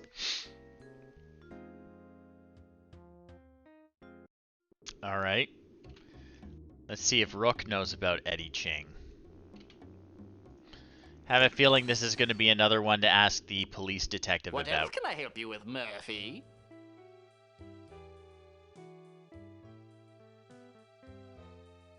Ching is a big man around here, with eyes and ears everywhere. If you go around asking questions about Eddie Ching, you'll find yourself sleeping with a fish real soon. Dealing with a lot of people like that. Whoops. I mean, I guess I'll ask this guy about Eddie Ching. Do you know Eddie Ching? Away. What about Ham? Wish I could help. You don't know Ham. Nope. Don't know a thing about it. Don't know Eddie Ching.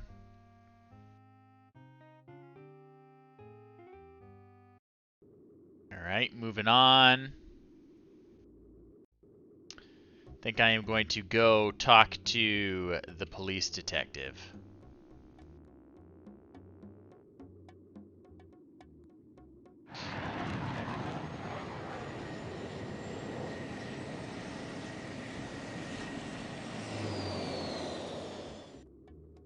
Back again, eh, Murphy? Okay. What can I help you with?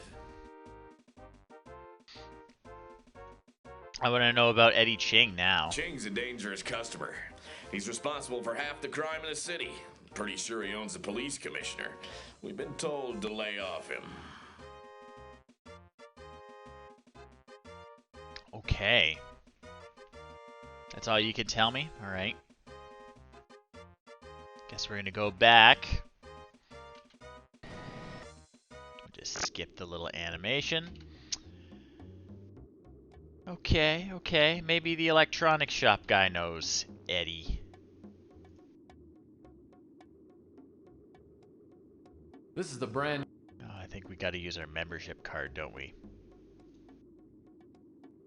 Inventory. There we go.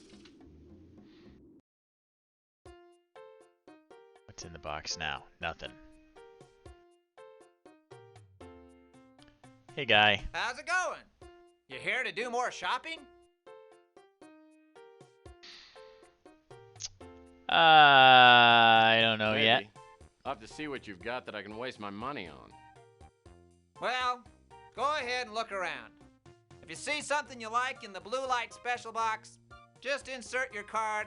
We'll be happy to bill you later. I tried not to stare, but it threw me off when I saw how cross-eyed Ham Underwood is. I'll have to keep in mind that anything he says is on the left is probably on the right. Okay, okay. Well, I want to actually discuss topics with him. You here to... No, I came by to get some information from you. I sell gadgets, not information. Okay. Feel free to look around, but the only questions I answer are about the merchandise. He's pretty cagey for a Radio Shack guy.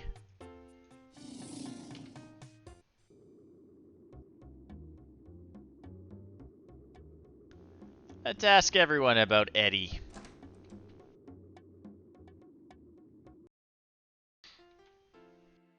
Too bad you don't like fresh brains. mate. Hot off the grill.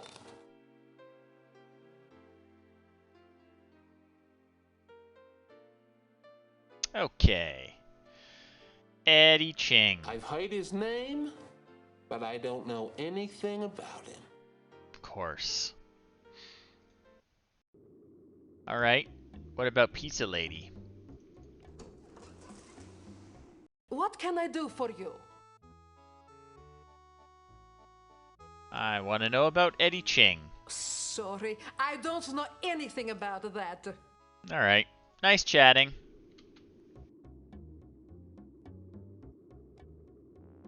Go talk to Beak.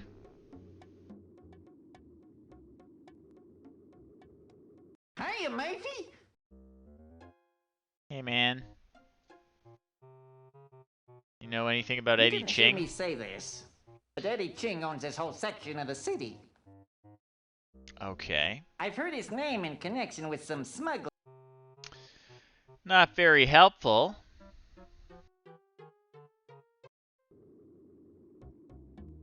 All right.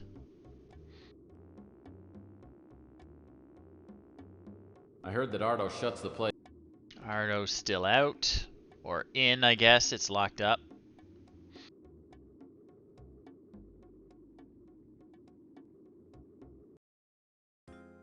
Talk to me, handsome. Did we already talk to her about I Eddie Ching? discussed that Yeah, with you, we and did. neither should you. If you want to keep breathing. Well, heck.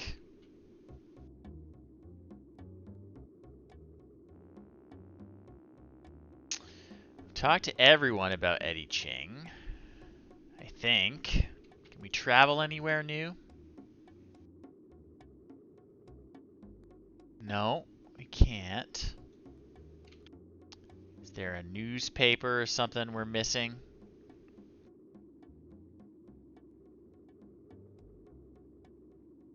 Don't see anything.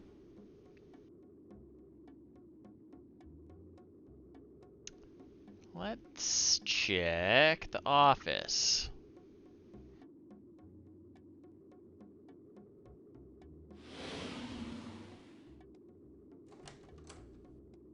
You have a fax. Oh, I have a fax.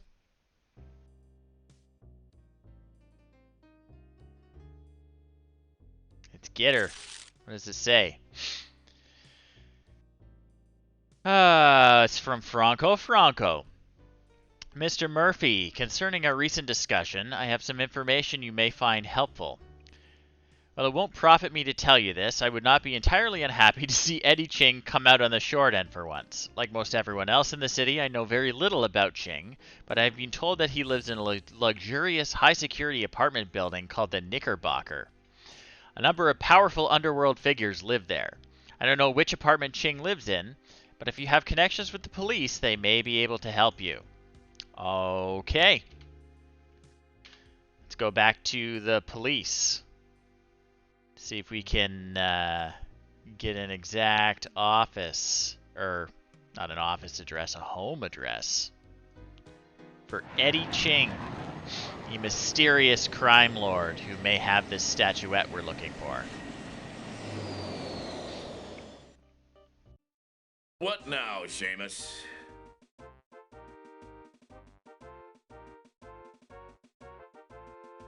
Ching's a dangerous customer. That place is home to more major crime figures than any other place on the planet. Eddie Ching lives there on the entire top floor. Okay, Eddie's got the penthouse. Let's check her out, folks.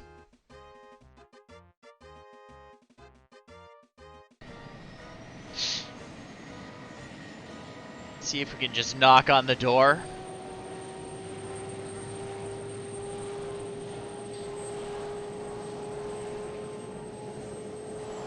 Zoom. Looks like no one's home. This is gonna be easier than falling off a horse. This window doesn't want to open up. Maybe if I... Whoa!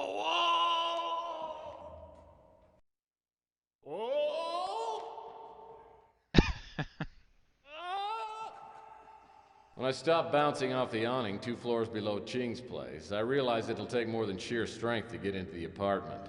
Luckily, I noticed something that might help as I bounced by.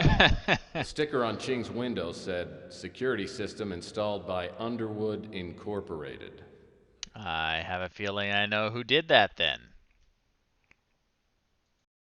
Back to the electronics shop. Although he doesn't like answering questions.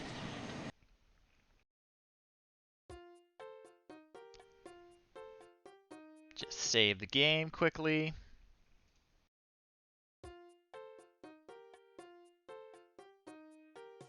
See if we can butter him up. What can I do for you? Let's fraternize. I understand that you and I are in the same line of moonlighting work. Really? You do security systems too? Blatant lie. Well, you bet. I've installed hundreds of them. No kidding. Where have you installed security systems? Just pick a falsehood, huh? I'm gonna go with number 1. Well, just the High Fidelity Bank and Trust Company. Mister, you are a liar. I don't know what you're looking for, but you won't find it here. All right, let's try that again. Want to talk, but I need some details on the security system at the Knickerbocker. I tell him that Enrique, my pet goldfish, died this morning and that I'm talking crazy. He tells me not to worry about it, then tries his sales pitch on me again. I understand that you and I are in the same line of moonlighting work. Really? You do So we security gotta, systems too? gotta navigate this conversation. Well, not really. I'm actually a PI, but a security PI. I've got nothing to say. I keep my nose clean, and I work in a confidential business. I'm sure you can understand. Let's rub elbows. Yeah? I'm in the confidential business too. Say, why don't we swap trade secrets? Apparently, you have some trouble hearing. Don't bother stopping by apparently again. just bad at this. Ham still won't talk. So I tell him I have a mental disorder that makes me ask too many questions and that I forgot to take my medication. He seems skeptical, so I'll have to talk fast. I understand that you and I are in the same line of... Really? Yeah, okay. Well, sometimes. Here, let me see if I can find one of my business cards.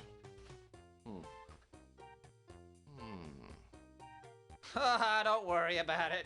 I always misplace my business cards too. What types of security systems have you worked with?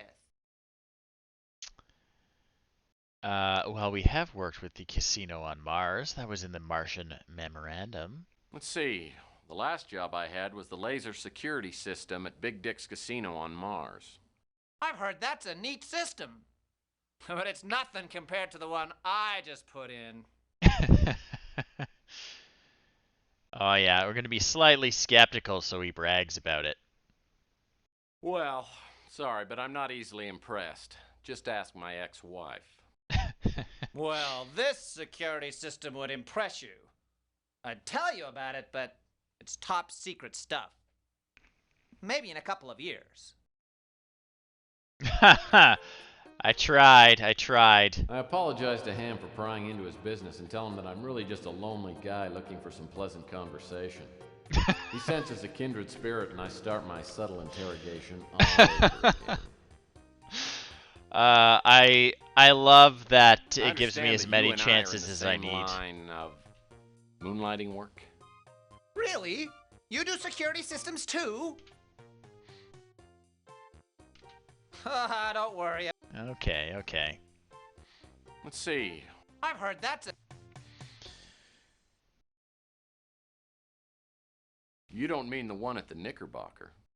How did you find out that I did the Knickerbocker security? I think this conversation is over. Ah, come on. Right? I apologize to Ham for prying into his business and tell him that I'm really just a lonely guy looking for some pleasant conversation. Okay, I understand okay. that you and I are in the same... Really? Yeah. Well, sometimes... We've almost got it, I think. Here, let me see if I can find one of my business cards. Don't worry about it. Yeah, I did the casino Let's on see. Mars. The last job I had was the... I've heard that's a neat system. I'll have you know that I've beaten every security system ever made. Well, after I installed this system, I tried to beat it, but I couldn't. First, the only possible way to enter the building would be to land on the roof and rappel down. Then, you'd have to cut through the LCD alarm glass. Well, that's not too hard. In fact, I sell a laser blade here that would do it. But once you're inside, every room is flooded with a net of heat and motion sensing beams that could turn an elephant into a brick of carbon. Believe me, it's burglar proof. Listen, this system is top secret, so let's just keep this between us. We're going to have to be careful we don't end up another burn victim from the sound of this security system. Did he say he sells a laser cutter? The Laser Blade 2000. Worthless except on glass. Hopefully Ham knows what he's talking about. Put it on the credit card.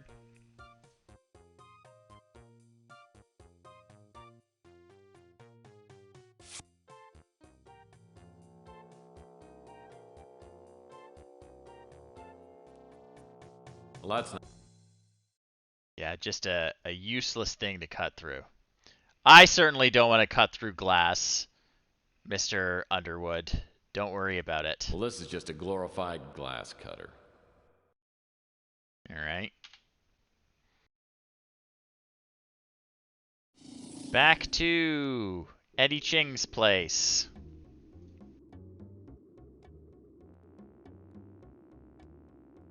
Let's do it. See if we can get in. Pardon me if I eat a Triscuit.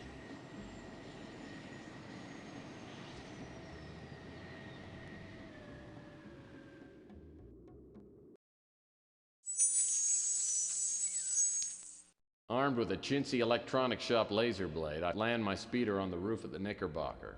Hoping for the best, I rappel down the side and pull out the laser blade. The laser beam cuts through the LCD glass like it was butter. I gingerly crawl through the hole in the window and find myself inside Eddie Ching's library. Either Ham exaggerated or the laser fields aren't turned on. This must be my lucky day. Yeah, before settling on doing Tex Murphy, I actually considered just doing 24 hours of me chewing on things right into a microphone. Okay. Classic crime lord apartment full of very expensive things. Laser blade did a nice job cutting through the window. A stone bust. Whoever posed for it didn't win any beauty contests, I'll wager. Very comfy looking chair. I wish I had time to try them out.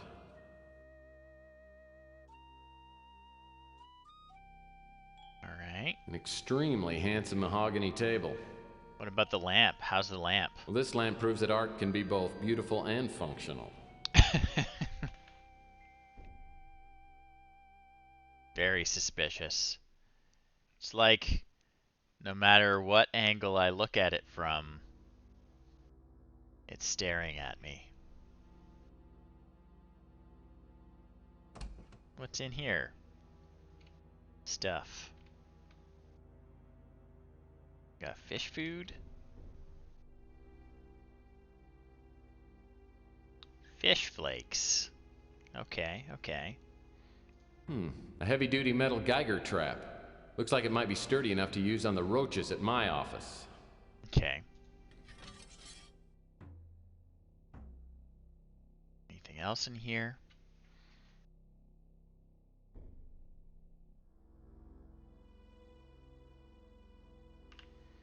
Check out the bookshelf. Ching has interesting taste in literature. Let's see, art, death, and war. Boring. Hundreds of magazines and not a single issue of True Detective. Yeah, that does look suspicious, doesn't it? This book seems out of place somehow. What do we got? There's something different about this book. Oh, good call, Lindsay. P.I.'s instinct. Aha, I knew it. A key. Nice job.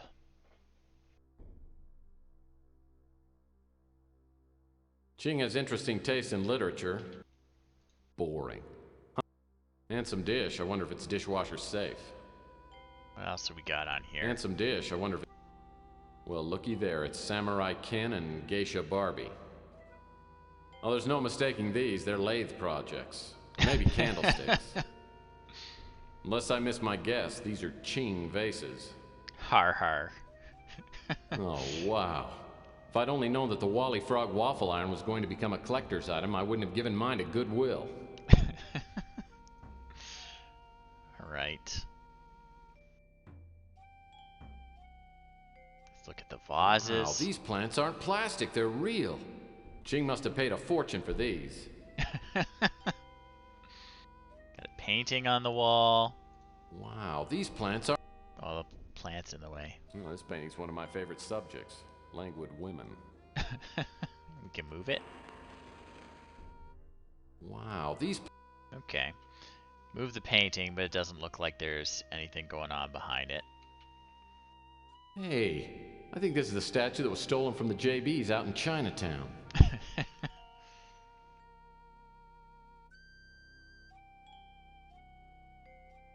Fish tank. This aquarium has less algae in it than my water cooler back at the office.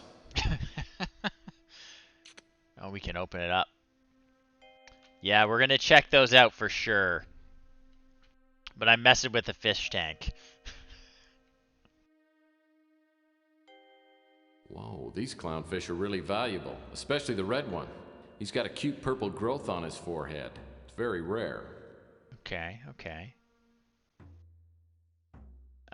Should we feed the fish? We found some fish food in the closet.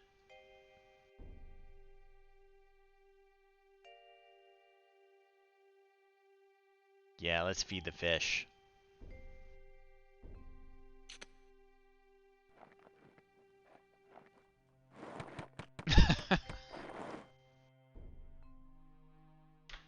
All right.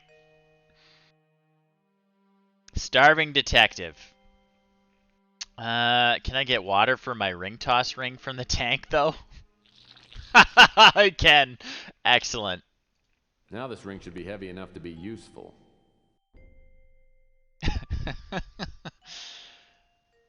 Got a tummy full of fish food, a ring full of water. Who's this guy? Hey there, little Buddha. What about this thing? Can I... Doesn't look like it can interact with that, actually. Interesting. Oh yeah, we're gonna try it. Well, that's not gonna work. That would have been great, though. It's absolutely worth a try. I love fruit so much. I even love pictures of fruit. Nothing behind that one either. Well, it looks like we've pretty much done this room. Time to move on. Save my game. Because if I remember right, we can actually die in Eddie Ching's apartment. And James Earl Jones will get really disappointed in us. Okay, there's that laser field. So these are the laser nets Ham was talking about. There's a power box at the far end of the hallway with a button flashing. Maybe if I can hit that button, it'll turn off the laser nets.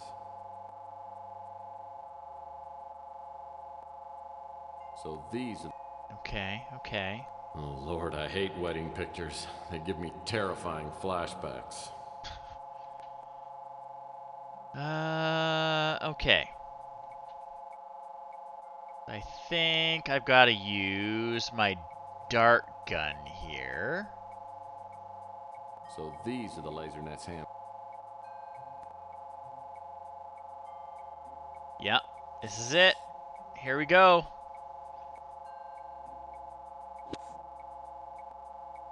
Hope I'm a good shot. Man, this security system is tough. My brilliant shot didn't turn off the beams, it just popped open the power box. Looks like there's a lever that needs to be pulled down. Hopefully my old horseshoe tossing skills haven't left me. Here comes the ring toss. Fairly heavy.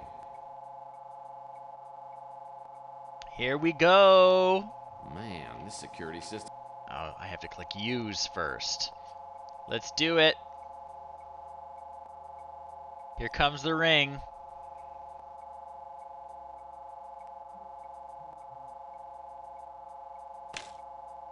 As soon as the ring hits the lever, the laser net shuts down. Now I should have the run of the apartment. If the statuette's here, Ching probably has it well hidden. We did it. Okay.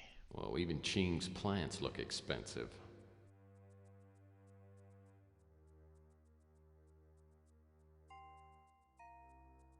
Lots of paintings. I call this painting Woman About to Win Skinny Dipping Bet. All the lamps are very suspicious. Well, this is your standard light at the end of the tunnel. I think I'd better leave that lever right where it is. I don't like surprises. Save my game. Do we want to see a death? I can get myself killed here if we want to get scolded by James Earl Jones. Mom teaching kids proper baby handling techniques. How tender. Alright. Because I think if I try to go out the front door of the penthouse, there are guards out there. Her voice is coming from beyond that door. Yeah. Must be at the front door to the apartment. Alright, we're doing it. We're gonna die. Where am I? Is this a dream? Not quite, Murphy. You are dead. Dead? Wow. Then you're the big PI in the sky? That's right, Murphy. But now is not the time for you to be here. Your life must be restored so that you may fulfill a higher purpose. There is a vast and malignant evil at work on the earth, and fate, for some reason that even I cannot fathom, has chosen you to oppose it. But why me? I'm no more thrilled about it than you are. Nevertheless, your fate has been decided. I will do what I can to help you make your way, but only you can fulfill your destiny. Now, go back and try not to get yourself killed again. You will know when the time is at hand. I see you're back again. This is getting old, Murphy. It's the great PI in the sky.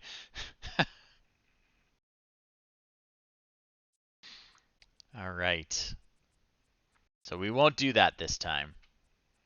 Ooh la la. Check out that sexy swimwear.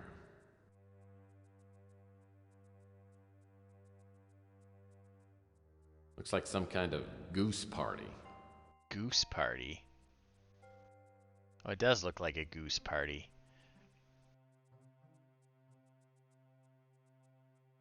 What's in this room? Something tells me the trail to the statuette leads right through this door. Open her up. Okay, another fancy room full of expensive-looking items.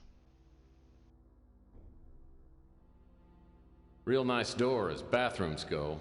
Luckily, nature's not calling. These chairs look as though they've never even been sat in.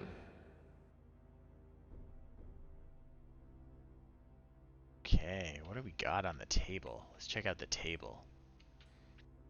Well, this must be the mythical Buckaroo Buddha riding his headless steed, Tumbleweed. Oh, don't tell me. A man taking his cat for a walk. Oh, yeah. Antique vase filled with flowers. Yeah, let's check out the floating ball. That does look interesting.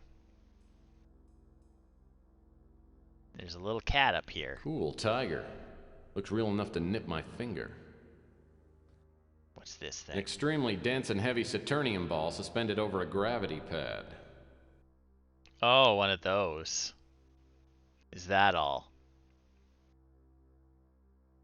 This Victorian cabinet's nice, but it's just for show. Looks like it doesn't even open. Alright. So we won't be digging through there. Check out the artwork on the wall. Whoa, must be party time at Valhalla. Nothing behind it. What are these things? These marble obelisks look real expensive. Everything looks real expensive. A Tiffany Torchier lamp, huh? Very lovely.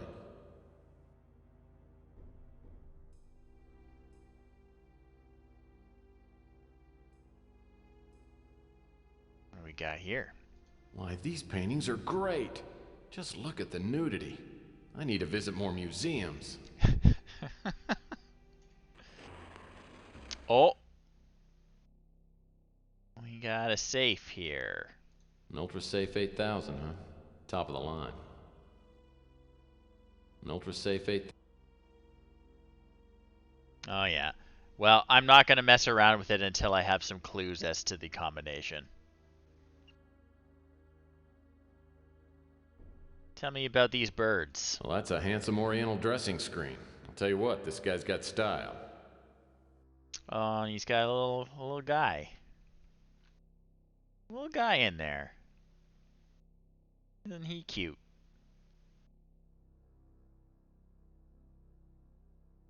I like him. There is a Geiger in the terrarium. Little bugger's a land piranha. It's illegal even to own one of these. Neat. We've got a cage for it, too. Should we steal Eddie Ching's pet? Must be Venus before the big breakup. Yeah, we're going to steal Eddie Ching's illegal pet. That's what we're going to do. Yeah, give us the statuette. That's all we ask. Okay, so we got the trap here. Well, that's not gonna work. Well, that's not gonna work. Gotta bait it or something somehow.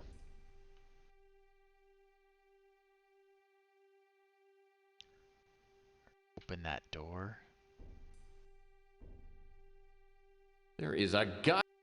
There is a. Yeah, I saw that. Tell me about this guy. I'm not sure what that is, but it's ugly. It's like a cat thing. Oh.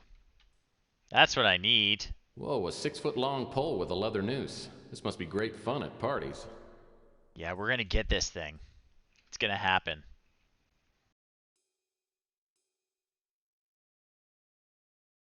Oh, it's hiding from us. Okay. Here we go. Well, that's not gonna work. It's not? Well, that's not gonna work. Well, that's not gonna work. Do we have to combine it with the cage or something? No. Hmm.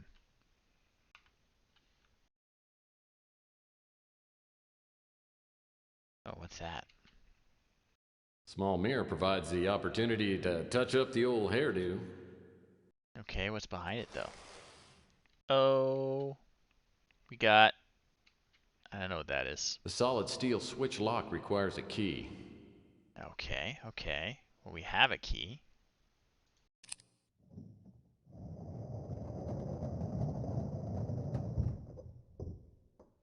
Sounds like something big moved back in the library when I used Ching's key on the switch lock. I better go take a look. Okay. I want this little guy though.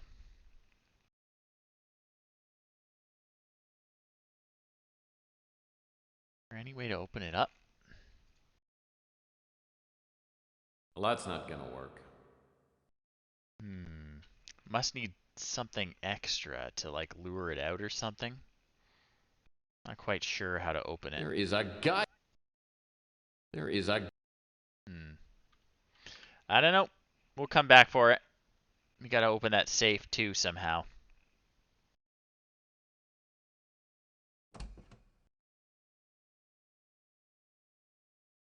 See what changed in the library. Oh. Excellent.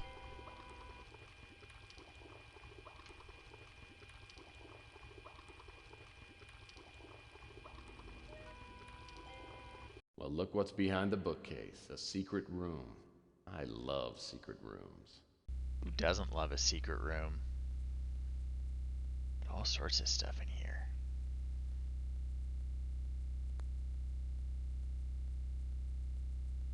Get out of here, spammer.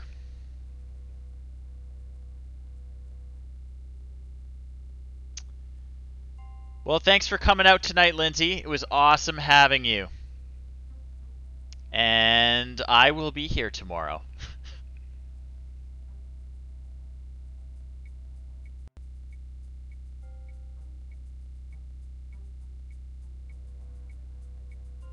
Wonder if these barrels are full of some hearty ale. I wish I had time to check them out.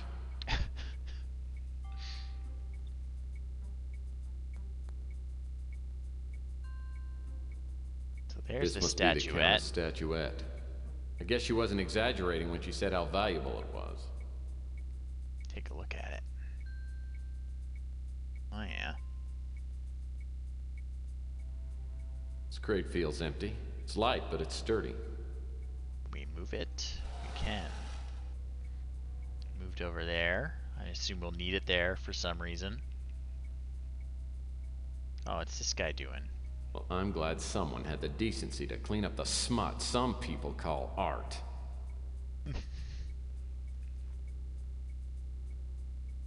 I swear I have seen this painting before. This one must be the original. This seems to be a fine rendering of Greco-Roman square dancing. This painting is really, green. Man, who in his right mind would pay big bucks for a painting of flowers?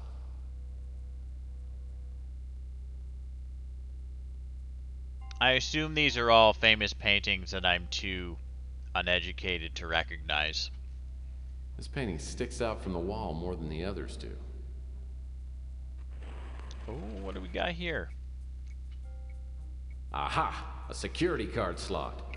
This must be the control for the pedestal where the statuette is.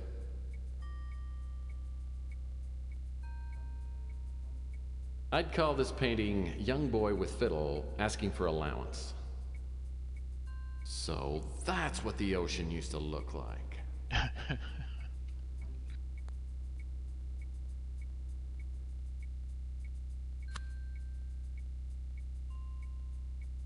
Alright. We got... Sorry, Dave, but I thought your loincloth might come in handy. Not sure what we're gonna use that for, but... I guess Ching's vases are just too nice to put flowers in. Pull this lever. This sign apparently has something to do with the lever. This must be one of those hermetically sealed chambers. Unless I miss my guess, those objects are the 3 surviving artifacts from the Byzantine Empire. Absolutely priceless.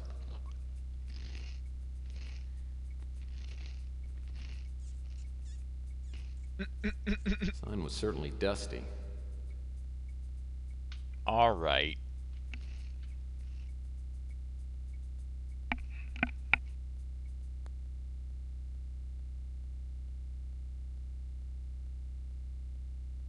Wonder if these barrels are full of some hearty ale. I wish I had time to check them out.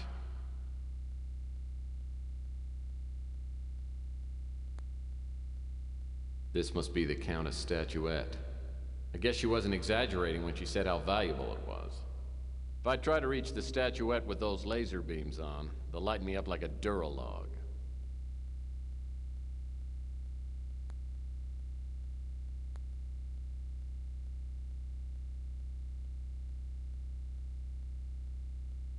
This must be one of those hermetically sealed chambers.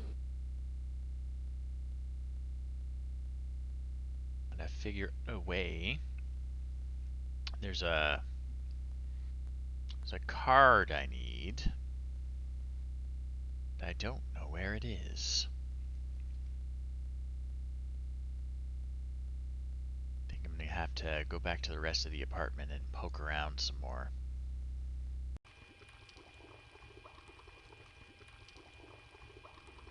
Miss anything on the shelf?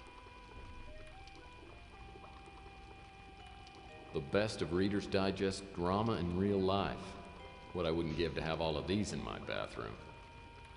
The best of... Ching has interesting taste in...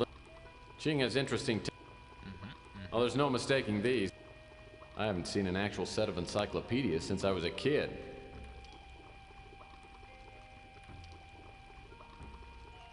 Handsome dish. I wonder if it's dishwasher. Boring. Hundreds... Alright, anything else we can move around? Gotta be something.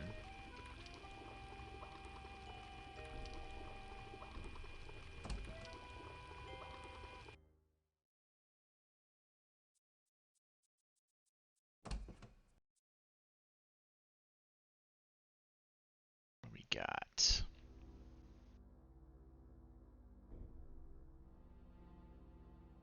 These chairs look as though they've never even been sat in. Okay.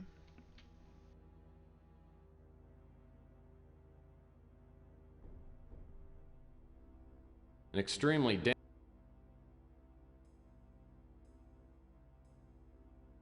That's a quality mahogany table. At least Ching's got good taste. Yeah, that's something I missed. Looks like a fax. I don't want to be nosy, but maybe I should take a look. What does it say? Happy 30th birthday. I wish I could be with you on your special day. Since I can't, I decided to write you a birthday poem. Roses are red, sunflowers are golden. I'll buy you a present when I get paroled in 8 or 9 years. Love, Mom. Alright. 10, 14, 42. You think maybe that is a safe combination?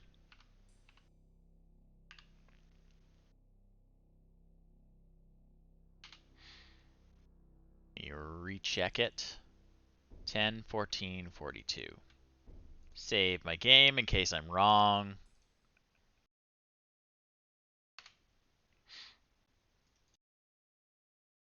Okay, 10, 14, 42. Enter. No? 10, 14, 42.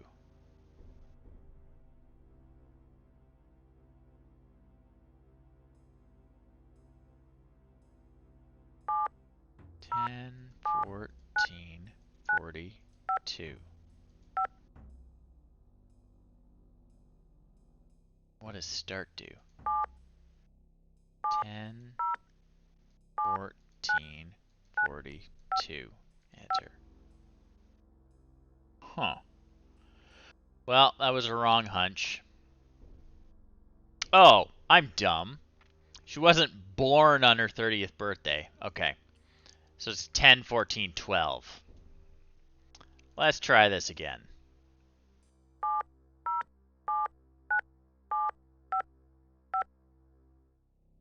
There we go.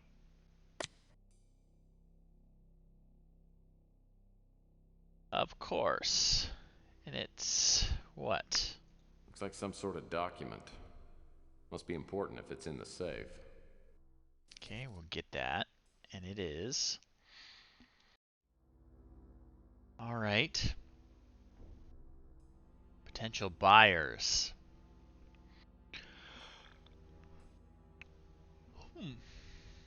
All right. And what's this? An Ultra Safe 8000, huh? Top of the line. Yeah, but what's that? The security card must operate a door or panel somewhere in this apartment. The security card must operate a door or panel in the apartment. Okay, I'm pretty sure I know.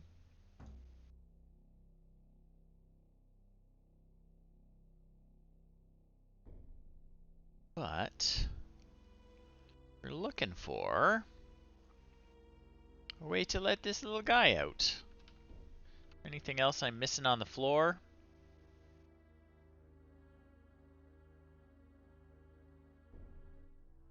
I really want to get this little guy. He's all by himself in here. Geiger chow. It's got real roast beef flavor and makes its own rich gravy. Okay, okay. Looks good. Fine gourmet Geiger chow. Okay, okay. So we're going to put that. Yeah, we're gonna put that in the cage, I think. Yeah, yeah. Now the trap is baited. Man, Looks these good. beefy nuggets sure smell good. If I were small enough to fit into the trap, I'd be all over this bait. Okay, now let's see if we can get him. Oh yeah, he's all over it.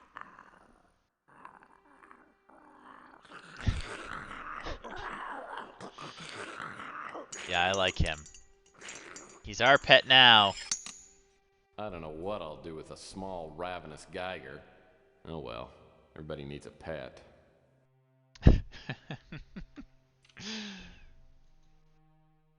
Sort of cute in a slash your throat, tear the meat off your bones kind of way.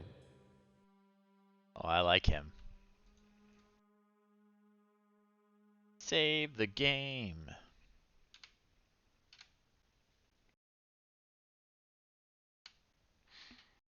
Okay.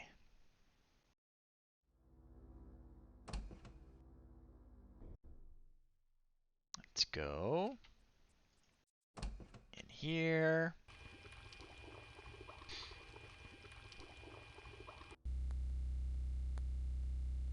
Okay. So I think we're going to use the card in here. We turn that off. Okay, okay. This must be the Countess statuette. I guess she wasn't exaggerating when she said how valuable it was. So how do we get it? This must be the Gotta get on that thing. Maybe I gotta use the noose on it. Yep, that's exactly it.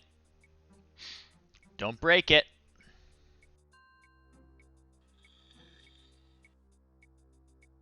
Come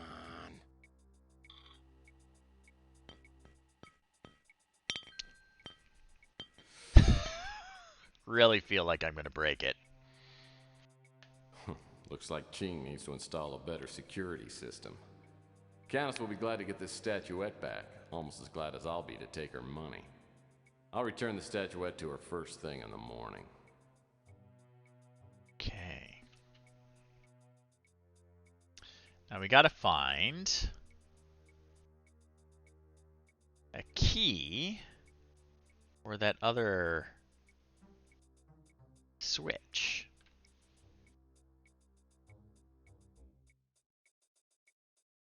Can we move any of these other paintings?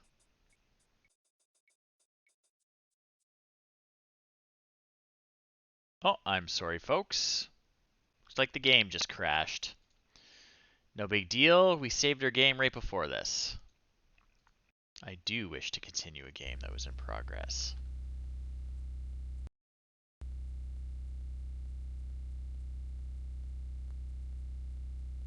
Okay. Don't think we were too far behind. Inventory. Security card. Now we gotta go over here. This must be the Countess statuette. Use the noose on it.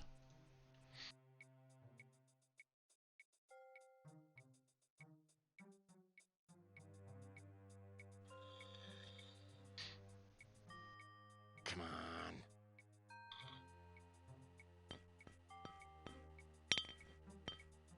Bring her up. Looks like Ching needs to install a better security system.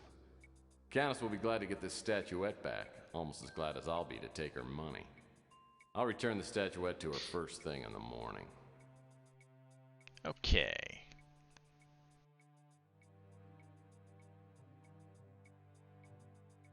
Make another save game.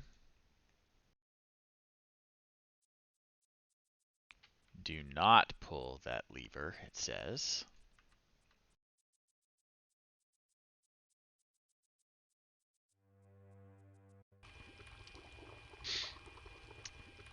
Now, where can I find a key?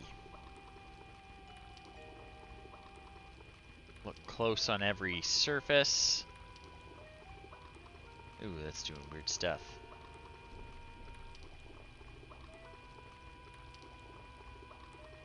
Nothing else in the closet.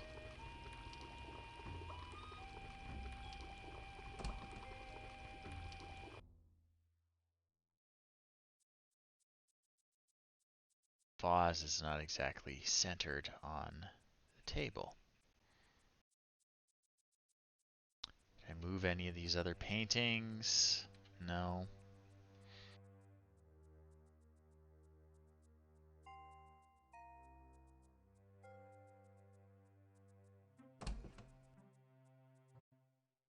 Get back in here. Just gonna check all the surfaces for keys. We want keys.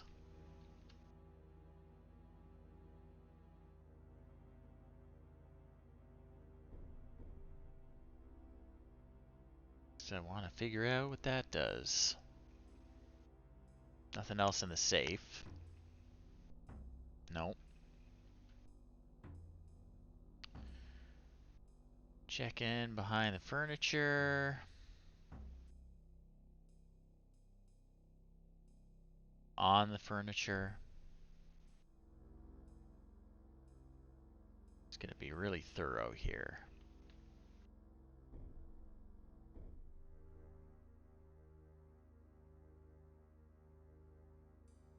There's gotta be something.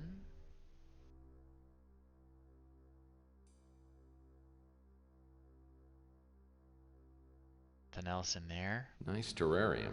Must have cost him a bundle.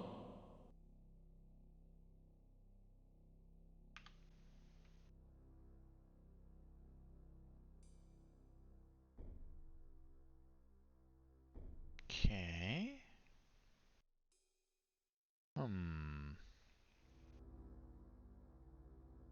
Or do I already have something? No.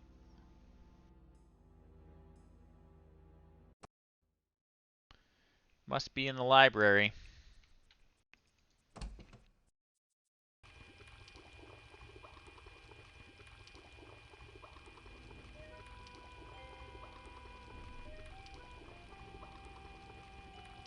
Maybe.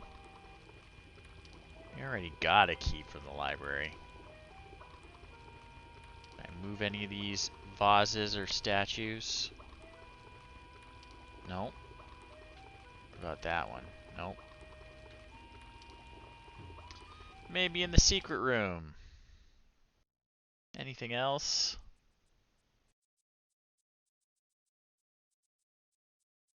Can't move that again.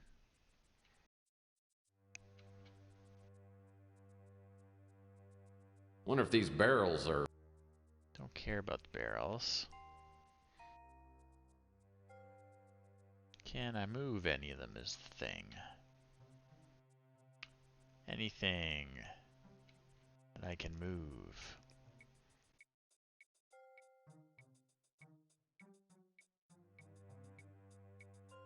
Nothing on top of any of these crates.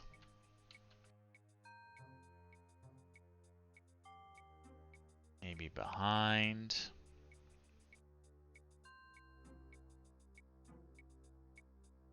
Not seeing anything.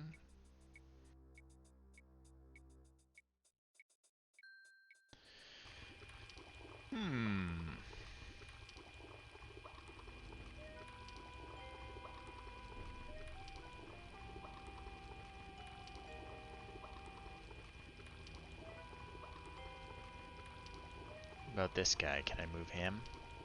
Hey. No, can't move him.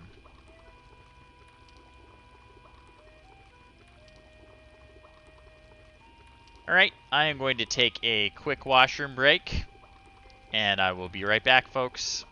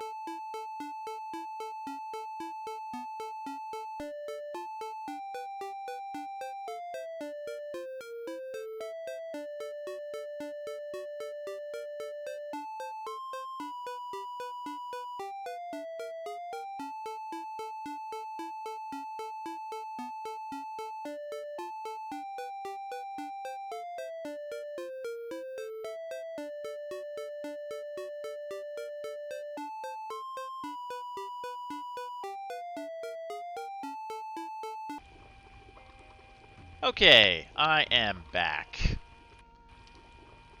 And we are here in Eddie Ching's apartment. And I realize that I'm being really silly, because the key I'm looking for we actually already used. And we used it on the key lever that I was hoping to use. So this is sad because I'm only like 4 hours into my marathon. But we already used the key. It opened up this bookcase. I just realized that we're going to leave now.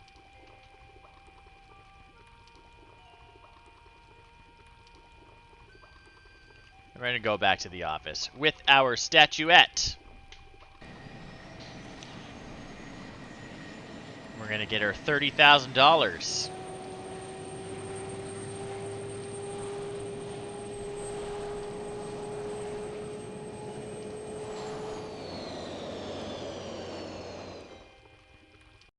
Oh, I am one tired hombre.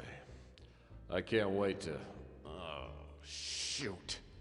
I go through all that work to get the statuette out of Ching's place, and I leave it in the damn speeder.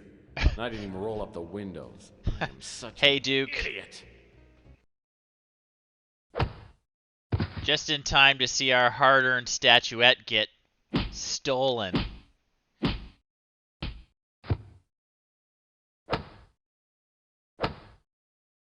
Oh, Tex. You're taking a pretty rough one. Oh, what?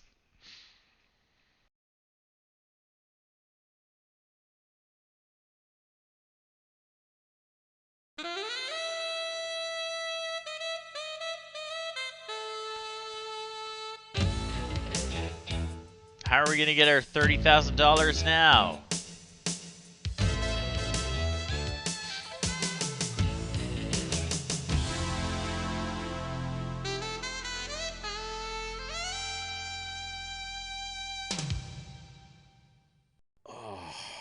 My head feels like it's been pounded with a lead pipe. I guess it wasn't a bad dream after all.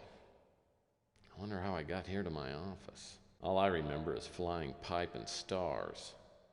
Damn it! After all the trouble I went to get that stupid statuette, someone just walks up and takes it like candy from a baby. And my wallet's gone too. I hope somebody on the street saw me get jumped. I've got 29,000 reasons to get that crystal bird back. Hopefully I haven't used my tube of miracle facial cream. It should help reduce the swelling and make me look almost human again. Oh, Tex Murphy's life is sad, Duke. This is where he lives.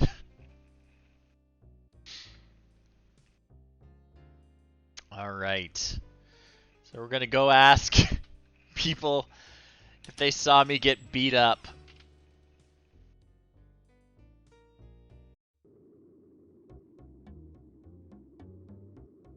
Look down so I see where I'm going.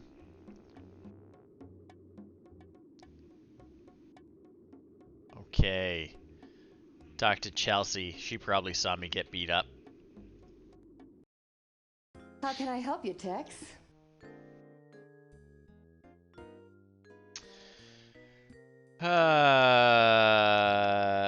Yeah, did you see me get mugged? Sorry, Tex. I didn't see a thing. You know, I'll let you know if I hear anything. Okay, okay. That's fair. I wish I could, Duke. So Lowell Percival was one of the buyers on the list of potential buyers for the statuette we got at Eddie Ching's. And if you played the previous games in the Tex Murphy series, she is the one with the nice nose. That's right. If you played previous games in the series, Lowell Percival is a name that comes up, and it's not really relevant, but they may mention it. Sorry. She doesn't I know haven't him. heard anything about that. All right. Let's talk to Rook and see if he knows anything about me being mugged. What now, Murphy? And that I one. don't know anything about that. I don't know anything about that. No, no one knows anything, huh? I don't know anything about that. Well, thanks for the help, Rook.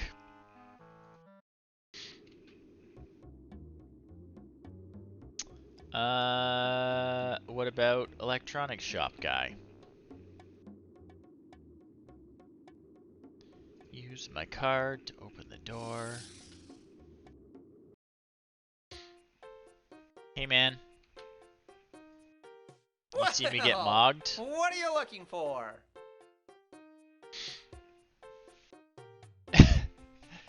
Hey, the missus. How about something delicious, but not too fattening? There's a dairy air not far from here. Try the super tofu burger. Super tofu. Alright. So this guy's not gonna help me yet. Maybe Fran saw me get beat up. Oh, Tex, why can't all men be like you? What can I say?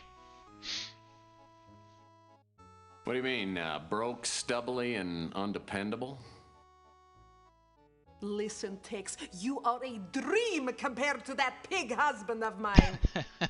Sal's gone too far this time, and I've got to do something about him. It's humiliating the way he's been flaunting his latest affair with some floozy.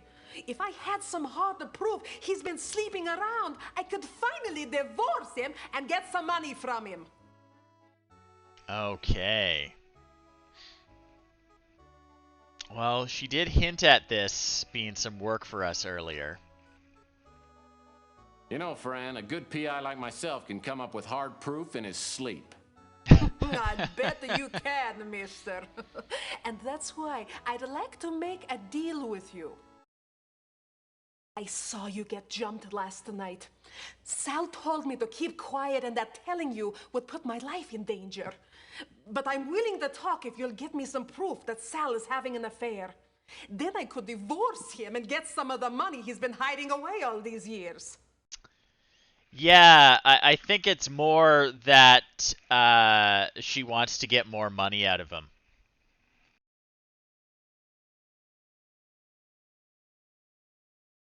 You drive a hard bargain, Francesca. But I need a lead on my case, so I'll see what I can dig up on Sal. I don't know anything about the girl Sal is seeing. I've gone through his things, but haven't been able to find anything except for this note. I think it's meant to be a coded message. I'm sorry I don't have anything more for you to work with. Let me know when you've got something. Okay, we got a coded message. All right. Now, we'll get to it, but last time I played this game, I solved this puzzle in the most difficult possible way.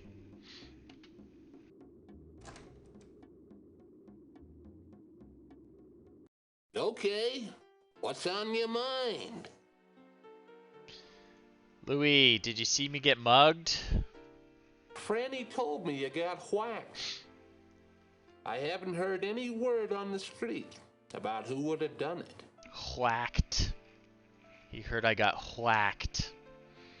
Okay. You shouldn't say mean things about mutants right to their face, Duke. Tell me about Sal. As a matter of fact, he just left. You'd probably be interested to know that he tore up a note and left it in the trash. Well, Who tells me he just took the garbage and dumped it in the trash can just outside the Bruin stew? Let's go check it out. We got a cipher, and we got probably a note. These must be the note scraps Louis told me about.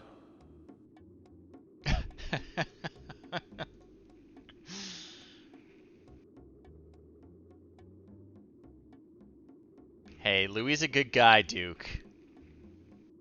Okay. So,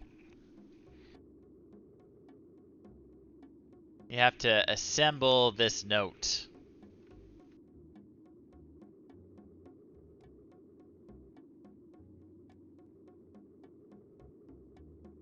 This is very fun.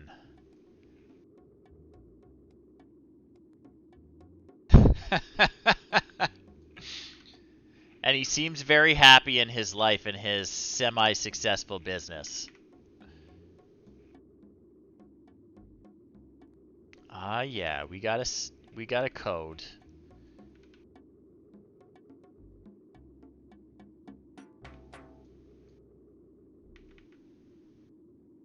All right, all right.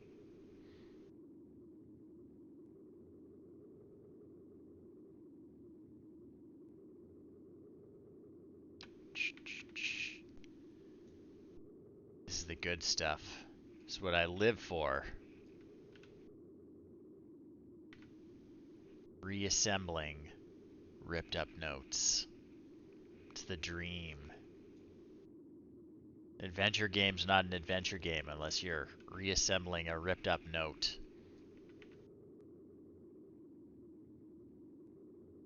Oh yeah, yeah.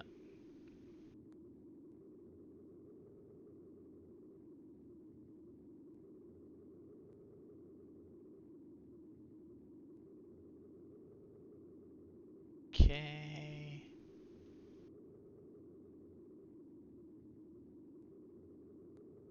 Oh, that one's not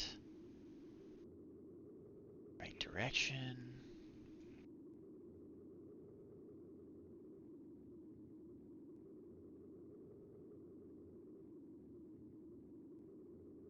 That one goes there. I'm just guessing about that one. Let's see, let's see. Oh, no. That one's wrong.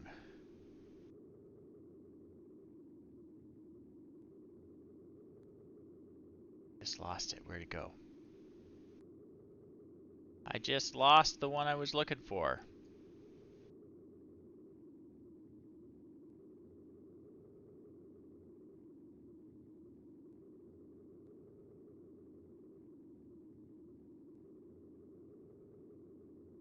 That goes there.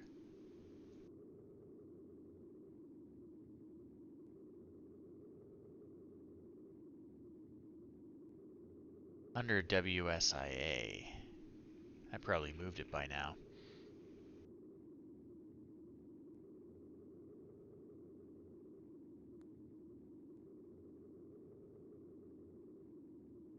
Oh well, it'll turn up.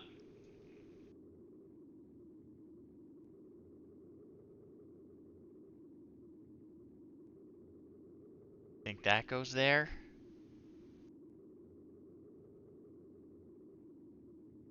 I'm not sure about that match.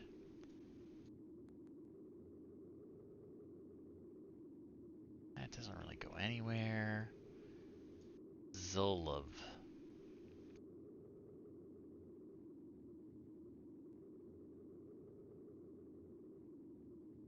That goes there. Maybe. Perhaps. Oh, there we are. That goes there.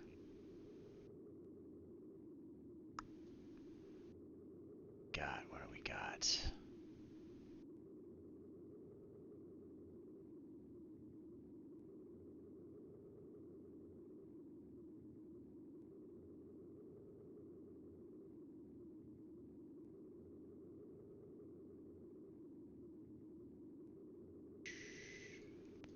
Can you tell I'm bad at puzzles?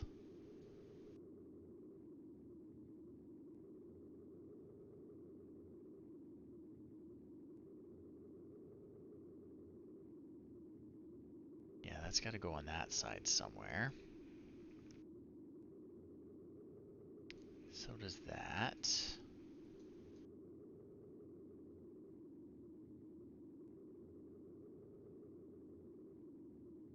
That looks more likely. I mean, that's clearly that. Maybe.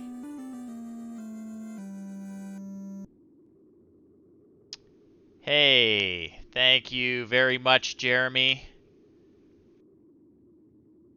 Thank you for the donation. I really appreciate it. How are you doing tonight? You ready to start your marathon tomorrow?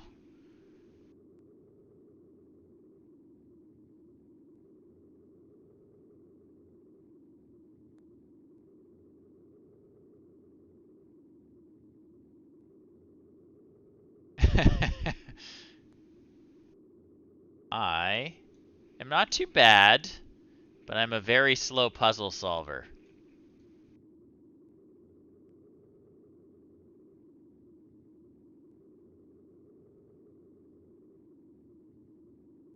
That's great.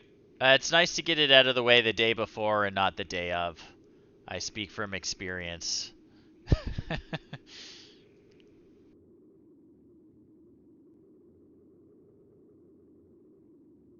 Oh yeah. Here we go.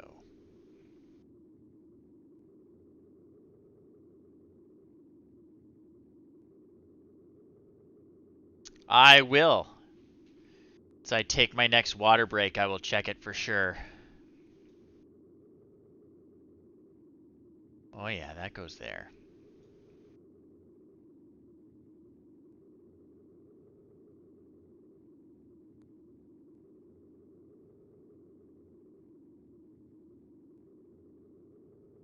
Maybe. Mr. Tibbs, hello. How are you doing tonight?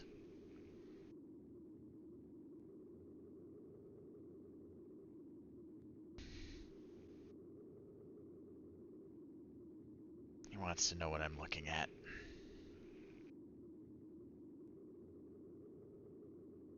WLR goes there. That goes there.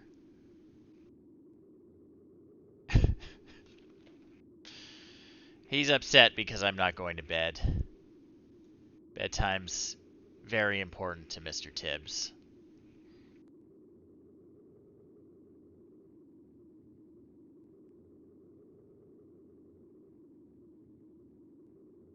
Oh yeah.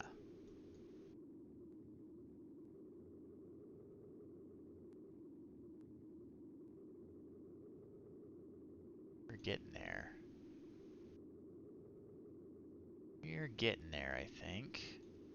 Not so sure about this one anymore, though.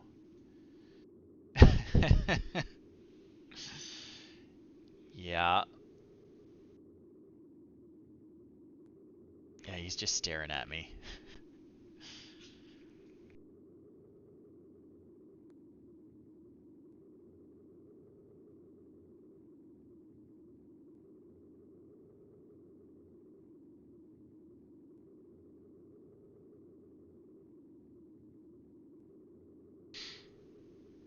Very confusing for a cat.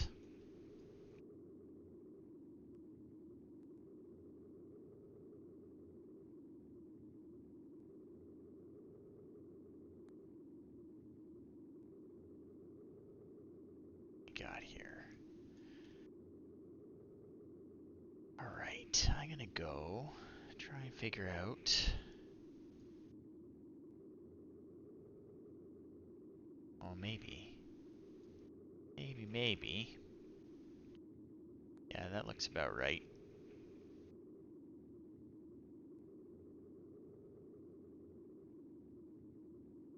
That goes there. That goes there. Have to move everything over a little bit. It's getting crowded.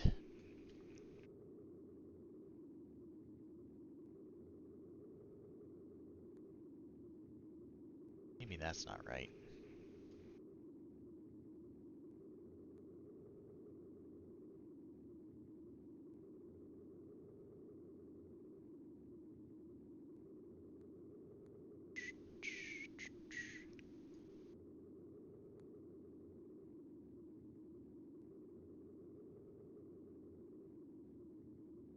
Oh yeah.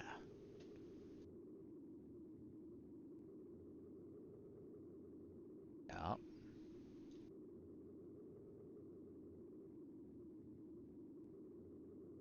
that doesn't fit there.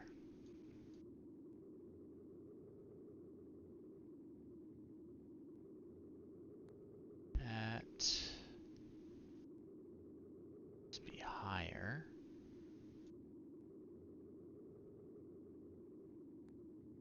Like that. The top left corner. I can read that part.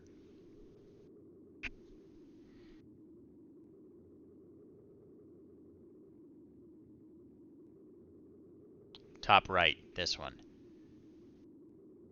Yeah, it's totally possible that it's this guy instead.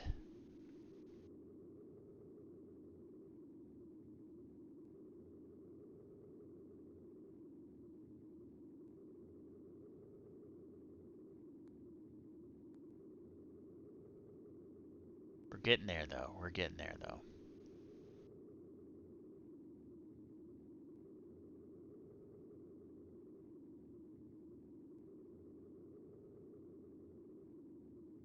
Interesting. Well, that definitely goes there. So I think this is all shifted down.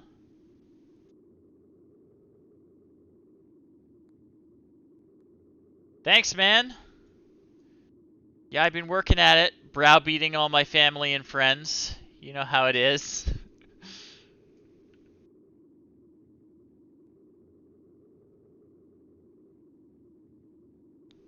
And it all comes together in the end. That's amazing. Okay. Save my game, so I don't have to do that again. Yeah, it's going great. It's been a great year. People have been really generous. So, I'll tell you, when I ran through this game a few months ago, when I decided I was going to do it for Extra Life, you know, just to see how long it would take, and that I could do it in the 24 hours, I solved this stupid cipher. So I've got this note here, right? And I also have part of a substitution cipher. So, what I did was I actually straight up solved it. You know, I don't have all the letters I need, but I figured it out. I solved this. But it turns out what you actually have to do to consider it solved is just use the cipher on the note. And then it translates it for you, and you don't have to use your brain. It's just translated. Oh, you gotta do this, but it's way easier. Yeah. So, yeah, what it does is it filled in all the letters on the cipher it knows, and then you just have to play with the other ones.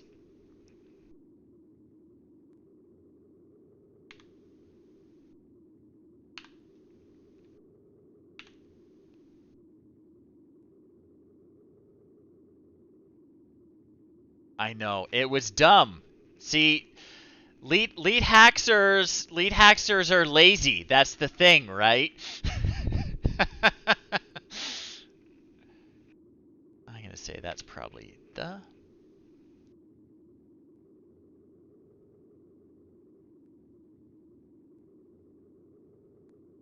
We have.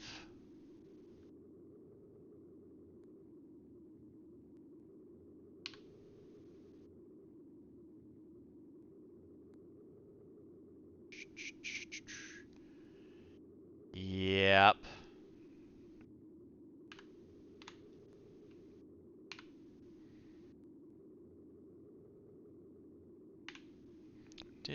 Anyway, it's way easier with this little tool that they give you.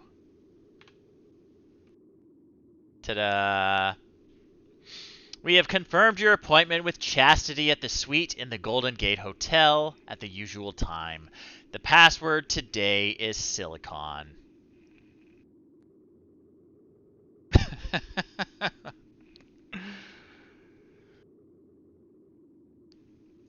Yeah, somehow I think that that name might be ironic. So Sal's hanging out in the Golden Gate Hotel with someone from the Regency Escort Service named Chastity. Right?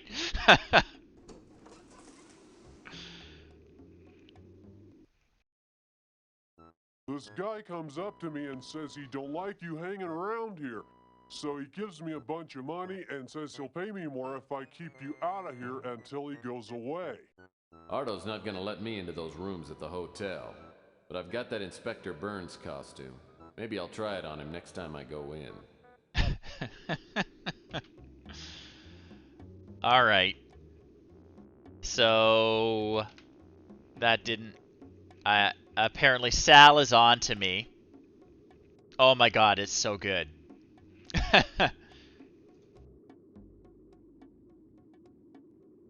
Sal is on to me. Well, that's not gonna work. So I am going to try my Inspector Burns costume. Now I've got an Inspector Burns disguise that would fool his own mother. It certainly ought to do the trick on a goofball like Ardo. It's my hero, Inspector Burns. And you must be Fire Ranger Ardo, my biggest fan in the entire world. Hey, you're not Inspector Burns. Ah, you look no. like him, but your voice is too deep. Get out I of need here, that you helium. big fake.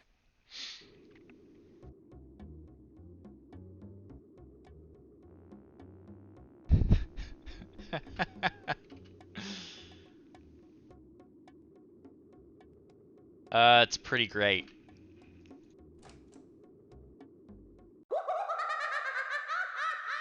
God. Can I use it on that? Well, that's not gonna work. I need a balloon or something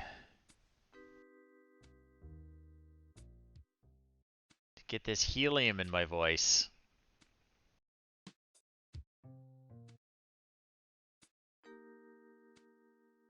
Are there balloons around here?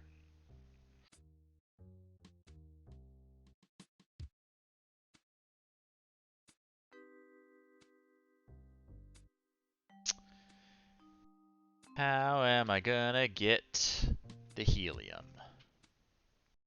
Just a couple of...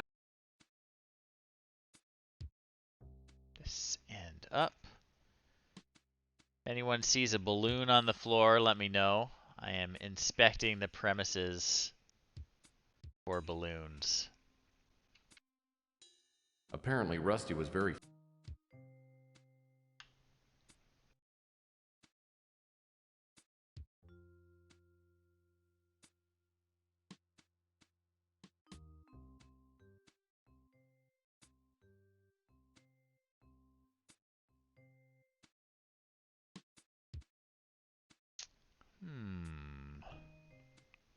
Alright, I think I'm gonna have to find it somewhere else. What do you mean?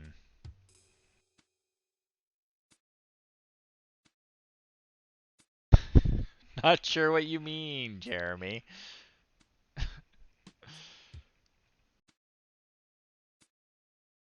Oh, that's the problem. There's a dispenser right here. I just need something to carry the helium in.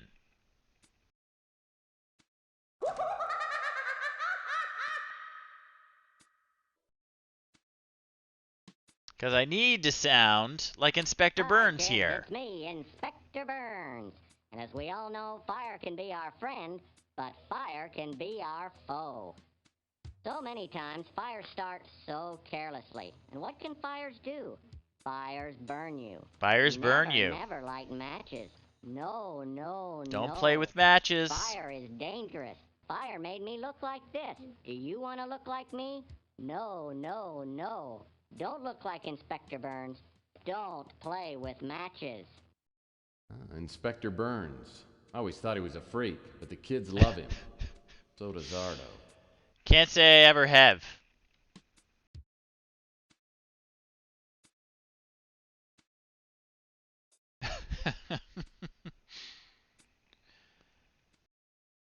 Okay.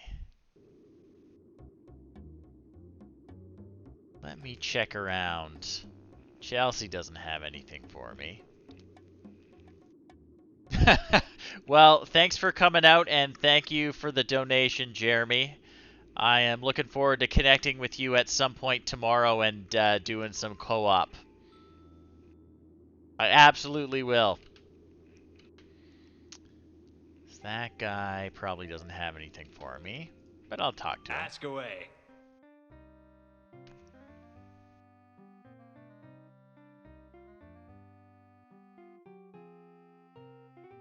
Sorry, can't help you with that. Well, heck. What am I going to put this helium in?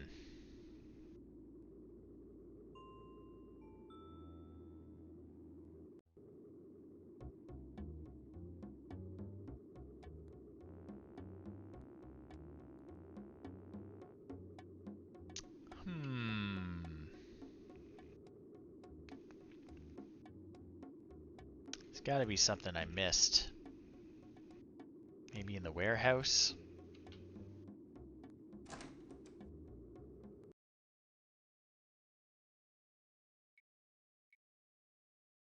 Anything at all. We got our clown guy still going up there, which is great.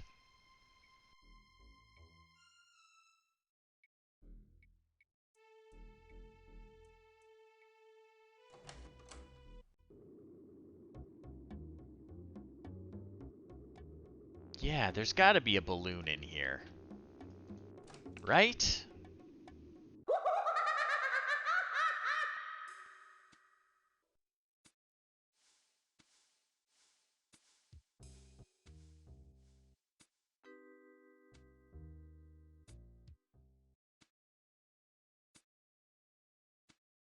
Nothing in here. What else do I have in my inventory?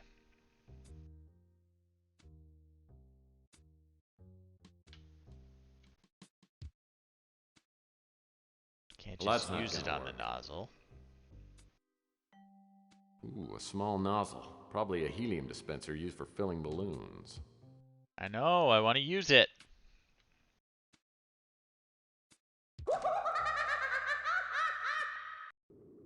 Maybe at the electronics shop they'll have something for me.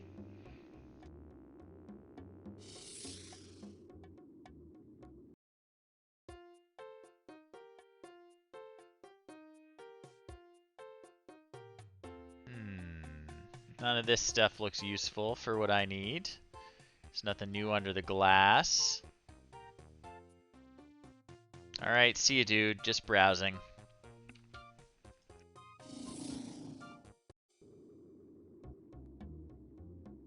Maybe there's something in my office.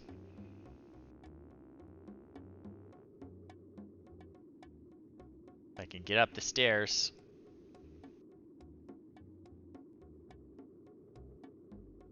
X Murphy, PI and dance instructor. What we got? Not seeing anything. This maybe? This pure mountain spring water is indispensable, literally. I'm out of paper cups.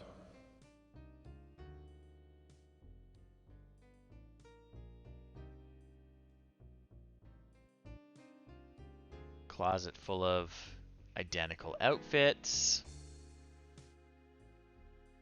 The stupid light switch is stuck in the on position. Could be worse, I guess. Alright.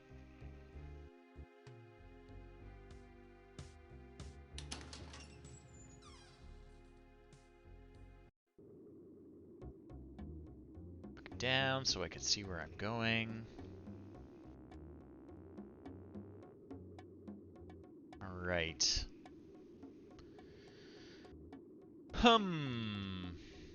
Got anything for me in here, Rook? He's just Judas gonna be Murphy, mad. can't you find something else to do besides Mad that bothering I'm me? bothering him. Sal's a brute. Funny as hell, but he can get pretty bad after a couple of drinks. He and his wife Franny have a real love-hate thing. Makes me glad I never tied the knot. Sal leaves running the pizza joint up to Franny. Alright, alright. I don't know anything about that. Okay. I don't know anything about that. Nothing useful. What about in the alley? Is there anything on the ground I can use? Whoever uses these garbage cans is either a terrible shot or is saving them for that special piece of trash.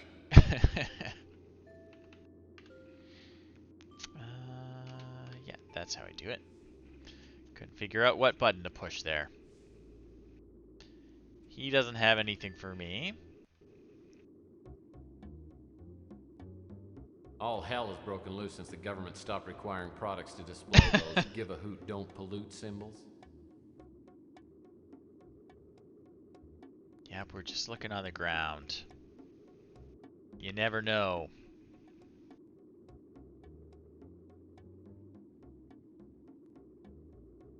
You never know. These fire hydrants are commonly used by the locals to mark territory in front of their respective business establishments.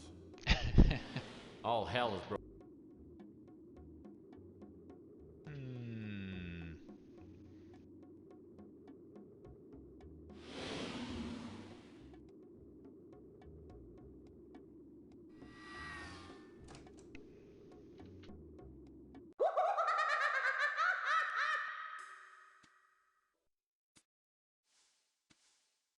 Look around, look around.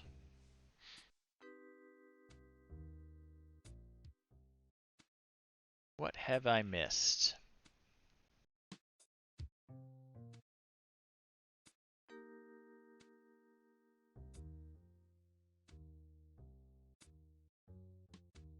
Not seeing anything. Huh. Just gonna try the classic inventory. Try everything on everything else.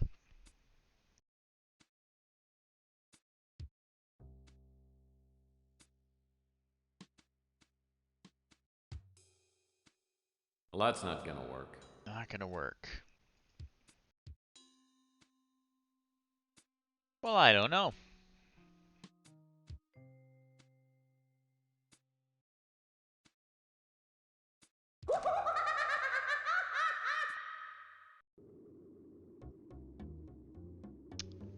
Can't go in there.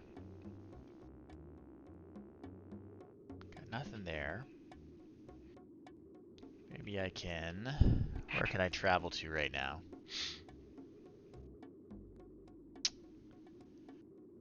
Nowhere.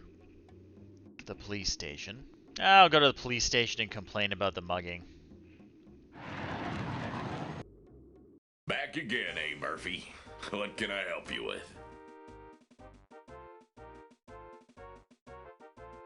Sorry, Murphy. Oh, who am I kidding? Didn't you meet Police him on weren't that gonna Martian help. memorandum case? I don't know more about him than you do.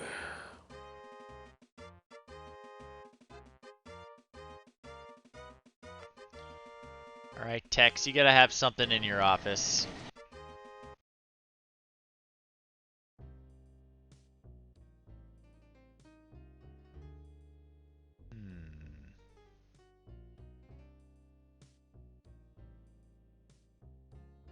Dirt Cheap Detective. What's the other one called? Can't see.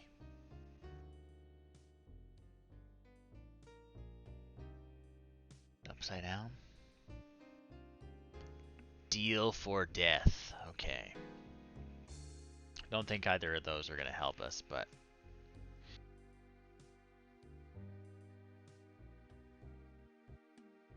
My shiny but cheaply made fax machine sits ready for action. Yep. No balloons. And all the clowns are dead.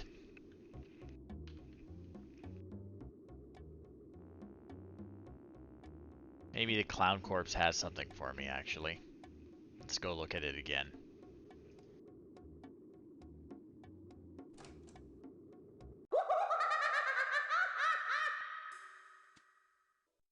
Let's go look at the clown corpse.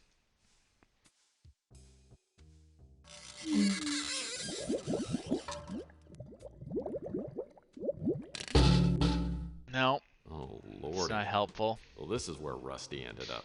What a way to go. I'm willing to bet he didn't crawl in here on his own.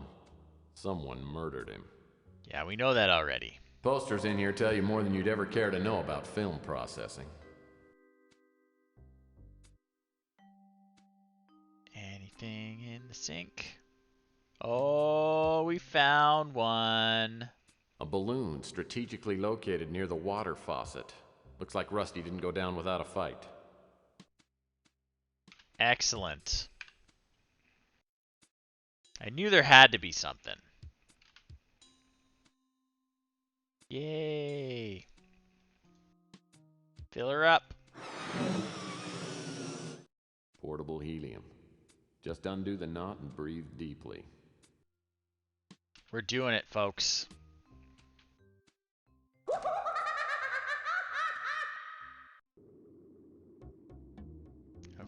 Okay. So do we need to combine it with our disguise? Or we just need to have it? Okay. We're going in. We are disguising ourselves as Inspector Burns. And we're going in. Now I've got an Inspector Burns disguise that would fool his own mother. It certainly ought to do the trick on a goofball like Ardo. It's my hero, Inspector Burns. And you must be Fire Ranger Ardo, my biggest fan in the entire world. Yes, sir, Inspector Burns. You must have got the letter I sent you.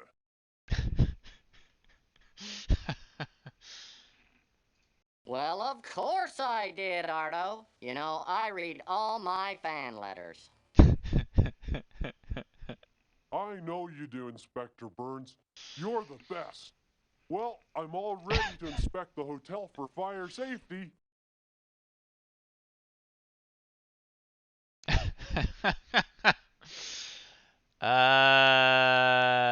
Sure. Macho work ethic This is can what be I'm a going. dangerous job, Ardo. I'd better do the inspection solo. Oh, I understand completely. I better not leave the front desk anyway. I'll just open the doors for you. After a few minutes, I find the door to the Regency Escort Service Hotel Suite. The door's locked, but there's a security panel on the wall beside it. Looks like it requires a password. Well, good thing we know what the password is today.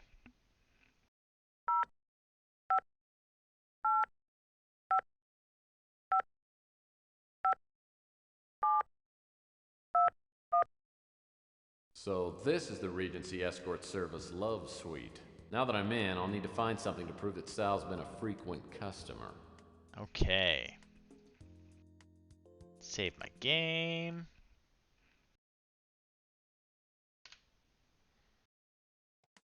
Check it out. What a place. It's very classy. Is that Notre Dame? Nice cathedral. Yeah. Check behind every painting on the wall. What we got here? Guest informant. A book about the history of the Golden Gate Hotel. Looks fascinating. Girls looking for contact lens.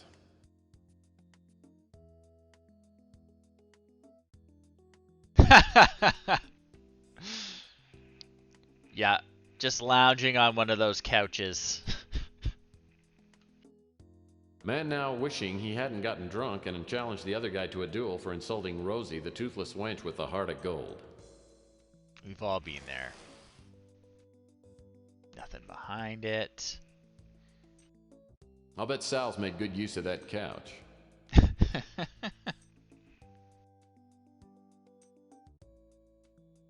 This appears to be a very poor copy of Monet's Drowning Frogs. Sal seems like a pretty gross guy, I'm not gonna lie. The air vents keep the room right at room temperature. This looks like a switch of some kind. Probably has something to do with the lights. Just a keen observer. I'd call this one Two Girls Bothered by Ants on a Picnic. They're gonna be real mad when they come back and they see I've taken all their paintings off the wall. This must be titled Mishap on the High Seas. Ooh, what do we got? Twisty board game. I used to play this as a kid. I wonder what the escort girls do with it.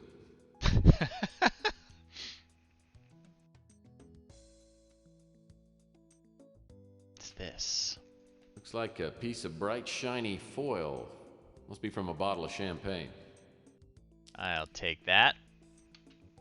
Don't know what I'm going to use it for, but it's pretty comfy. takeable, so I'm taking it.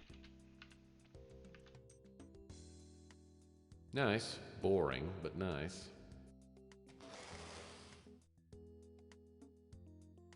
What do we got here? I'm starting to think this painting's following me around.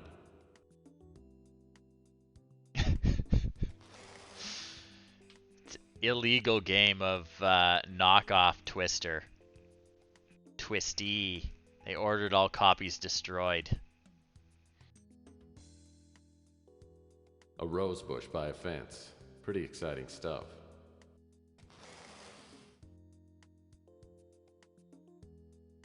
This painting is very yellow. Oh, got something else here. A list of names. All female. Looks like Sal's a regular here at the Love Suite. Sal's Conquests. Oh. Alright. What's through here? French doors with American knobs. Lavish, yet practical.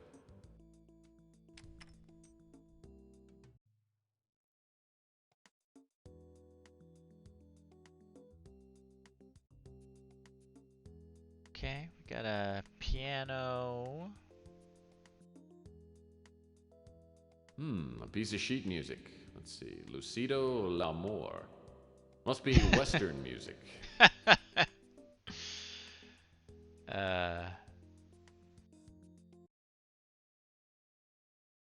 Good evening, ladies and charms.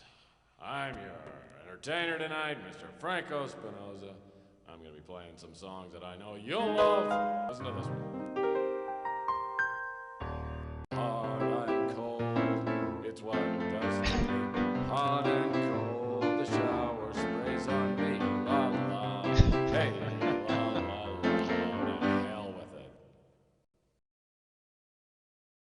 I mean, he can sort of play. Alright, anything lying around I should pick up?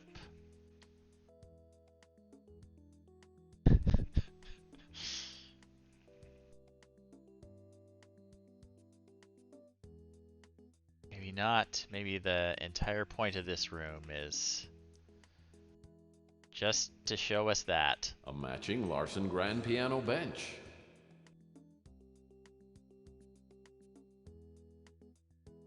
Yeah, maybe. There's nothing in here. Oh, wait, what's that? Oh, a Passion's Breath room deodorizer. Okay, let's grab it. It smells terrible, but it's got a magnet on it. And magnets can be handy. Now we've got a magnet.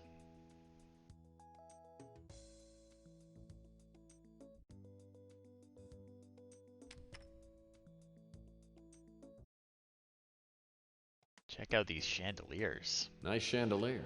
The escort service spared no expense. Alright, what's in this room?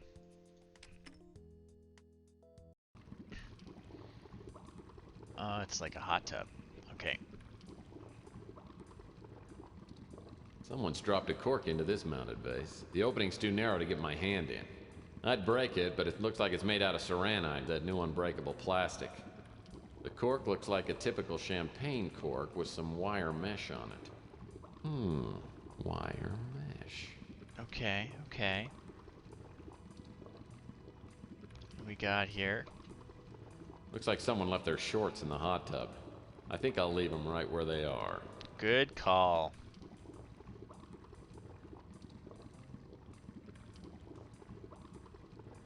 Oh, yuck. The towel smelled like mildew and fine hops. What do we got? Looks like a couple of objects have fallen into the drain. With that screwdriver, I could undo the screws on this drain cover and get that roll of film. Can I use my magnet to get it? Well, that's not gonna work. Well, that's not gonna work. Alright. What else? What else do we got in here? Beer cans. Beer cans. No, they're empty. Oh, attractive marble benches. Plastic plants, as always, add that special touch to a room. True. That hot tub actually looks like it might be fun. But maybe too much fun. Alright, we'll come back. Check out the other room.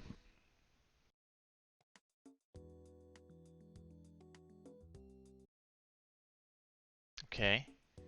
And this room is just like a straight up hotel room. Okay. I don't think I ought to open that credenza. It might be full of Sal's underwear. Which one's cheating? Look closely. Nothing.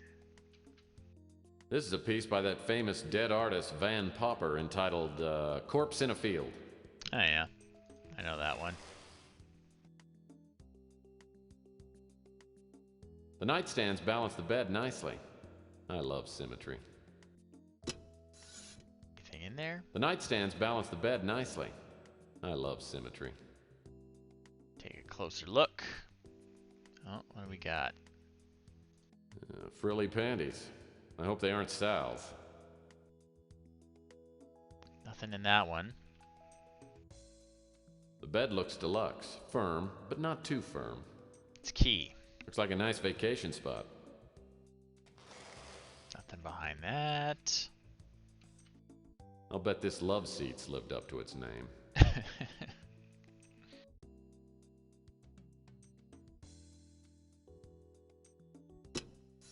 Oh yeah, here we go. What do we have? Oh, it's last month's Playbub magazine. Looks like it's stuck inside the drawer.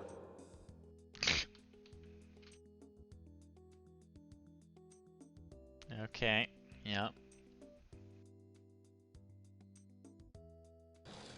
Let's close that back up.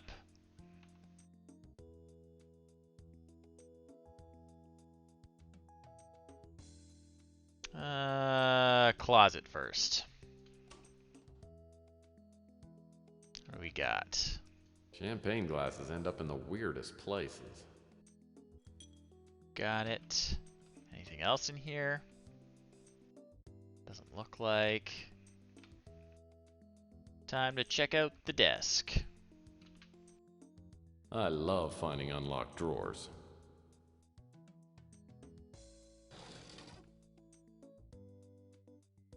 What's in there?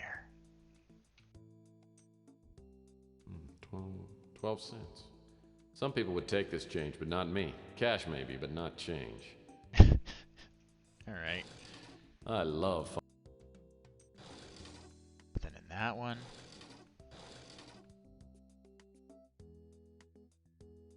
Nothing in that one. These ones might all be locked, or maybe just the top one. Oh, what do we have? Camera. Too bad there's no film in it. There's no dust on it, though. Must have been used recently.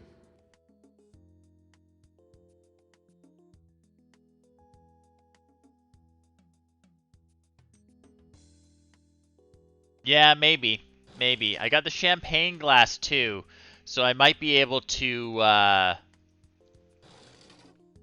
fill the sconce up with water and float the cork out. A Gideon's Bible. It figures. Everything points to... But yeah, the screwdriver behind the grill that you need a screwdriver to open is really funny. Looks like the upper left drawer is locked. I'll bet I could open it if I had something to pick the lock. And I think the wire is probably for picking the lock.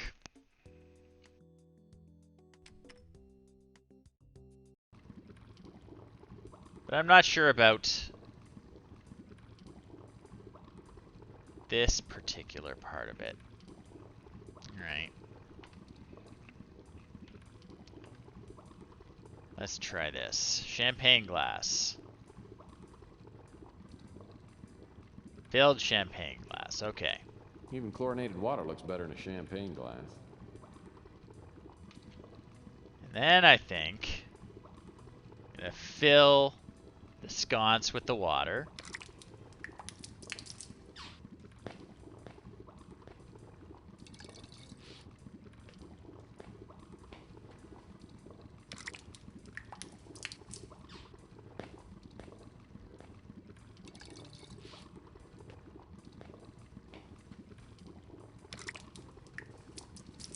Step by step.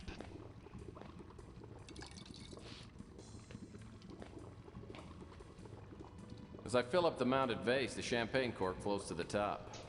I'm just gonna reach in and pick it up. Sweet. I can just get this piece of wire on. There we go.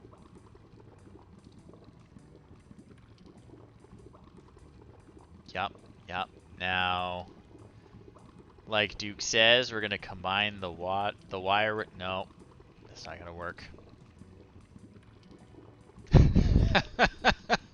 Yeah, it was too long.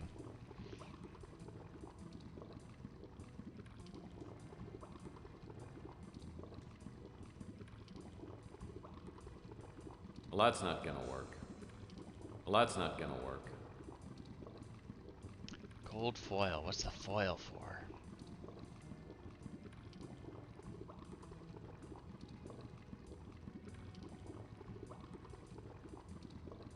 Combine foil with the magnet and the... No.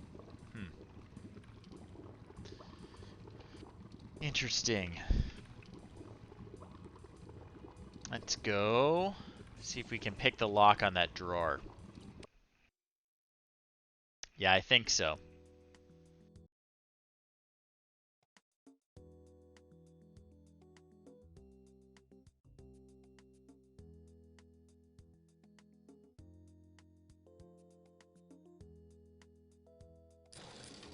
Yep. What do we got inside? It's a shoelace. I hope it hasn't been used inappropriately. Okay. So, I don't know why that was in a locked drawer. But I think if I combine... Yeah. Magnet on a string. Very handy, very handy. That might get us the screwdriver. I have no idea what the foil is for.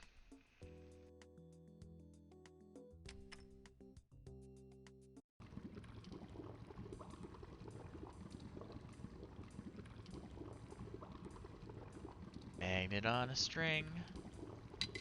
Now I've got a screwdriver. Yep, there it is. It's a screwdriver. Well, that's not gonna work. Sure it is. There we go.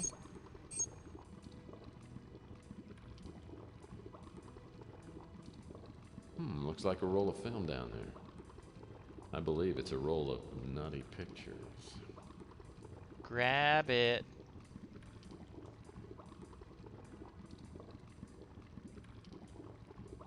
Oh, yeah. Okay.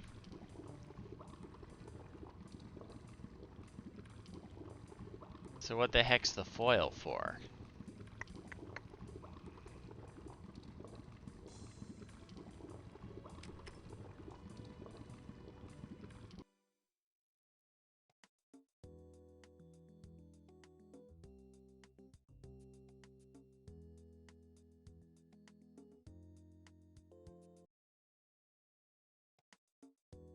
Oh, we didn't inspect that. Hopefully this isn't Sal's negligee. The color's all wrong for him.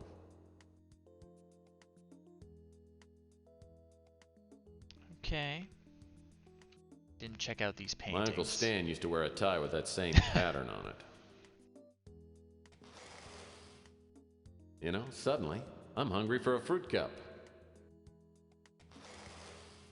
Nothing, nothing, nothing.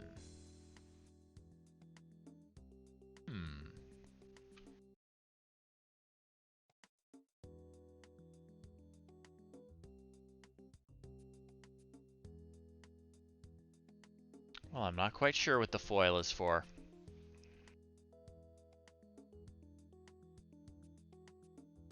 Might have to use it later.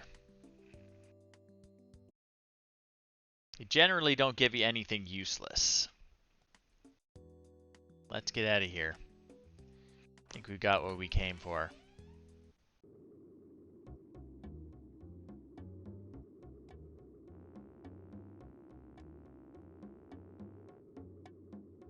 We get the film developed at the electronics shop, or can we just give it right to Fran?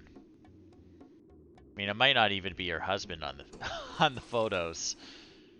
It'd be a weird thing to give her. Gorgeous, you're back. Did you get the evidence I need? I think I might. Let me look inside my overcoat. That's not evidence. All right. You come back can't later. Be serious. She's mad. Got to develop the film somehow.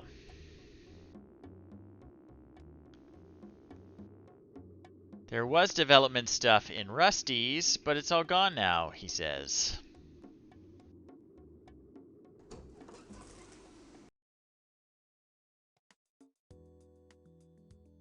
If I put the film back in the camera, I don't know what I'm doing. Wrong direction.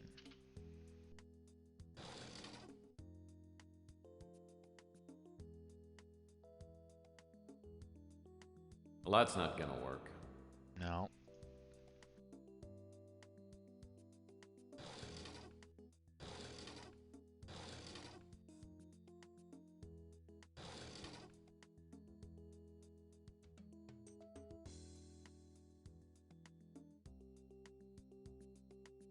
Is there another vent I need to open with the screwdriver?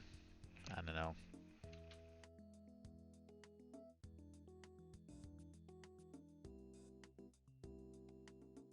The air vents keep the room... Yeah. Keep the room at room temperature. The air vents keep the room right at room temperature. Yes, that's the idea. So, Fran saw me get mugged, but she won't tell me what she saw exactly. Excuse me. She won't tell me what she saw exactly unless I help her with this. So she's basically extorting me. A piece of sheet music.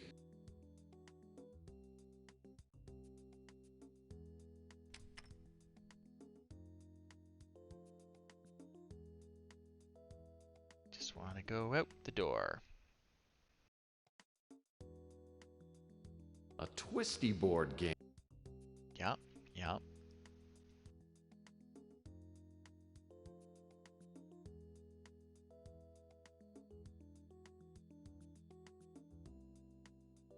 I don't know, maybe I could pop it in the mail. Or the electronics shop guy.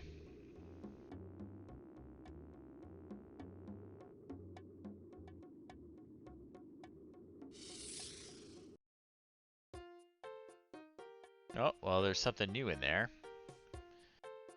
Oh, wow, what a coincidence. Look what's in there That's now. the Photomatic Plus film developing kit. How convenient.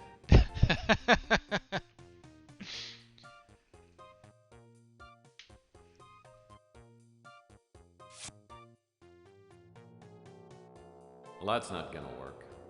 Just grab the thing, man. Woohoo. All right. Let's do it. Let's develop that film. Ooh, what do we got? These pictures are sick. Francesca will be so happy. Disgusting.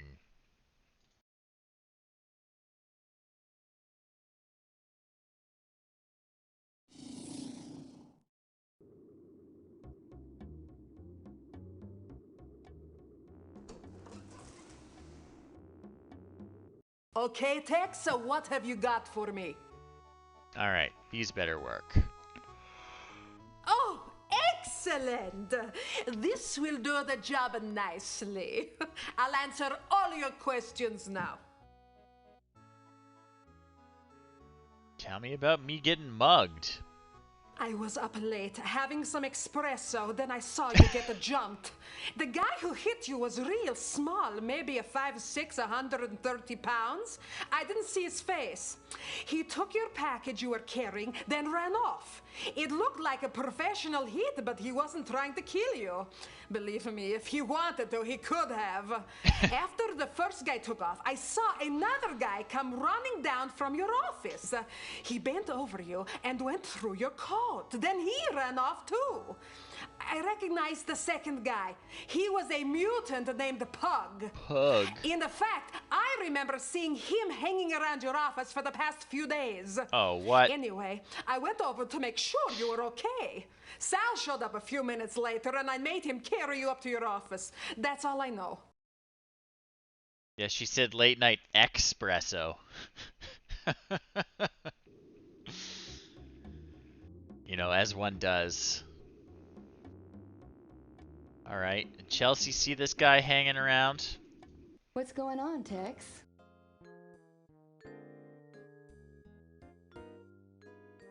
Wish I could help you there, Tex.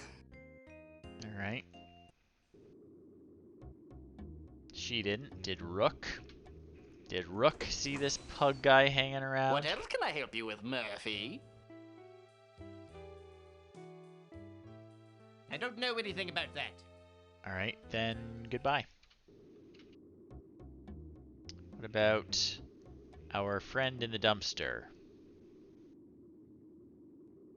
Chocolate Ask Man. away. Wish I could help. All right, see you later. No one knows anything? Louie's got to have something for me.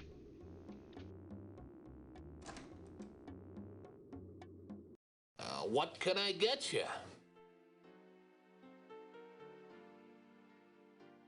Sorry, Murph. Can't help you there. All right. Well then, goodbye. Talk to Beaks.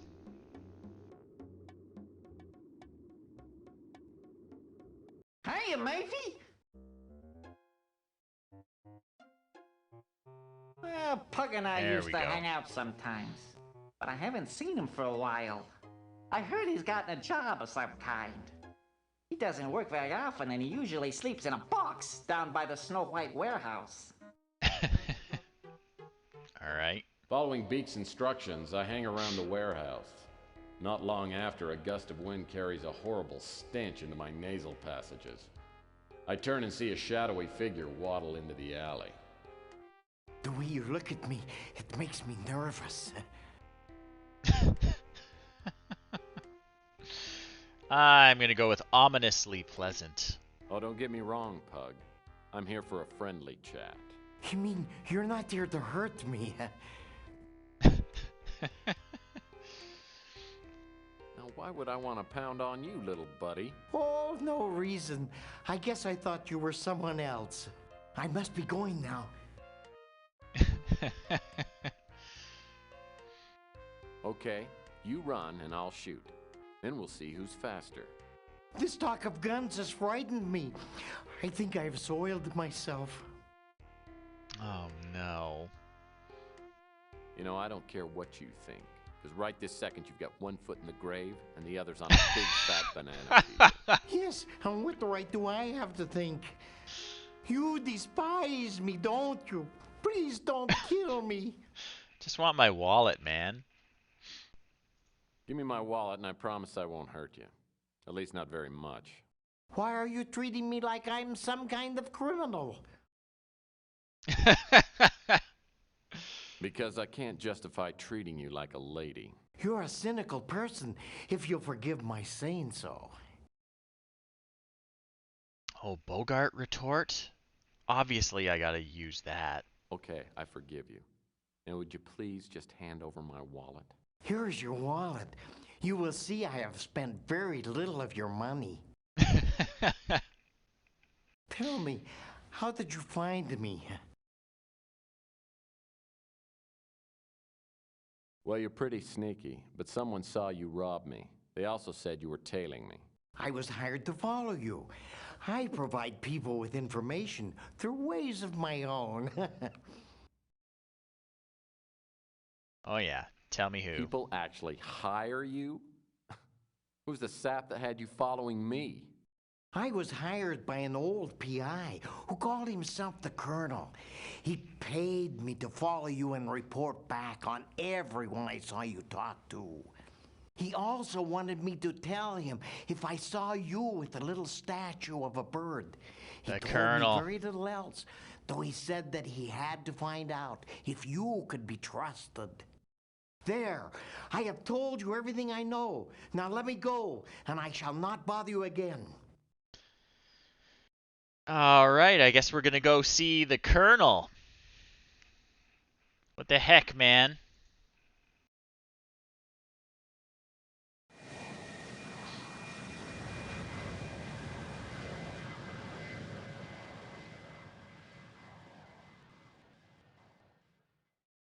The Colonel was my mentor in the detective biz. When I was a young, idealistic crime fighter, I didn't understand some of the Colonel's unethical PI methods. I reported the Colonel to the PI licensing board and his license was temporarily revoked. In the years since, I've come to understand and even occasionally use the Colonel's questionable methods, but we've never made up. I haven't seen the Colonel's office since we fell out 15 years ago. From the look of the exterior, the Colonel's kept it up nicely. I knock on the door and it swings open. The place is trashed. Oh, shit. The Colonel! Oh, I guess I'm gonna have to put off that trip to the Caribbean. Maybe permanently. My God, what happened? Who did this to you? The chameleon. He's some kind of shapeshifter. I swear he's the devil himself. What did he want? Why did he attack you? Oh, he thought I had it. When he found out I didn't, he tried to torture me into telling him where it was. Yeah, he got impatient, stuck a knife in my chest. I must have passed out. I didn't get enough sleep last night. What was he looking for? The winter chip. The cult wants it. They're planning a doomsday party. They're afraid whoever's got the chip might stop them. Oh, this is ramping You're gonna up. have to find it and get it to Capricorn. Yeah, they know what to do with it. But I don't know where to look. You gotta give me some help. There's no time. There's a disc by the bookcase. It's got information on the winter chip. Don't fail me, Tex. I hope to God you've learned something after all these years. I fly the Colonel to the hospital and the attendants rush him into surgery, but won't tell me what his chances are. I know I should go and search the Colonel's office for the disc he referred to, but I'm having a hard time keeping my eyelids popped open. I decide to go back to my office for a couple of hours of shut-eye. As I open the door, I catch a whiff of expensive perfume, then feel my jaw slam into a brick wall. When my vision clears, I'm seated across from a beautiful Oriental woman with matching goons on either side of me. Good evening, Mr. Murphy. Please, have a seat. Uh-oh. Gee, thanks. My dogs are really tired. Yes, you've been very busy, haven't you? Let me introduce myself. My name is Eddie Ching. Oh no! They made us think that it was a man the whole time. Give me a break. Eddie Ching's a guy, and I'm fairly sure you're a girl.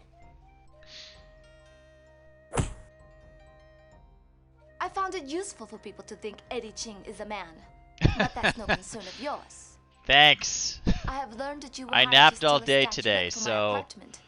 a I little admire more the skill you rested. display in doing I think so, I but worked last year and I then must did now this. ask you to return the bird to me. Oh no. Well, unfortunately, I got mugged and they took the bird. So I'm gonna beg for my life. Look, I swear on my mother's grave I don't have it. Someone mugged me last night and stole it. Please don't kill me. Please! I'll do anything, but don't kill me! It's gone? You imbecile! Have you no idea what you've done? You were set up. The person who hired you belongs to a group so powerful, they may hold the fate of the world in their hands. The statuette is worthless, except to this cult. And I went to great lengths to keep it from them. Probably and should all have it took was one broken it or idiotic incinerated PI it to or give these something. fanatics the talisman they need to loose the demons of hell upon the earth. Oh man. I'm gonna go with slightly embarrassed. I'm sorry, who knew?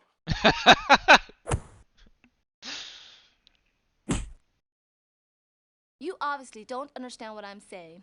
With the statuette, the cult will fulfill its prophecies, unleashing an unimaginable flood of destruction.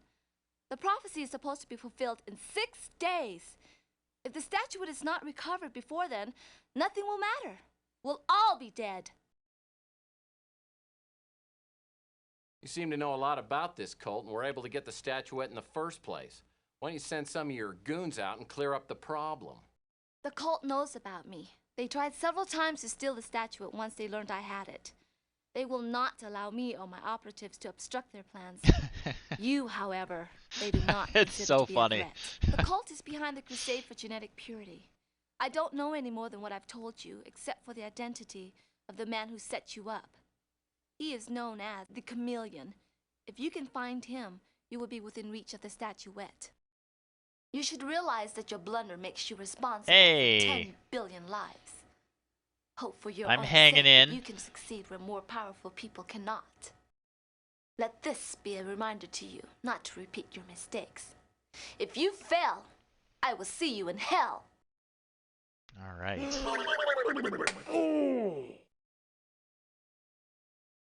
So, did he have the chip or not? I never found out. My usual methods of persuasion weren't working, so I had to get a little more forceful. Next thing I know, his lights go out. I think I killed him. Dead men don't help us.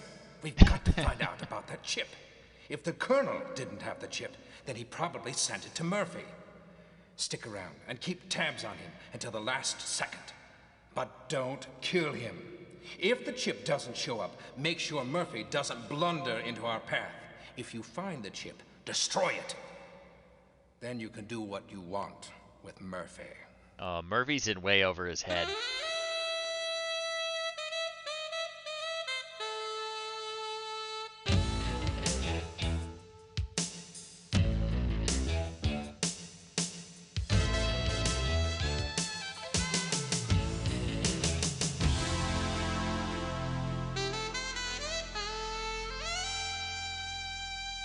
Day 4.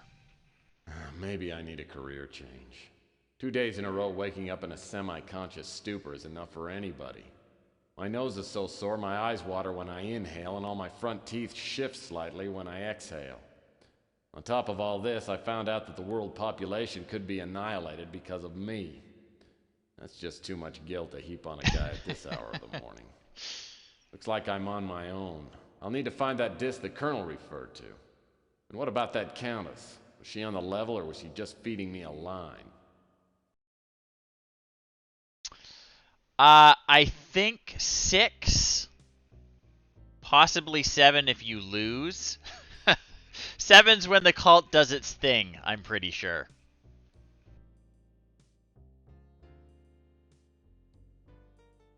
Just gonna save my game.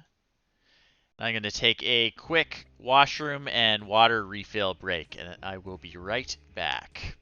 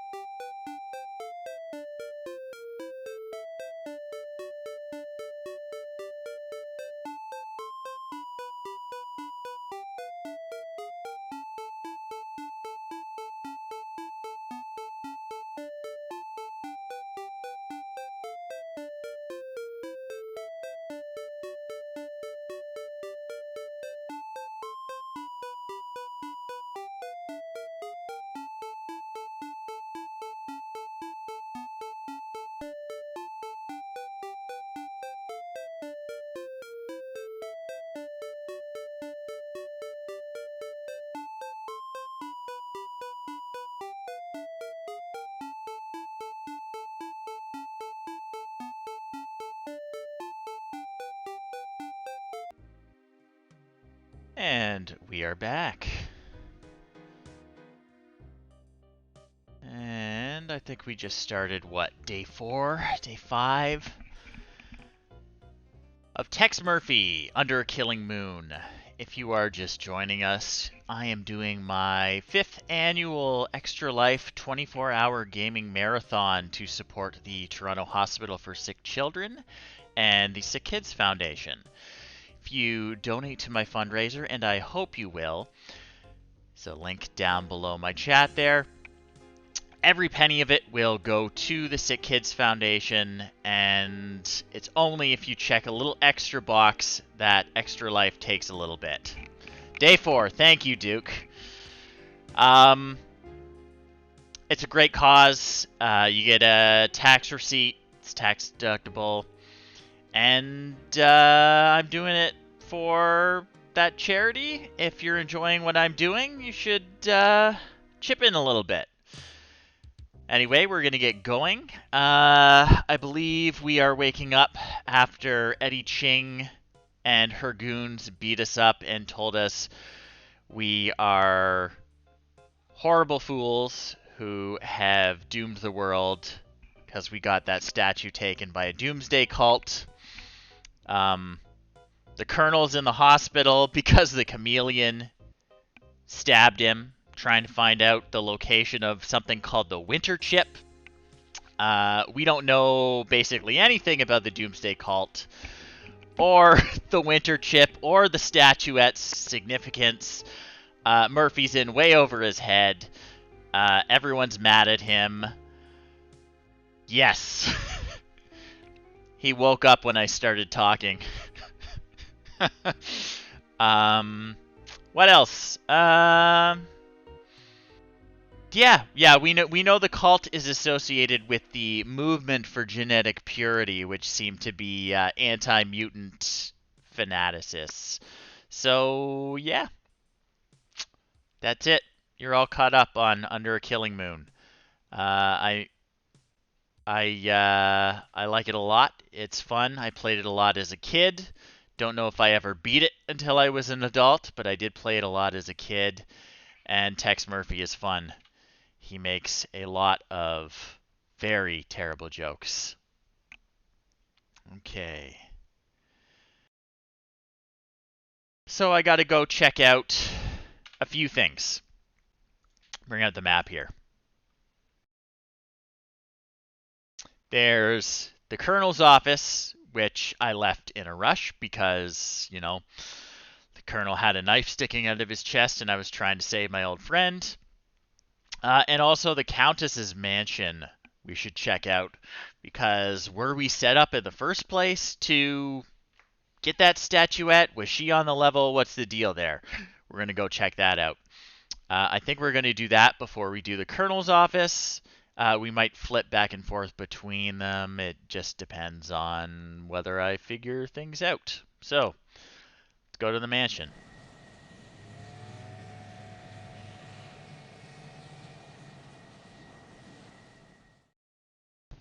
Okay, there's something wrong with this picture.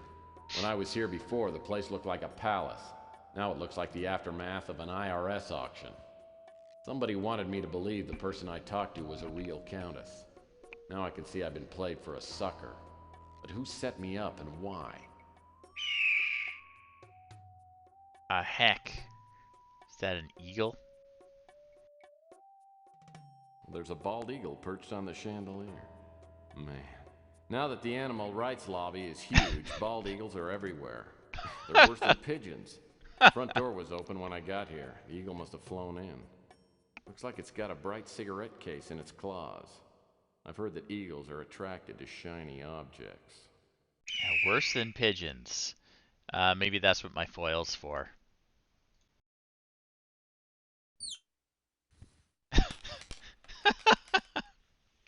Yeah, take the foil, buddy. Alright, so he dropped something.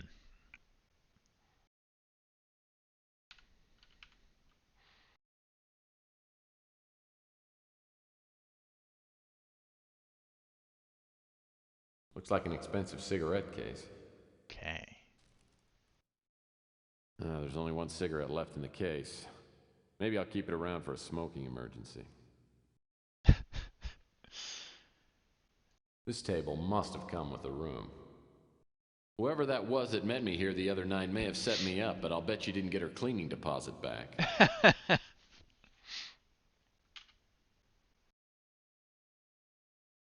Trash. Whoever that was that met me here the other night may have... Got a planter over on its side. Only the most callous criminal would be so careless with plant life. Right? Only the most... Whoever that was that met me here... Whoever that was that met me... Nothing in that pile of trash. Anything in the garbage can? It looks like a pile of torn up paper scraps. Oh, wow. My favorite thing. We'll get to that in a bit. Anything else? Anything on the mantle? Looks like there might be. How do I... Whoops. Shit. There we go. Hey, neat. I saw a watch just like this one in my spy supply catalog. Really nice spy watches have things like built-in parachutes. Sweet. Maybe there's more to this watch than meets the eye. What's this? It's a secret compartment. A secret compartment. Okay. Empty, but... Maybe there's more to this watch. What is my button to get back down to regular level? Because I'm standing on my tippy toes here. Hang on.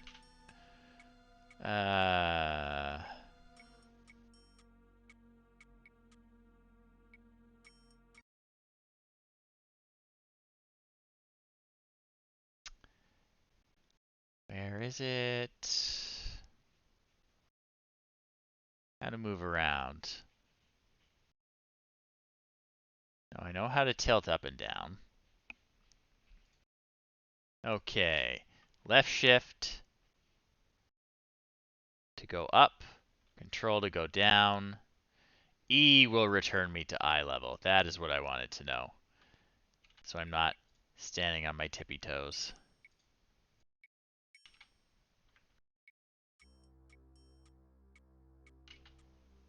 There we go.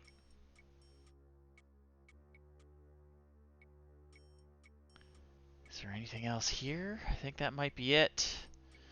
Let's take a look at that note.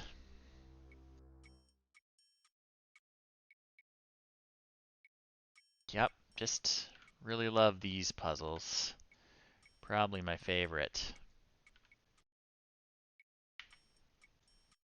At least this one's not in code.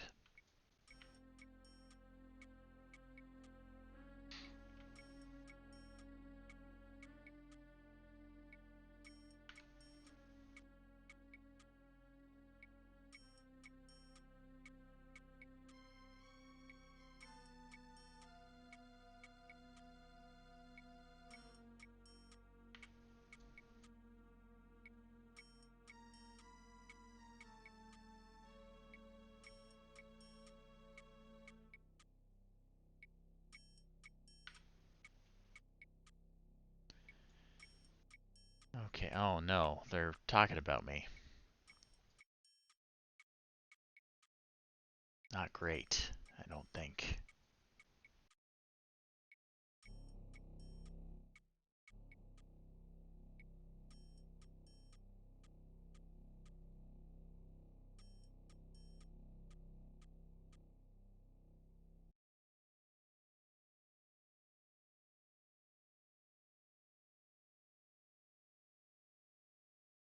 Alright, let's see if I can do this one more quickly.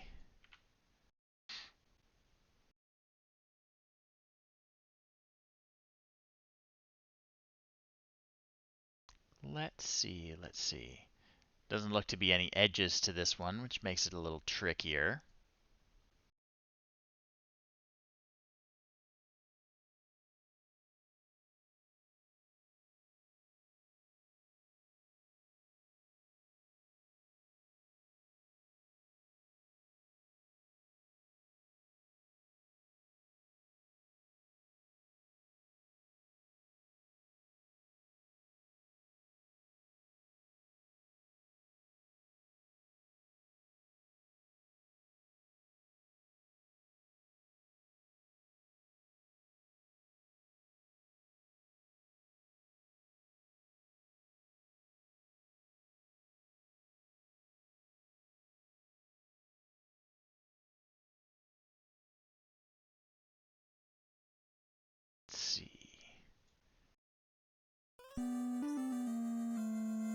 Oh, thank you very much for the donation, Anna. I really appreciate it.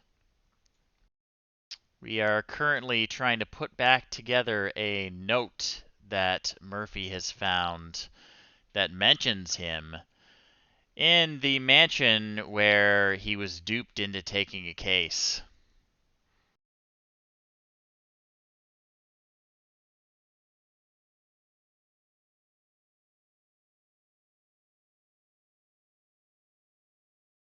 Oh yeah, yeah, coming together, coming together.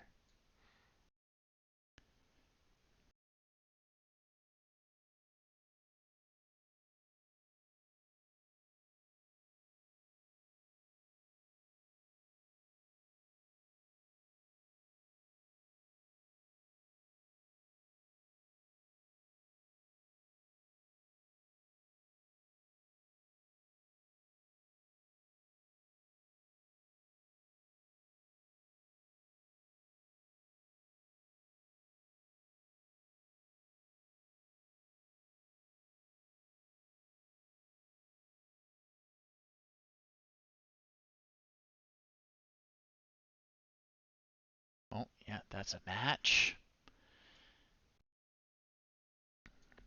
Bring this stuff over a little bit so I have room.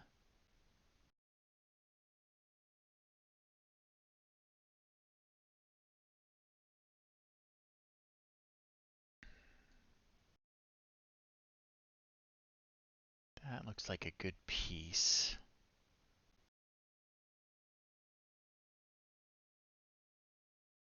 No.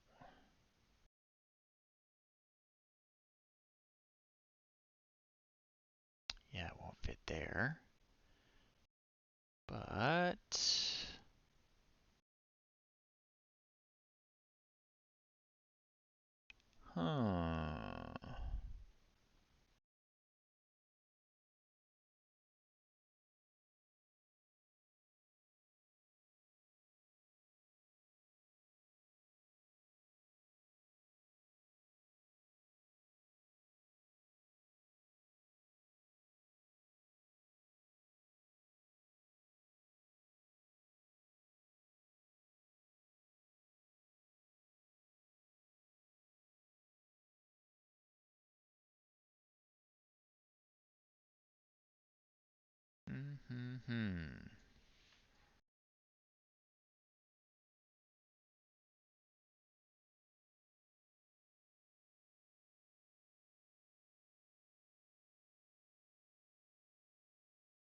Oh, there we go.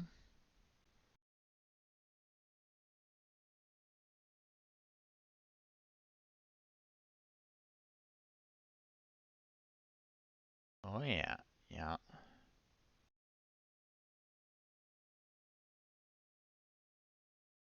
Coming along.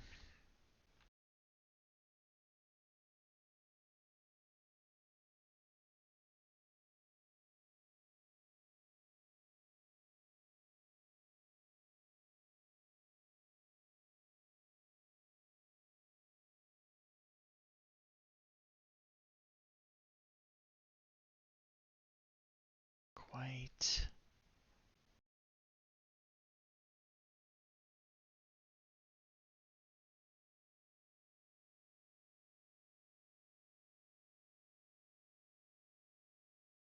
How are we doing here?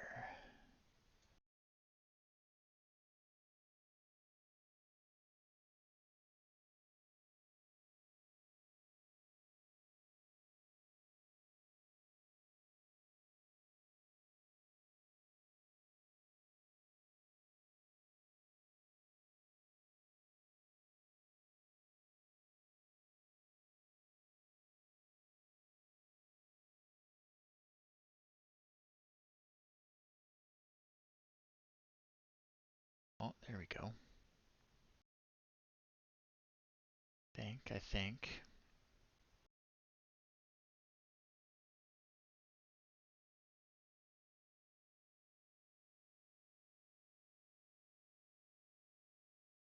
Yep.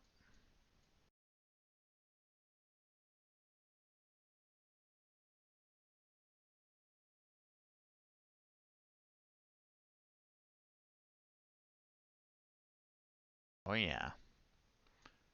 Got some major chunks here.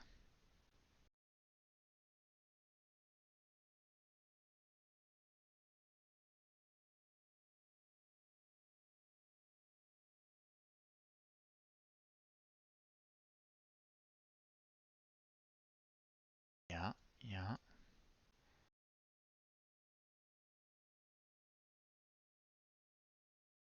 Oh, that's where that goes. Okay, that's all got to get brought down. I can have some room.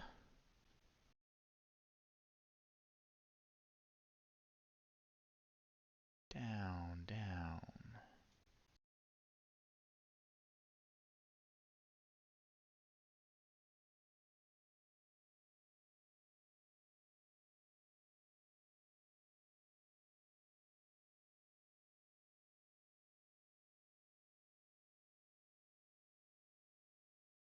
It needs to come over too, doesn't it? Shoot.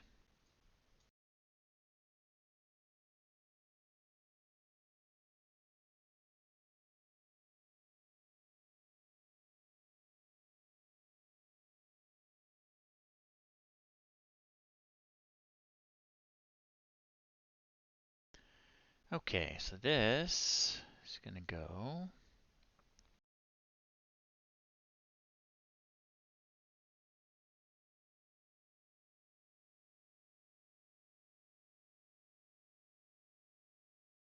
like so.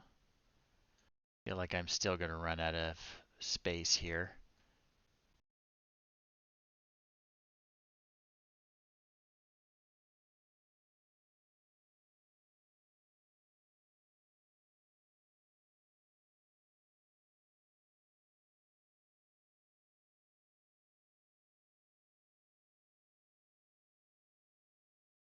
Doesn't look like a good note for me. It does not at all.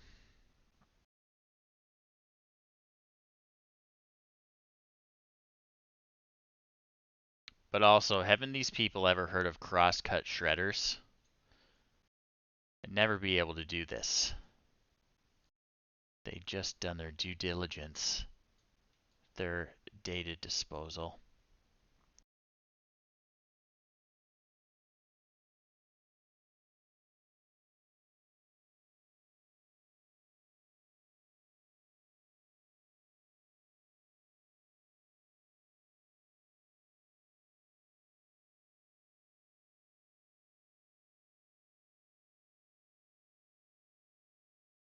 Okay, okay.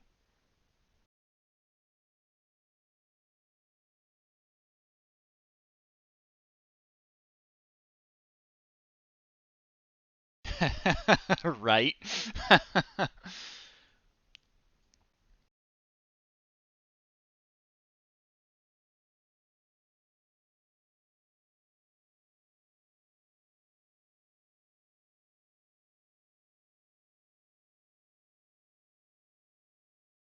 We're almost there, though. I hope I don't have to move everything again, though. Yeah, I will. Frig.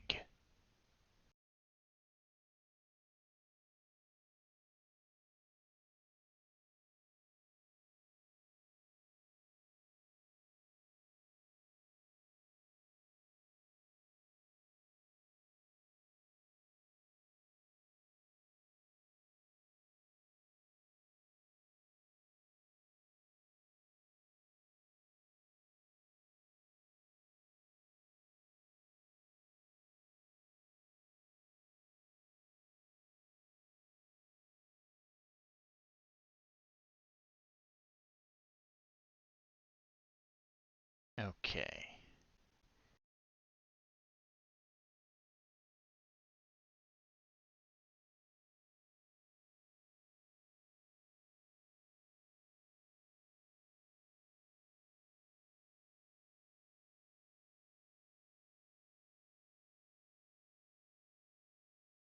Nope, that doesn't work there. What the heck?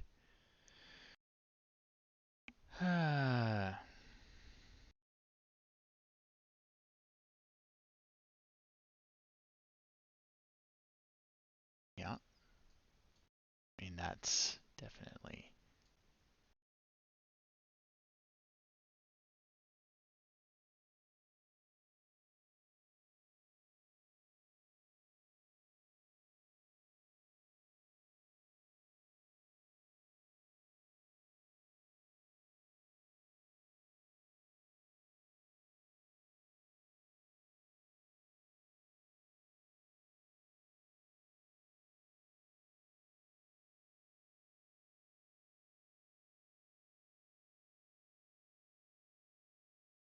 Yeah, I think that's where it's gonna fit. Yep.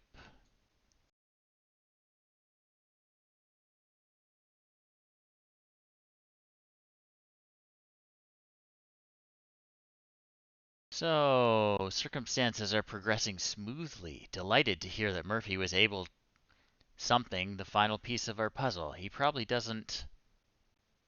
We repaid him by not killing him immediately. He gets too nosy, don't be afraid to deal with. Meantime, go to the Bastion of Sanctity and. Alright. What the heck's the Bastion of Sanctity?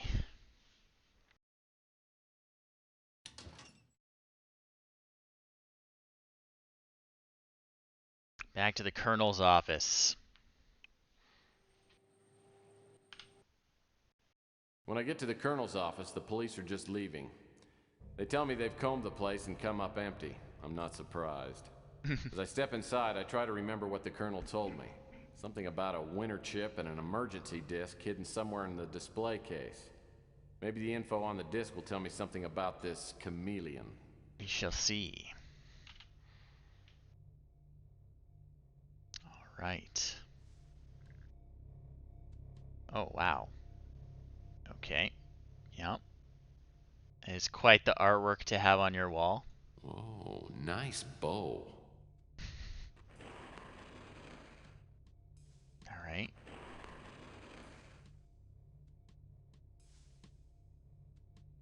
The mail slot looks well worn. What do we got? Sailing is one of the Colonel's two obsessions. The other one can't be mentioned in polite society. Oh. The Colonel keeps this picture hung up so people will assume that he was in the Air Force. Actually, he was in the Coast Guard's elite volleyball unit. Oh, another safe. Take a look It's like at a it. wall safe to me. Maybe that emergency disc the Colonel told me about will help get the safe open. Okay, I'm gonna leave it alone for now until I have a clue. The Colonel's file cabinet. There must be some info in here. Locked, of course.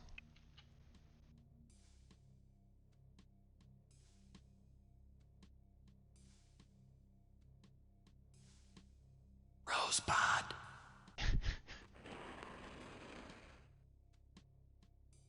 A deluxe hydro dispenser. And I thought my water cooler was nice. Right, see if we can find the disc. Nice rice steamer, a barometer, a few books. Nothing interesting. Nice brown pot. Looks like a munchie bowl. This must be a ceramic yam. Obviously. Well, apparently the chameleon has no appreciation for cheap ceramic art. My ex-wife would probably correct me, but I'd say this pot is pink. This spittoon is the only reminder of the days when the Colonel used to keep a pinch between his cheek and gum. Nasty. I wonder if this is a Grecian urn. Well, it looks like the chameleon didn't have time to smash all the vases. Well, it looks like the chameleon didn't have time to smash all the vases. This one will move. Oh, there's something taped to it. This must be the disc the Colonel mentioned. Maybe I can run it on his computer. Handy.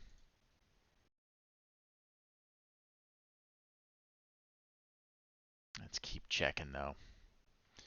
Bound to be tons of stuff. Oh, villains. Not only did they leave the colonel for dead, but they spilled garbage everywhere. Chairs are a little too nice for my taste. Checking out the Colonel desk. always did have the nicest desk in the business.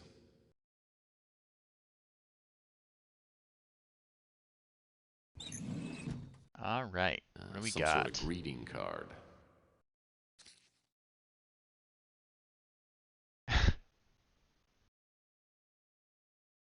Sorry I haven't come by lately. Work has been hell trying to wrap things up before we head out to the tropics. I'll make it up to you when we get there. Spanks and kisses, the Colonel. What does it say on the front? Every day I think of you, wondering how you were doing and what you were up to. Why? Because I'm nosy. Cute. Nothing in that one. Nothing in that one. What we got here? My PI instincts and keen sense of smell tell me that this envelope was sent by a woman of some kind.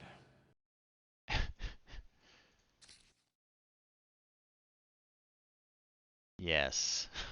Nothing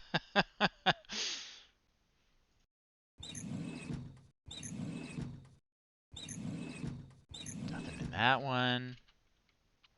What about his light? Is his light nicer than mine? Colonel's got good taste in lamps. All right.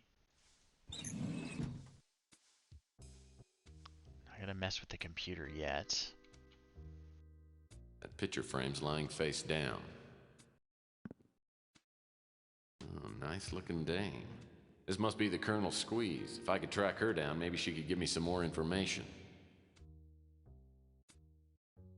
What Small about the table's table, a though? perfect resting place for a glass of scotch. Too bad the Colonel got rid of his liquor cabinet.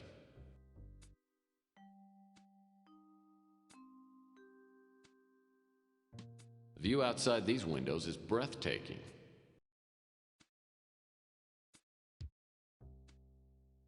Oh, wow. Okay. Well, the Colonel certainly does like his calendar spicy.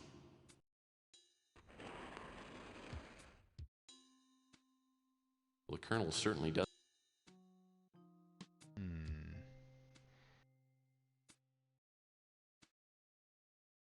I gotta ask myself once more, does everybody in this town own a credenza? Standard office supply stacking trays. Nice computer. Looks like it's all hooked up. Let's try her out. Nothing's coming up. I'll need to load up a disk before I get any information off this computer. Well, then let's put the disk in.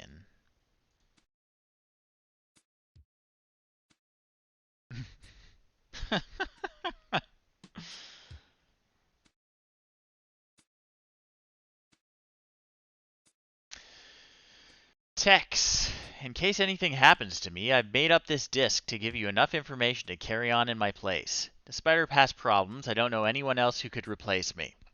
Since you're reading this, I suppose something has gone wrong, so now it's up to you. First of all, you probably have never heard of Capricorn.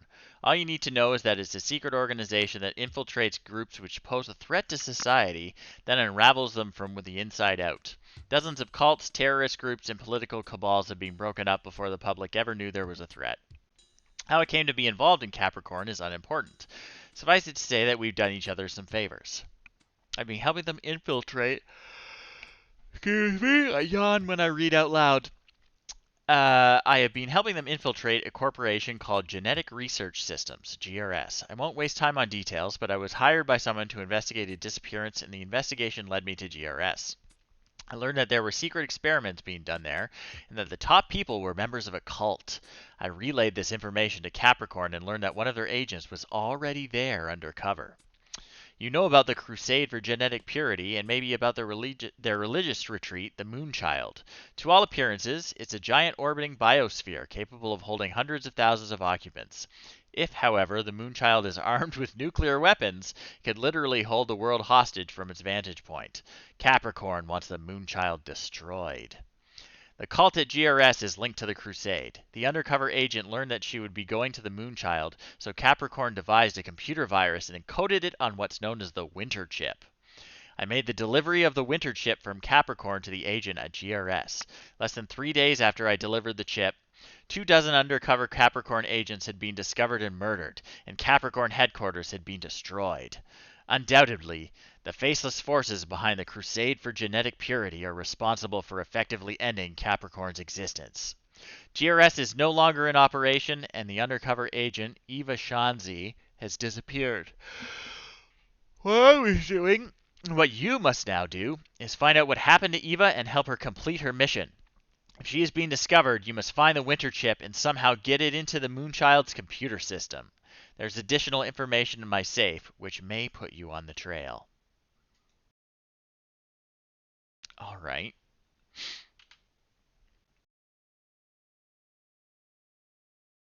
Well, we don't have any clues about the combination to the safe. And we don't have a key for this. So I guess we're going to go give the Colonel's main squeeze a visit. Right after I use the washroom. I'll be right back.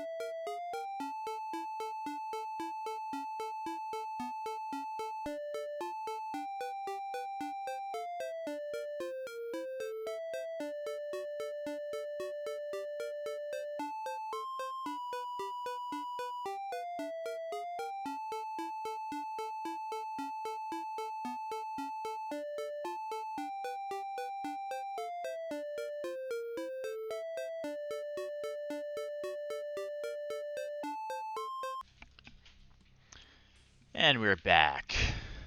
So, the Winter Chip, there's a cult for genetic purity. They have a moon base, which is kind of neat.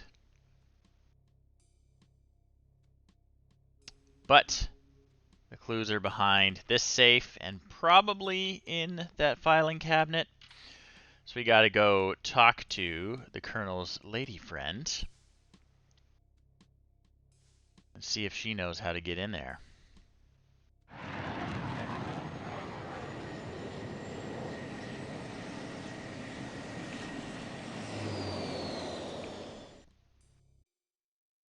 Who are you?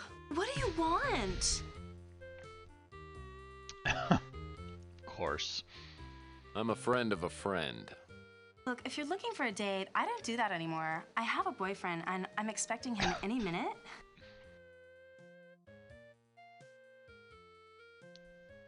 Look, sister, I'm an old friend of the Colonel's. I came by with some bad news and a big shoulder for you to cry on. Someone tried to murder the Colonel. I don't know if he's gonna make it. He may be dead now for all I know. The Colonel? Dead? I can't believe it! I guess we won't be going to Bermuda next week. Oh my god. I know this must be quite a shock, but I'm trying to find out who wanted him dead, and I could really use your help. Hold on a second. How do I know that you didn't, kill the Colonel? Well, he's not dead yet. And besides, if I were here to kill you, I'd have done it already. Okay, fine. Then why don't you just, leave me alone? I'm very upset.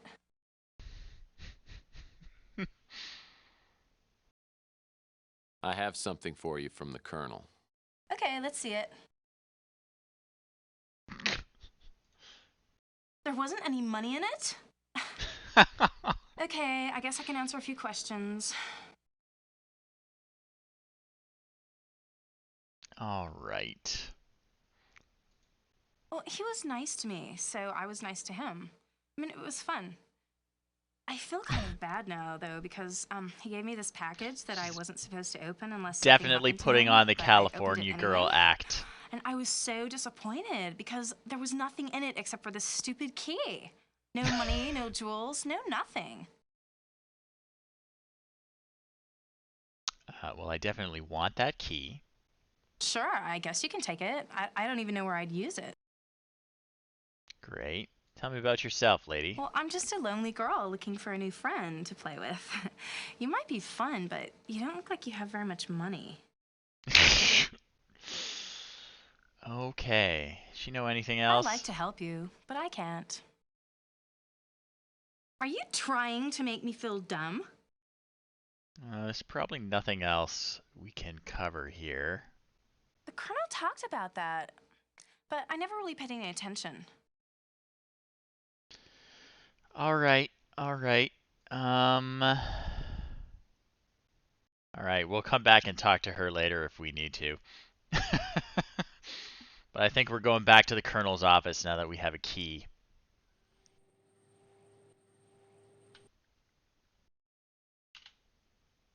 Okay, and I bet the key is for this filing cabinet. Pow. What do we got in here? This manila folder looks worth taking. Coded documents, of These course. documents are all in code. Hopefully the Colonel's got some sort of decoding manual around here. All right, back to square one. Except we've got mail. Oh, and do we ever?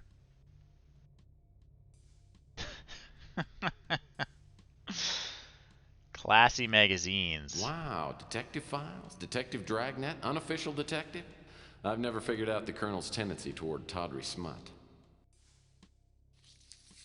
Oh, something else. Small return receipt from UPEX. Apparently the Colonel sent something recently.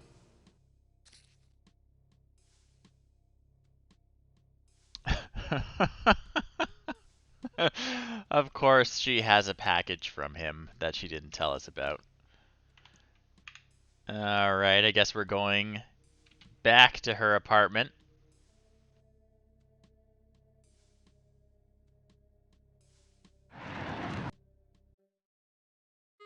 Back again? You know, I've been thinking, I think we could, like, be friends.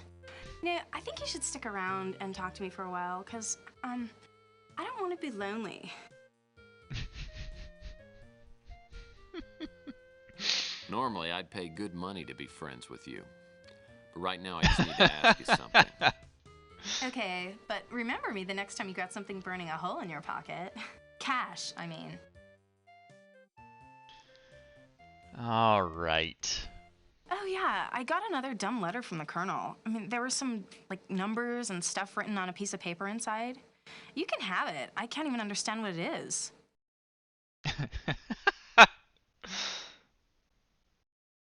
All right. Think that might be our safe combination.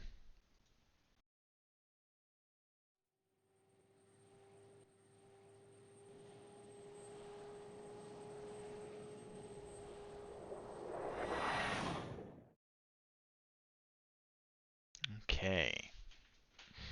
Sorry, I've got a cat in my lap who keeps trying to grab my mouse and keyboard.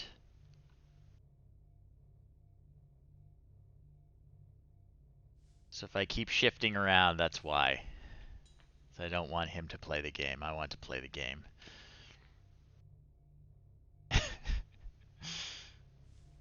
Okay. What was that combination? 571.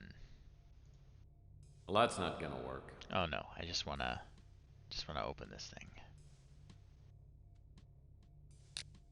2, 3, 4, 5.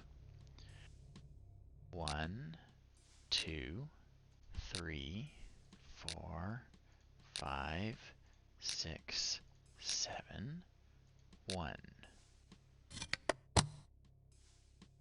This must be the safe the Colonel referred to on the emergency disc. This is Yeah, a I got top-of-the-line it open. security safe, and I'll need a combination to open this. Jeez, man. Pay attention. This code book looks like it'd come in handy if I could find some coded documents. Now, this could be helpful in decoding the Colonel's file. I love how it's just called Code Book.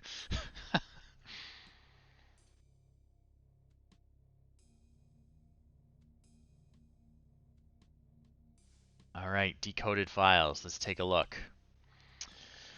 My client is Paul Dubois, a genetic scientist working on a top secret project for GRS. I've uncovered information that proves that the project at GRS is being funded by the Crusade for Genetic Purity. Paul believes that a secret cult is at work in GRS, conducting bizarre experiments that could give them a new and unstoppable destructive force. He was unable or unwilling to give me specific details. Why would a genetic research center be developing a weapon? Paul gave me a list of employees that have left the corporation recently. I went through the list and was able to locate only one person, Elena Moore, who I found via a credit card trace. She is currently checked in to the roadside motel. She says her life is in danger and she can't tell me why. Something's happening at GRS that's important enough to kill for. What is it? With information from Paul and Elena, I contacted Capricorn and found out they already have an agent, Eva Sanchi, working undercover at GRS. I made the delivery from Capricorn to Eva Shanzi. Doom is right. God help us if her cover gets blown. Paul contacted me and said he had enough information on the cult to blow it open. He said he had details on the project, the cult, and its objectives, and also how the Moonchild figures in. We agreed on a meeting place where Paul would give me the details. He never showed up. Both Paul and Eva Shanzi have vanished without a trace. I've tried to follow their trail, but I've been constantly blocked by a dangerous character known as the Chameleon. My official contacts at Interpol have told me that he's a master of disguise. My unofficial contacts tell me that he's a Native American shaman. It's rumored that he possesses the ancient power of shape-shifting, the ability to appear in different forms. If this is true, he could be anyone. I'm not sure who I can trust now, and if the chameleon's working for the cult, it must be headed by someone very powerful. GRS is being disbanded. Is the project finished? Am I too late? There are eyes in the shadows, following my every move. A voice in my head is telling me to hurry before someone stops me. But now I've lost my contacts at Capricorn, and I haven't found any answers. I need to find a way into GRS. Wow. All right. Saving my game. Things are getting wild. All right, one last look at the Colonel's office. I think we've done everything we can here. We got to go find that woman at the roadside motel.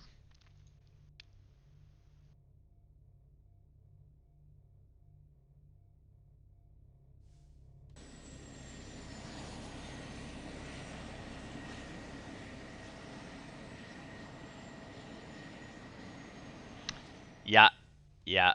I couldn't believe it. There's when a the pretty name Elena cringy Moore fat appeared in the joke Colonel's earlier, decoded too. files. I used to date her sister a few years back. Elena was an annoying 12-year-old who had a knack for entering rooms at the wrong time. It's obvious she still recognizes me when she opens the motel room door. So you're little Allie Moore, huh? Last time I saw you, you were quite a pest. And you'd just gotten your braces put on, right? Yeah, but that was quite a while ago, Tex, and I've grown up. You know, I used to have quite a crush on you. Yeah, I remember. Speaking of crushed, how's your sister? I haven't seen her since our nasty little breakup. She got married a few years ago. In fact, it was Debbie's husband who helped me get hired at GRS. It's been just over a year. Since then, I've worked as Marcus Tucker's personal secretary. He's the director of GRS. So what does GRS do specifically? They do genetic research, gene mutations, genetic viruses, that sort of thing. It was very professional, high-tech. GRS hired only the best young scientists. But from the beginning, everything seemed really mysterious and secretive. They wore these that why you weird quit? robes. There was chanting in the break I room. didn't leave until I started receiving the threatening notes. At first I didn't take them seriously, but they kept coming. I decided to get away and use my vacation time. But when I got back, someone had gone through my apartment. That's when I checked into this motel. How did the Colonel find you? I don't know. He just appeared here one day. It took him a while to convince me that I could trust him. But now, for all I know, he's dead. I'm scared, Tex. Really scared. Look, I'll do what I can to help you, but I need to know everything. Why do you think someone at GRS wants you out of the way? I'm not sure. Since I was Mr. Tucker's assistant for a couple years, I had access to most of his files. Maybe someone thinks I saw something I shouldn't have.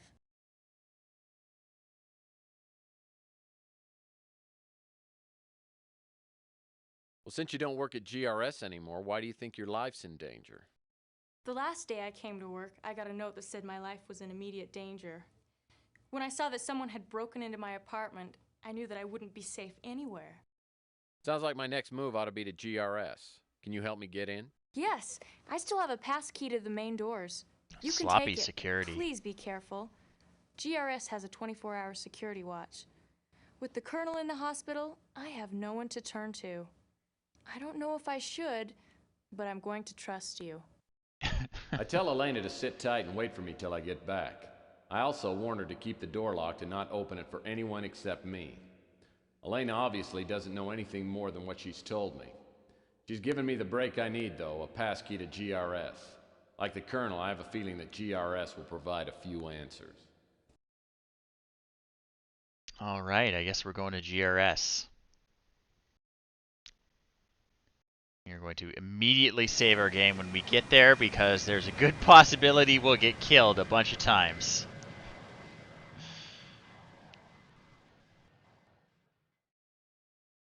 The GRS office complex is located in the heart of New San Francisco.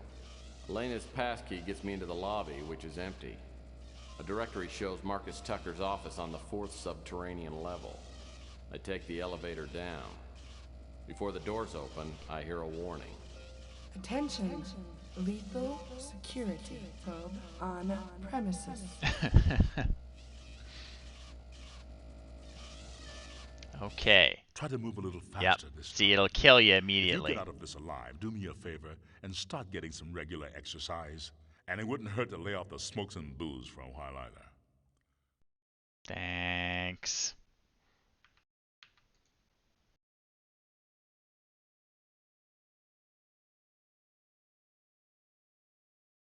I got all that stuff.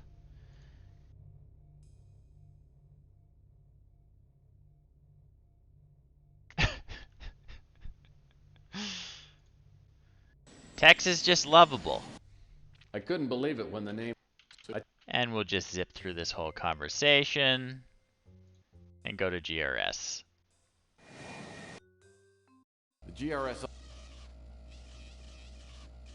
Save our game immediately. Yes, they did. Yeah, I gotta get out of its way. Project Supervisor's room. Oh, Eva Shanzi's office. Having trouble with her name for some reason.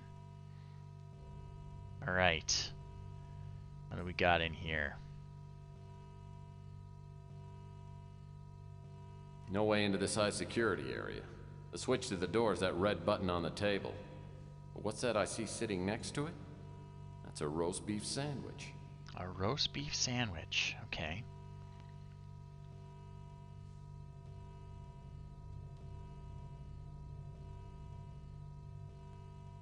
Whose desk is that? This is Eva Shanzi's desk. These computer panels probably do something, but I have no idea what it is. This computer has a mini disk drive. Okay. Unless some prankster swapped nameplates, this was Eva Shanzi's desk.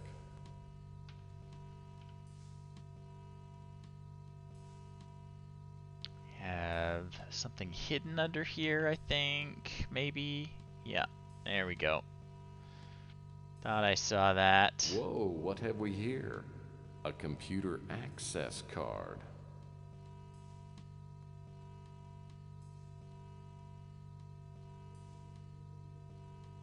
What's that? This type of safe requires a 6-digit code to open. If the people who worked here are anything like me, they would have written the code somewhere in case they forgot it. Of course.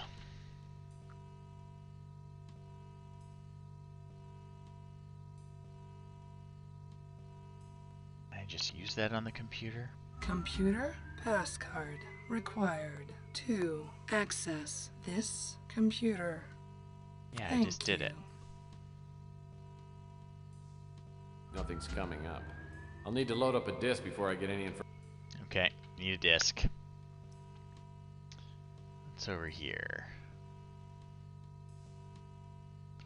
Warning. I'm gonna murder these stupid Security spammers. Sweep will begin in Goodbye. 5 seconds. Uh-oh. Okay. We have to get in there and hide. Because the robot's gonna come in. But he doesn't do a very thorough job checking.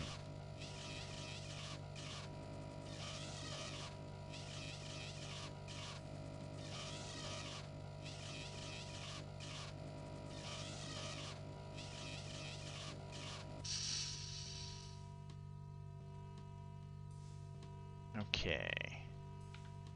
He left. We're safe. So, can we get in? There's a vent. The air vent looks like it could be removed with a hex wrench. The opening isn't big enough for me to get through, though. Okay, keep an eye out for a wrench. Save the game again.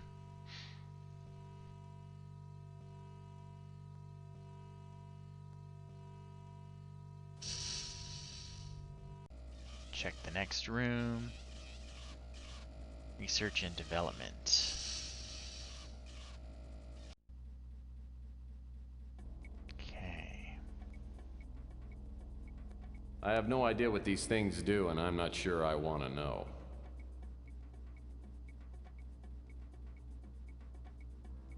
The consoles seem to be working, but they're inaccessible.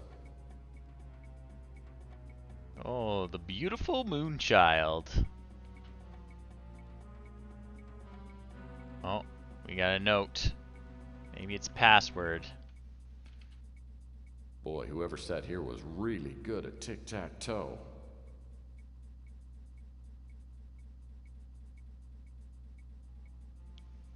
Boy, whoever sat... All right. Oh, wait. There's a wrench. A hex wrench. I've got an idea this will come in handy. Grab her.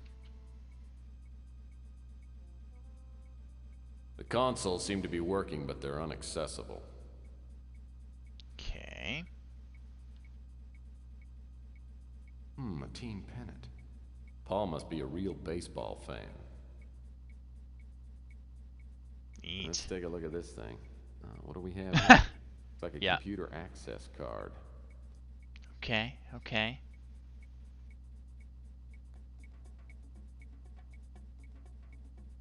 The consoles seem to be working, but I was trying to look at the mug. judging by the stains in this mug, its owner was a standard bearer for the coffee generation. Boy, whoever sat here was really good at tic-tac-toe. So nothing good on those notes either.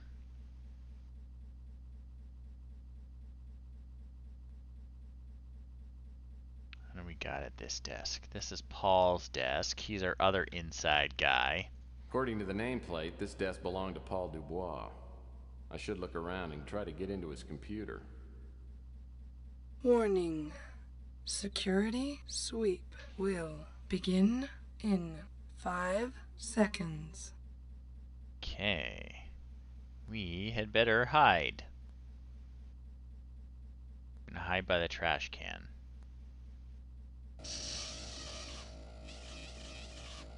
Hope the robot don't get us.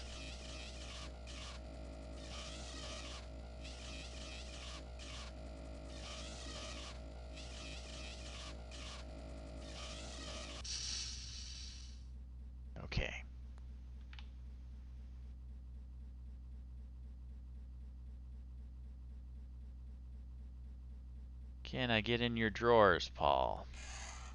Nothing else left in here. Nothing else left in here.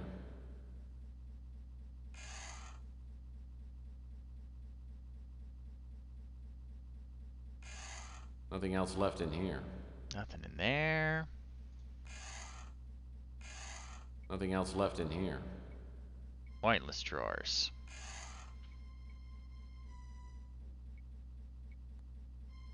Looks like this computer requires a computer card to get access to it.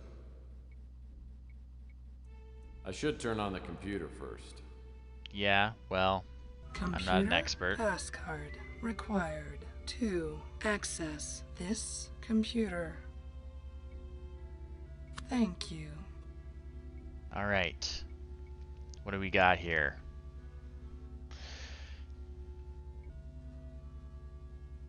Getting there. Yep. Only like 5 more hours until I'm halfway done. To whoever reads this, the information contained in this file was to be delivered by me to Colonel Dobbs. I've been collecting this information. Oh my god. Reading out loud makes me yawn every time. I've been collecting this information for the past 6 weeks. I'm now being watched and doubt I'll ever be able to get in touch with the Colonel. Whoever you are, please get this information to the Colonel. He has promised to take it to the authorities. Oh, we got a whole menu here. Tell me about the crusade for genetic purity. All right. Okay. So, after he was hired at GRS, he was asked to submit to a genetic scan, and he was found to have no genetic defects. He was invited to join the crusade for genetic purity. Exactly. He resisted initially, but accepted when he found out that Eva Shanzi wanted to be a member. Eva is a project supervisor here at GRS. I admit I had a romantic interest in Eva and thought it would be a way to get to know her. A small group of people met at Marcus Tucker's office after work, and Eva and I were initiated. Didn't take long to realize that this group was not the Crusade for Genetic Purity. The members called themselves the Brotherhood of Purity, and there were dark rituals and readings of prophecy. Frankly, I was scared, but I was sure that there would be no way out once I was involved. It was Eva who told me to contact the Colonel about exposing the Brotherhood. Alright, what's the GRS project? The project we've been working on is being directed by Marcus Tucker, with Eva Shanzi, Thaniel Murray, and Camden Leander as project supervisors. Tucker has divided the project phases so only he knows everything that's going on. My part in this project has been to develop a specific artificial viral strain, which I've been told will be used in treating respiratory ailments such as bronchitis and asthma. Yeah, it's adorable, right? At one time, there were at least 30 people working on the project. Now we're down to 8. I tried to contact some of the employees that left, but couldn't. Today I found out what happened to them. Some of them were considered to be genetically suitable and have been sent to the Moonchild. The rest are dead. I accidentally found a recording of my experiment. The test subject was one of my former coworkers. I only saw a few moments of the experiment, but it was horrible. I'm sure the experiment involved the use of an airborne virus that was inhaled. It caused a violent death almost instantly. It's horrifying to think that my research has probably contributed to the virus that was being tested.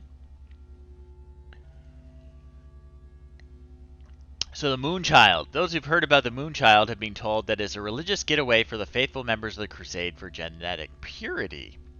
I found out otherwise. It was constructed by the leader of the Brotherhood of Purity and is only referred to as the Ark of Humanity. The only people allowed to go there are members of the Brotherhood, genetically pure humans. The Moonchild is gigantic and has been constructed to easily support thousands of people, along with all known forms of animal and plant life for several generations. The ultimate purpose behind the Moonchild is to provide a safe haven for the faithful while the Earth is going through its final purification. I don't know exactly what the purification entails, but I believe it's directly related to the experiments we've been doing here at GRS. And there's a video. Oh yeah, Project Moonchild. I guess it's orbiting the moon from the look of it. Oh yeah, pretty cool space station. Okay, initiation to the cult. When I was initiated, Marcus Tucker informed the others at the meeting of my genetic purity, then went on to give a short speech. This is what he said to the best of my recollection. Principles of the Brotherhood of Purity has existed for thousands of years, but the order itself was founded by Docetists in 300 AD. We know little about those who founded our order, only the truths that were left behind and passed down for one generation of the Brotherhood to the next. These truths are contained in an ancient text known as the Secret Doctrine. Through the ages, our power has lain in anonymity. We've quietly prepared for the day in which the Docetists' prophecies will be fulfilled, and the genetically pure will inherit the earth. Many of history's greatest figures belong to the Brotherhood. But this does not appear in any history book. Each of these men, however, laid groundwork for the next generation, each man's action a single stone added to a massive structure. It has now been 1,000 generations since the foundation of the Brotherhood of Purity, and the time has come for the prophecies to be realized. 1,000 generations from 300 AD, that sounds like a bit much, but the time has come for the prophecies to be realized. All is being prepared, with the exception of finding the ancient Huba, a powerful talisman forged of magical elements, being the vessel through which the Brotherhood's power is channeled. When we have reclaimed the Huba, we will journey to the Moonchild, the guardian of the faithful, and there we will celebrate the purification, the time when the earth will be cleansed of all genetic abominations. Then, after the waiting, we will return to a pure world and enter the glorious new age. Alright, the Secret Doctrine. The Brotherhood follows the prophecies contained in an ancient text known as the Secret Doctrine. From what I've read and been told and overheard, I've come up with a description of the Brotherhood's objectives. The Secret Doctrine tell of an entity called the Incubus, which the Brotherhood could summon when all the prophecies had come to pass. When I was initiated, I learned that only one prophecy had not yet been fulfilled, having possession of something called the Huba. From what I could gather, the Huba is some kind of mystical statuette which holds sacred powers. Once the Brotherhood found the Huba, the Incubus would then create the Moonchild. This Moonchild would be the destroyer of the genetically impure and the guardian of the pure and faithful. Another of the prophecies says that a great storm called the Great Alluvion will come from the skies and destroy the impure. This process is referred to as the purification. I think the Brotherhood plans to accomplish this by introducing an airborne virus into the Earth's atmosphere. After the purification, in which all life on Earth is exterminated, comes a period of time known as the waiting. The prophecies say this will last for 2 generations. It was for the waiting that the Moonchild was constructed. After the waiting, the pure races aboard the Moonchild will return to the Earth and begin the new order. Okay, known history of the Brotherhood of Purity. The origins of the Brotherhood of Purity predate written history. So many of the details are lost. The order started in the Far East among a group of men whose concepts reached thousands of years into the future. While other, more primitive men were learning the uses of metal and stone, the Brotherhood was embracing the rudimentary principles of eugenics and ethnic cleansing. The names and acts of the founders were passed down orally for hundreds of generations. The genealogy, philosophy, and icons of the Brotherhood, however, were not fully committed to the paper until 3rd century AD. A group of men known to outsiders as the Docetists composed an expansive tome attempting to summarize the history and doctrine of the ancient order. This text became known as the Secret Doctrine and was accepted as the official word of the Brotherhood. The Roman Empire. The Brotherhood of Purity grew steadily in power during the rise of the Roman Empire. Despite the enormous wealth and influence of the Brotherhood, its anonymity was preserved.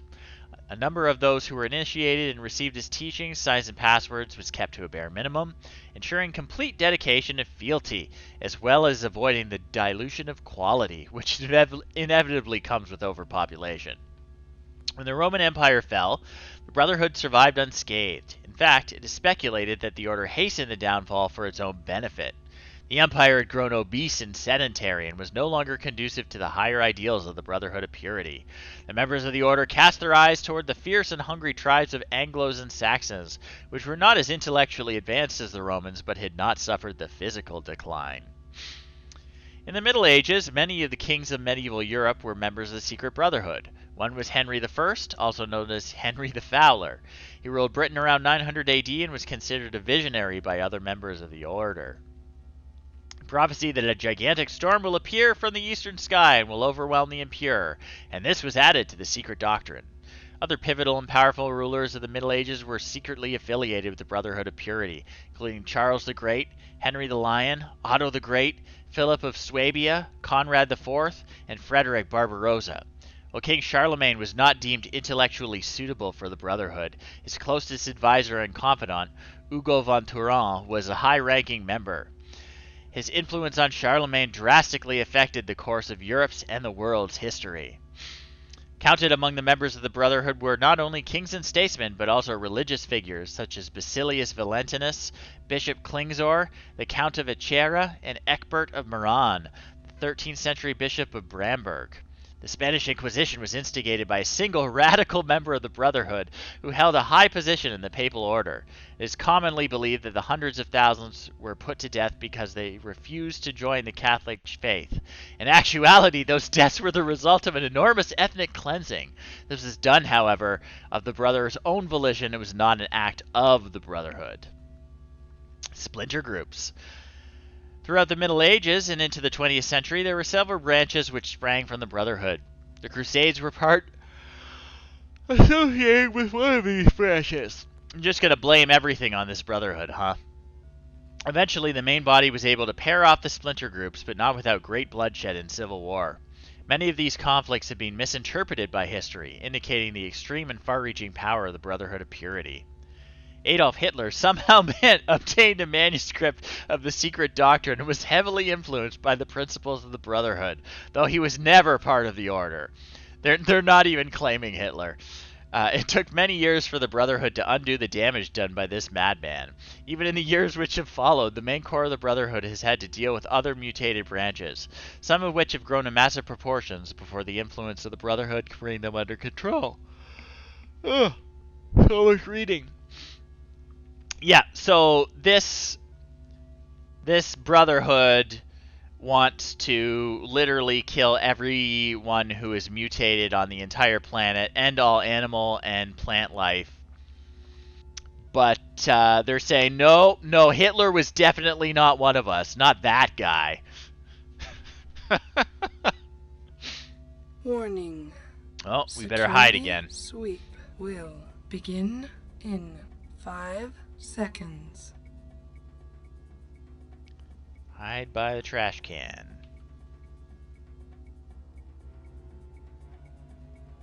Yeah, right here, right here.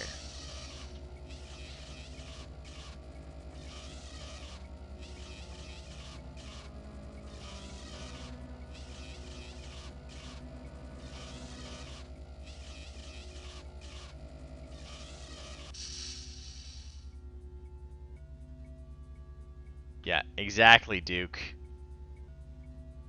They're saying, no, that guy, we don't like him. Okay, can I check out anyone else's computer? The consoles seem to be working, but they're inaccessible. Boy, whoever sat here was really good at tic-tac-toe. Yeah, what's that? What a cute little TV. I wish I'd found this little sucker a couple of hours ago. Now I've missed all the good soaps. It's like the TV has no reception capability. It's set up to run only when hooked to a Laserdisc player. Alright, that's not very portable then.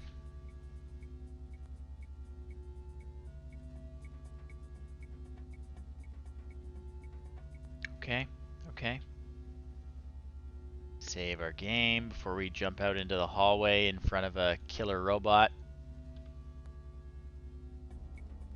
Let's see if we can get into that other area now. Because we've got the wrench.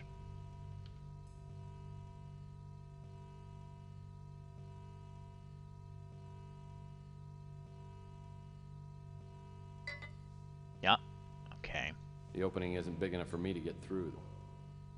It's not. No way into this high security area. The switch to the door is that red button on the table. But what's that I see sitting next to it? That's a roast beef sandwich.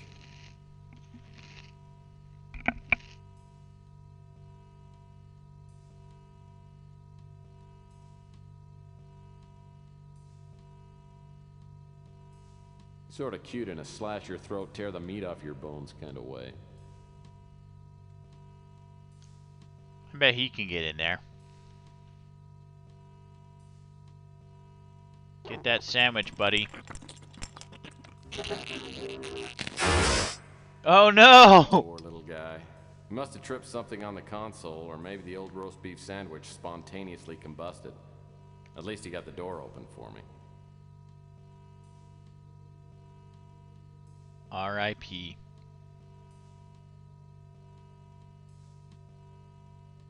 That button probably triggers the door. The consoles seem to be working, but they're inaccessible.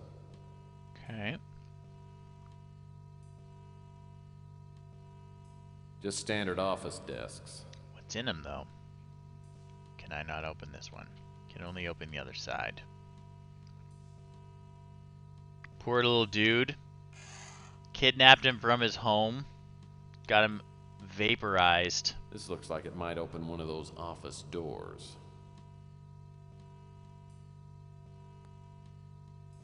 Alright, we got another pass key.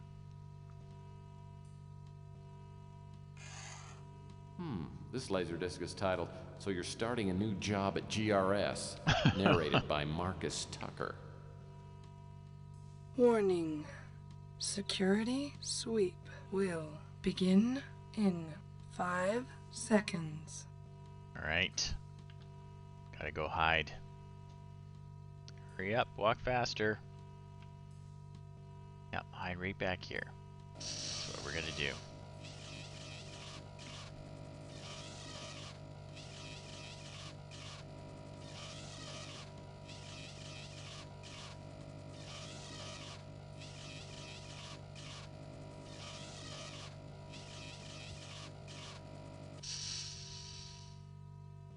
Okay, we're safe.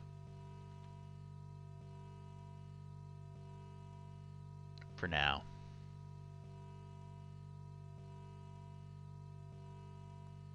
Okay, what else have we got? It's a memo.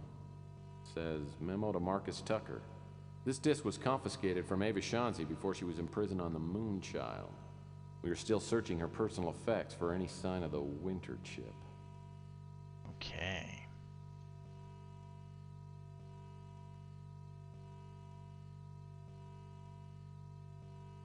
Resume. Anything in this desk? Oh, it doesn't even have drawers. Let's see what's on her computer.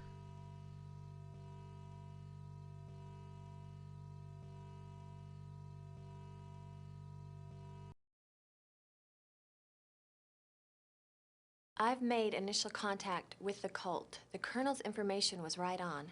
There are at least 2 employees here that are members. I haven't been able to find a solid link between GRS and the cult, but I'm sure Tucker knows what's going on. Over the past month, I've been letting people know that I support the eugenics movement. Finally, I was contacted today by a cult member named Murray. He's a project supervisor. I'll be attending an initiating meeting tomorrow night.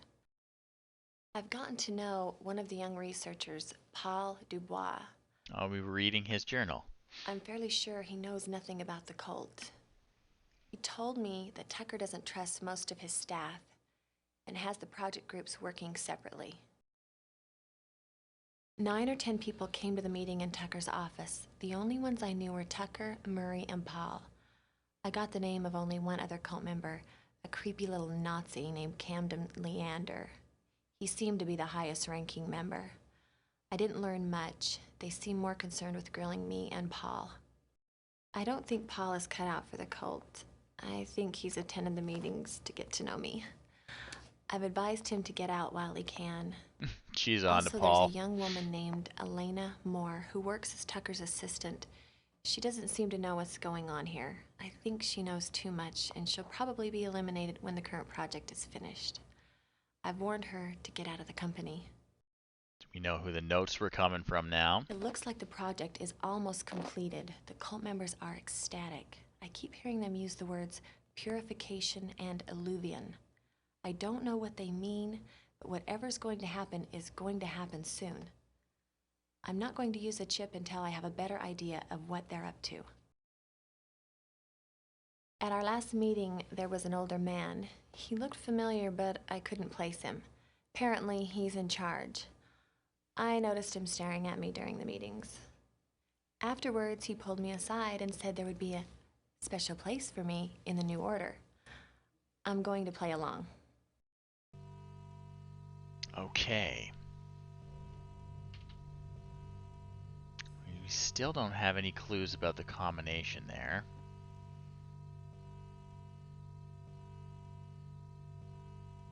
No note I'm missing? Taped up somewhere?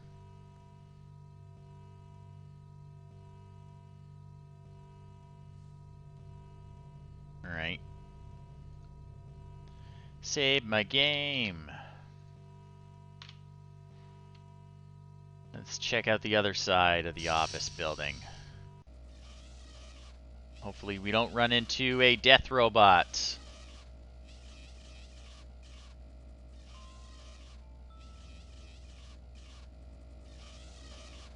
Oh no, there it is!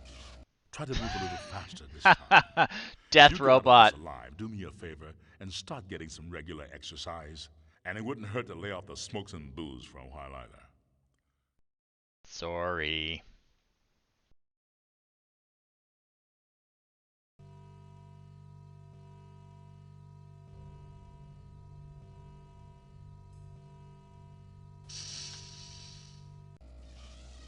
Okay, let's go around the other way. Try to move a Oh, little come faster on. this time. If you get out of this alive, do me a favor and Freaking death robot.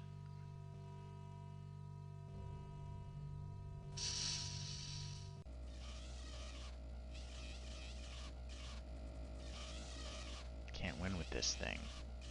Oh, there it is. Okay, it's going that way. It's going that way.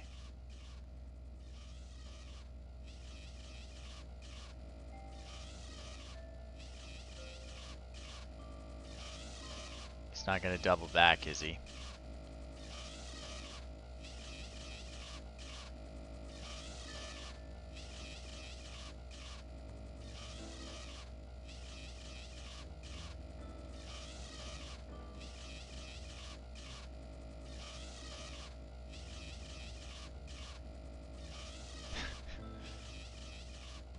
It's not a very observant death robot, though.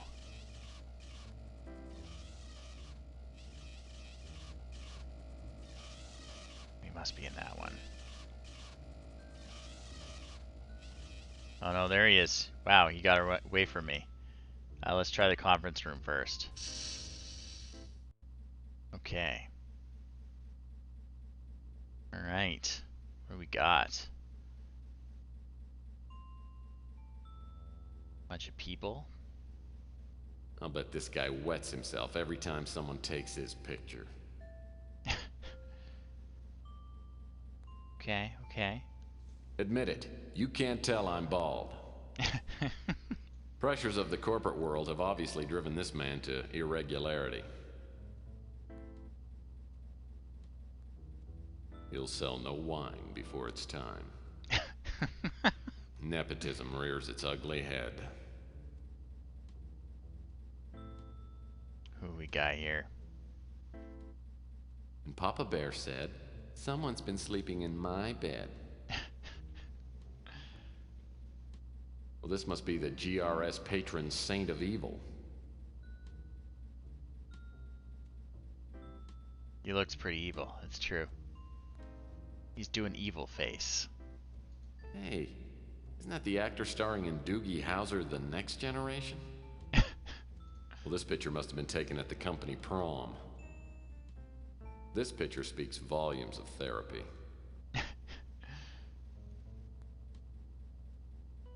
Yep, Just gonna I'm look at them surprised all. this guy didn't pose with his favorite weapon.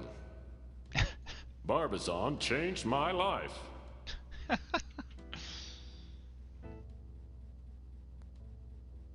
Hey, a woman. Well, I hate my job. What I really want to do is sing and dance. Hey, that's the creep that tried to pick me up in a bar a couple of months ago. Hey, a woman. Who's this? I'll bet this guy loves to be poked in the belly. Warning.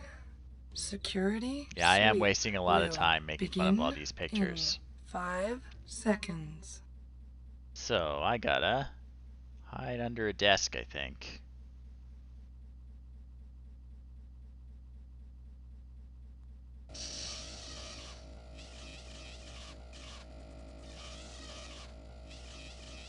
Just be very quiet.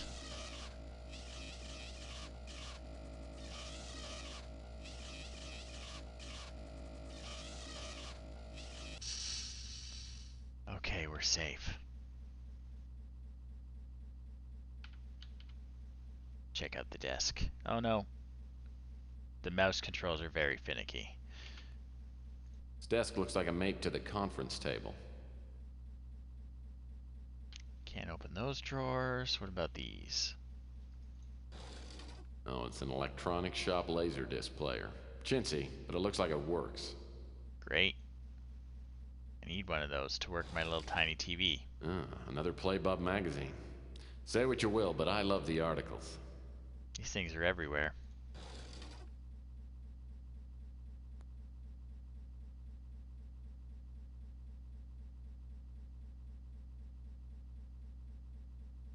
Got something on the... Oh, that's a giant key. Hey, a key. Must open something here in the room. Cabinet door. I wonder if it opens a cabinet. This memo consists of a short outline titled Anticipated Patterns of Organic Regrowth. Topics listed below include effects on marine life, risk of vegetation contamination, and possibility of inherent immunity. These mugs make me thirsty for a cup of Louis' Armageddon Espresso. This table's solid oak. Nice. Some kind of remote control pad. Probably controls the audio-video display. Turn it on. Well, the video screen works. Now I need to get something to actually come up on the screen. Alright. Turn that off. Is there AV equipment in the cabinet? Cabinet is handcrafted oak. My favorite kind. Locked. Well, perhaps that will do it. Warning. Gotta go hide under the desk sweep again. Will begin in 5 seconds.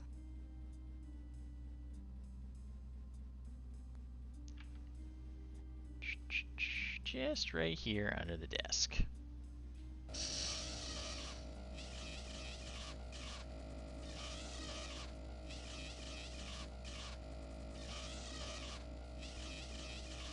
Hey, you skedaddle. Good to see ya. Yeah, not doing too bad this year.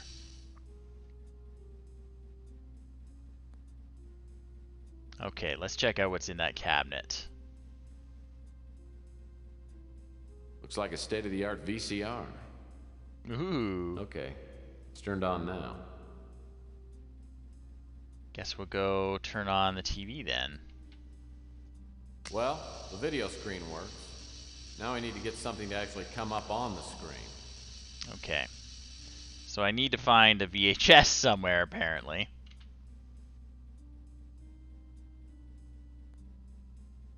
Okay.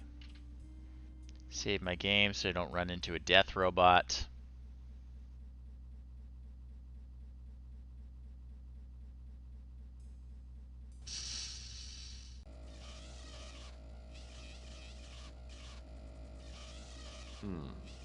Locked. Okay, try that pass key. There we go. I think in here we can finally get rid of this stupid robot.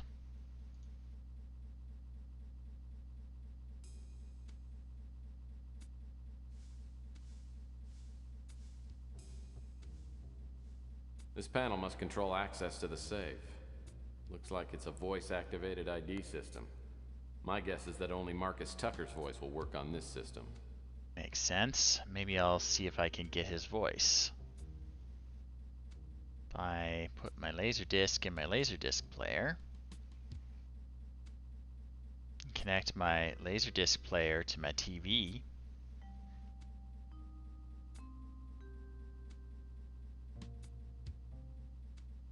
Hello, I'm Marcus Tucker. That's exactly what I needed. This is on the PC. We are playing Tex Murphy Under a Killing Moon, which is a 1994 adventure game / interactive movie. I'll need to turn on the access panel first. To access the safe, please prepare We for are voice trying ID to foil a verification. Nazi death cult's Please plans to speak eradicate your all life on name Earth. now. So it's more or less exactly like Blue's Clues. Hello, I'm Marcus Tucker. Hello, I'm Marcus Tucker. Hello, I'm Marcus Tucker. Stand did it. by for DNA scan. DNA incompatible.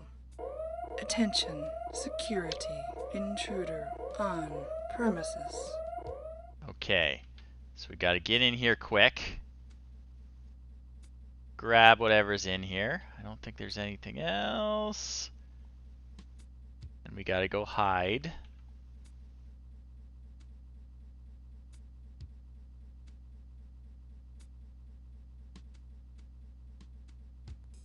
This game will probably be finished in a couple more hours.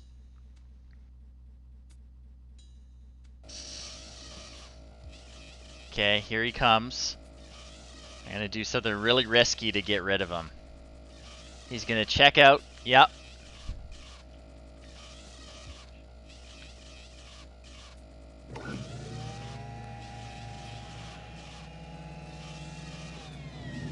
That's how you do it.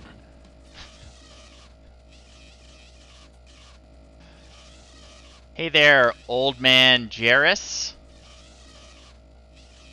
How's it going? Okay, so we got the death robot security drone thing trapped in the closet, so now we don't have to worry about it anymore. I'm hanging in. We are, I guess, a little less than a third into... Hey everyone, we're a little bit less than a third into my 24-hour marathon. Welcome everyone. And I'm playing Under a Killing Moon, and I'm doing it to raise money for the Toronto Hospital for Sick Children and the SickKids Foundation. I'm going to pop my donation info in the chat here for you. You can check it out, see what I'm doing. This is my 5th year doing Extra Life. It's a lot of fun. I get really tired about, we're due for it in about 3 or 4 hours, is when it really gets rough. But then I'll get my second win. I always play a game I really enjoyed as a kid. I'm playing Tex Murphy Under a Killing Moon. It is an interactive movie from the mid-90s, and it is very silly about a private detective who is now way in over his head. You skedaddle, and I appreciate you coming out again. And yeah, we started helping a pawnbroker get a stolen bracelet back, and now we are trying to fight a Nazi death cult. So I'm willing to bet that access to this computer... It escalated.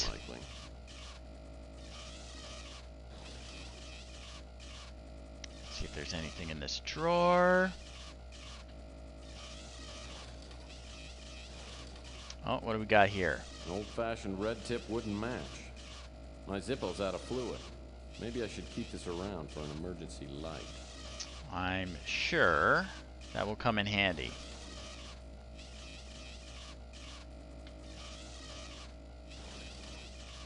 Nothing in that one.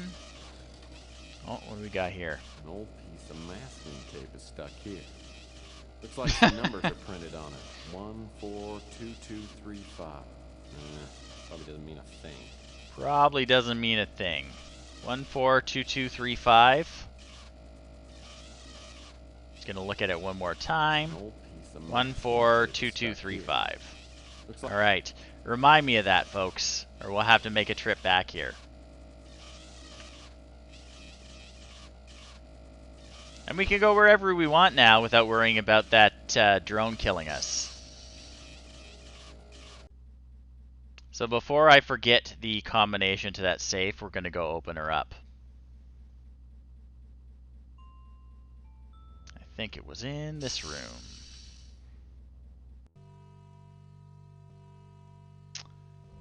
Okay. 142235. Enter. Bam. What's in here? I wonder what's in that vial. It says cigarette viral powder. Okay, interesting. I was hoping it would be the winter chip, but it's not. Actually, I'd better investigate. There were a couple things that I got out of that office closet before trapping the drone in there. Just take a look at them. Looks interesting, but I'll need to find a video cassette player. Experiments. All right. And a Buddha statue. Let's take a look at this Buddha. Whoops. So clumsy. I'll be darned. This must be the winter chip. There it Right is. here under the Colt's nose the whole time. Excellent. This must be one of the winter chips the Colonel referred to. So supposedly, this winter chip was designed to destroy the Moonchild space station the cult is hiding out on, if we can somehow get it into their computer system and stop them from killing everyone on Earth. Okay. Yeah, I'm kind of worried about what I'm going to see on it. But there's a VHS player in the conference room.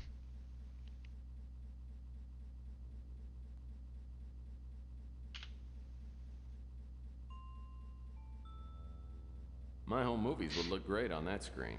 There must be a remote control panel that controls this video screen. Maybe it's somewhere on the conference table. Okay. Zip around. Here's the controls there. Though not an effective way to infect the mass population, the viral powder combined with tobacco then inhaled is the quickest way to provoke death. Witness its effects on the traitor Paul Dubois. Oh no, Paul! On a larger scale, the virus can be introduced into the upper atmosphere by means of dispenser satellites.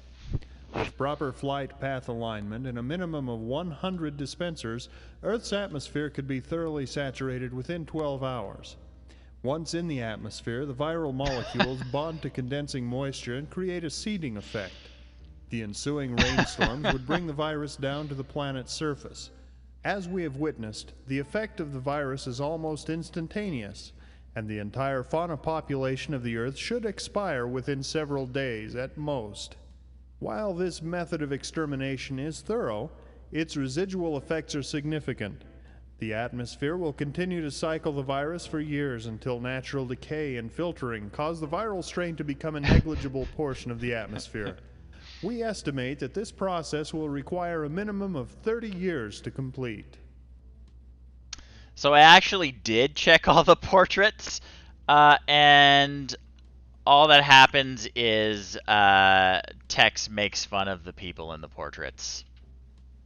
This picture speaks volumes of therapy. Barbizon changed my life. I'm surprised this guy didn't pose with his favorite weapon. No other safes. Hey, a woman. Can we do these ones? I'll bet this guy loves to be poked in the belly. Yeah, we definitely heard that one. Okay. So, do we need anything else from this place? I think we're done here at GRS. And just to be a super spy, I'm going to put my cool spy chip in my cool spy watch with the secret compartment. Pretty clever, huh? The other thing I'm going to do is I'm going to put my cigarette viral powder on my cigarette. Just in case I need to give someone a lethal cigarette. But I'm sure it won't come up.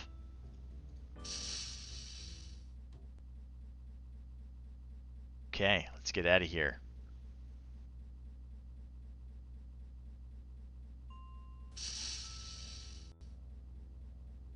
Back to the office.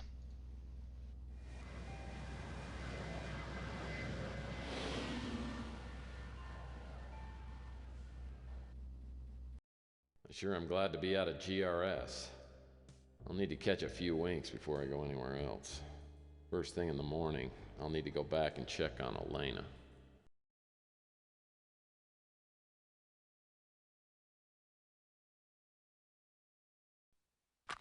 Oh no! There's been a change in plans. You and I have a date with destiny. This guy. Let's go. It feels like I've been asleep for about 10 seconds when I hear something moving through the office. Oh yeah, I forgot about these. Sometimes there are Hello message again, cubes. Remember me? If not, how about now? Ah, we were The duped. ability to change forms is a talent I was born with. The metamorphosis is difficult to explain, but I've found it quite useful. I haven't had a chance to thank you for your efforts to our cause. You did us a great favor in retrieving the statuette. It was the last key to fulfilling our ancient prophecies. Now we wait until the appointed time. Incidentally, I've kidnapped your girlfriend. She's not my girlfriend. Come I know on. you're looking for a certain computer chip. Abandon your search now, and I won't harm Miss Moore. I mean, I have to It'd be a save her, shame but... to kill her. Besides, it's not easy stuffing a head into one of those water coolers. Just ask your friend Pug. He's cooling off right now. Oh no, not Pug! Poor Pug.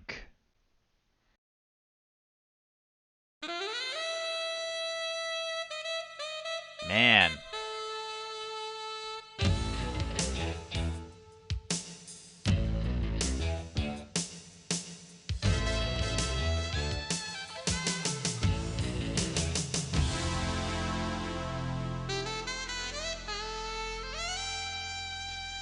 Day 5. I tried for an hour to get Pug's head out of the water cooler, but it was no dice. The police showed up and thought about grilling me until they realized Pug was a mutant. And it was like they couldn't care less. That's the trouble with this world. A life's still a life, whether it's mine or Pug's, it still has to count for something. If a crime to humanity is committed, someone should have to pay for it. The chameleon had killed Pug for no good reason and had kidnapped Elena. I'm not about to let him get away with it. Not today. Time for a daring plan. Do we need to pick up anything at the office? Check, see if they have any faxes waiting for My me. shiny but cheaply made fax machine sits ready for action. Okay. Because I'd go rescue her, but if I've got another job waiting, you know, work's work. Save my game here.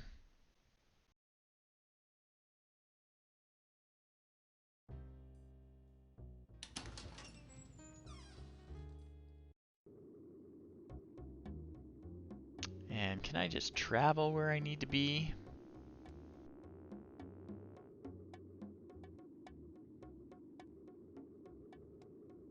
Doesn't look like. Looks like I gotta do some talking. There we go. Now I can see down the stairs. Alright. See if Chelsea knows anything. Talk to me, handsome. Okay. Sorry, I haven't heard Doesn't anything know anything about that. that. Wish I could help you there, Tex.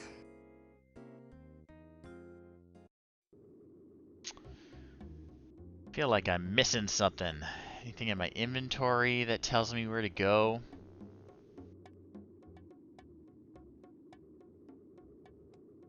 I think we're pretty much done with this section of town.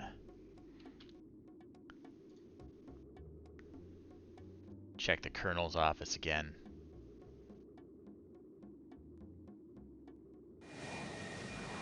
Maybe he got more mail.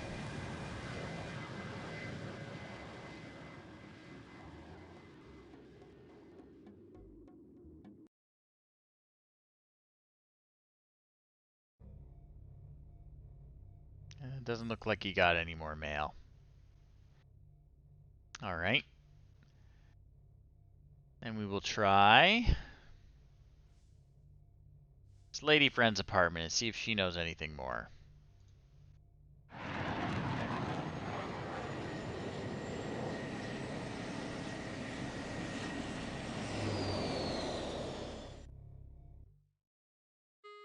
You again? Yeah, me again. I don't know about that. I'd like to help you, but I can't. Chameleon? Oh, I feel so stupid. The Colonel mentioned that name a couple of times, but I thought he was saying he was getting close to getting his hands on like a million. Alright, she's useless. Maybe our police contact knows something. What now, Seamus?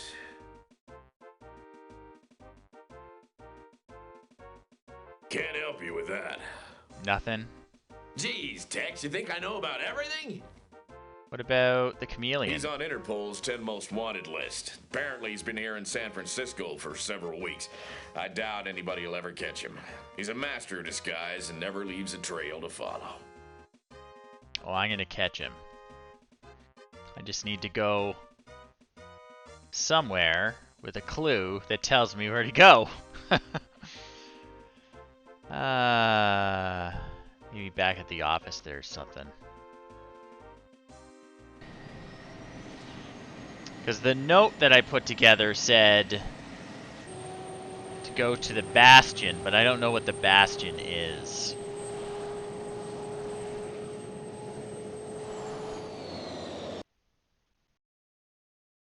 Let me take a look at it again.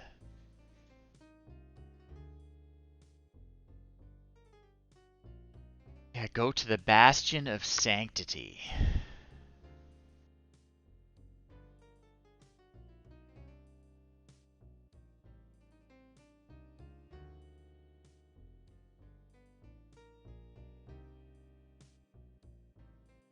Now, let me actually check a suspicion. Is the body found in the bay poor Paul? Nathaniel Murray. Alright.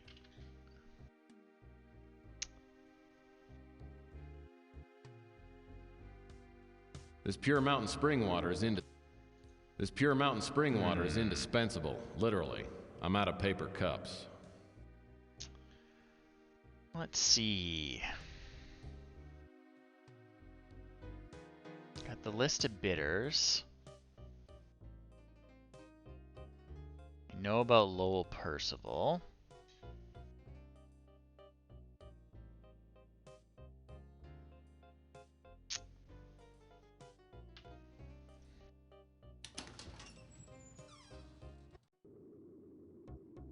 Okay, I guess we're just gonna talk to everyone and see if they know anything about the chameleon.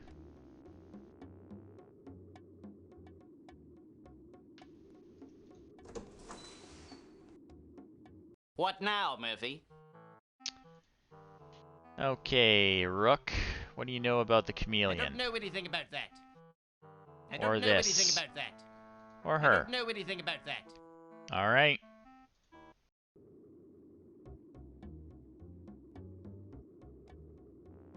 Maybe Louis knows something.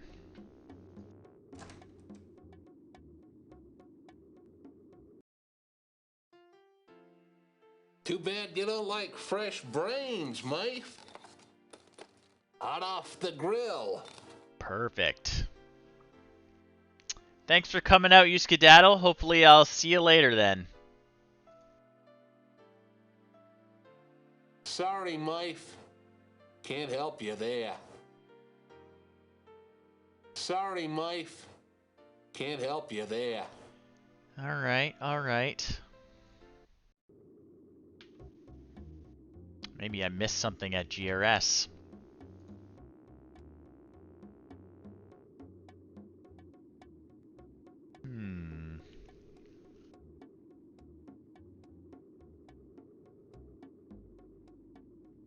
Anyway, I think I'm going to grab some more water, but I will be back in a minute. Once I do that, maybe I'll get some more Triscuits, do a washroom break, but I will be back shortly, folks. Hang in there.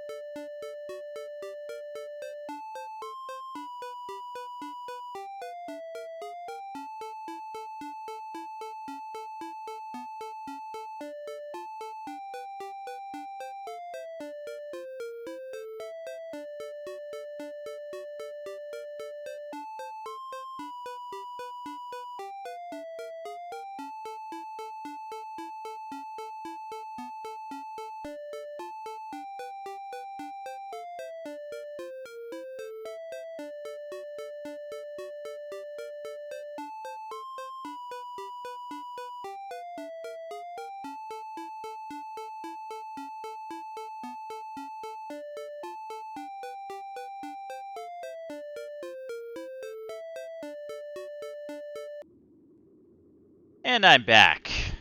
Okay. Let's go back to GRS and see if we missed anything there. Gotta figure out the location of this bastion of sanctity, I think.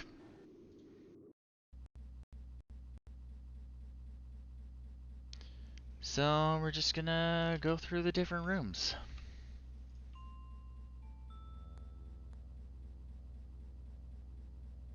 Check some desk drawers.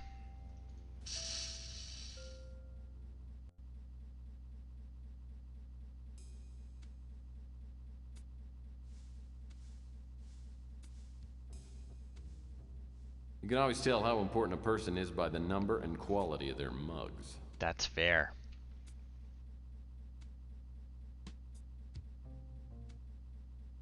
I'm willing to bet that access to this computer is extremely unlikely.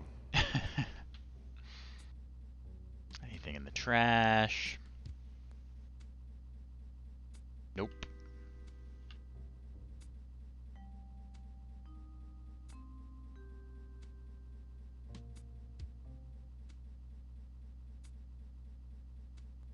Next room. Check that conference room again.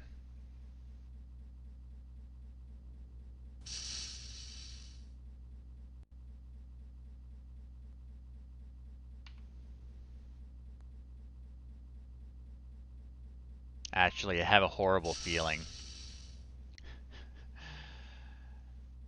I bet that there was more that I didn't grab in the room with that death robot. In case you've forgotten, the fourth rule of a PI Okay, yep. is don't get caught. The security probe isn't as forgiving as I am. Okay. Gonna try it again.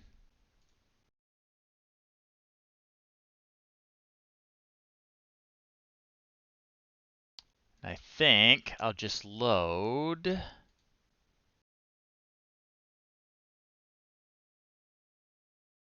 I'll load my game from before I trapped the probe in there. Hopefully this is the one.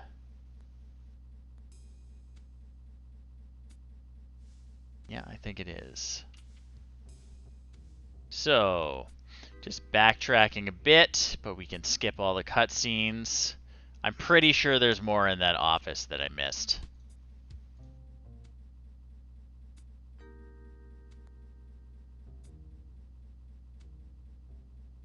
Okay. 2. Access the safe. Please prepare for voice ID verification. Please speak your name now. We'll use the Laserdisc player. Hello, I'm Marcus Tucker. Definitely Marcus Tucker. Hello, I'm Marcus Tucker. Hello, I'm Marcus Tucker. Stand by for DNA scan. DNA incompatible. Attention, security, intruder on premises. Yeah, so I was a little rushed last time. Get that. And I think, yeah, there's a little note we needed to grab. But we're going to go hide in the bushes here. I'm going to try to.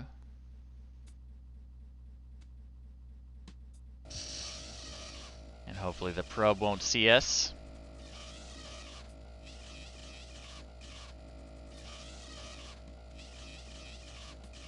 Okay.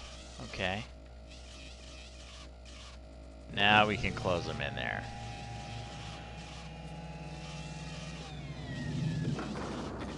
Okay. Now we can save our game again.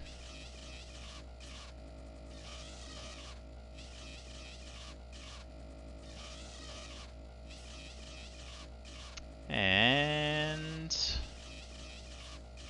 what else do we need to do? We need to put the VHS tape in the VCR in the other room.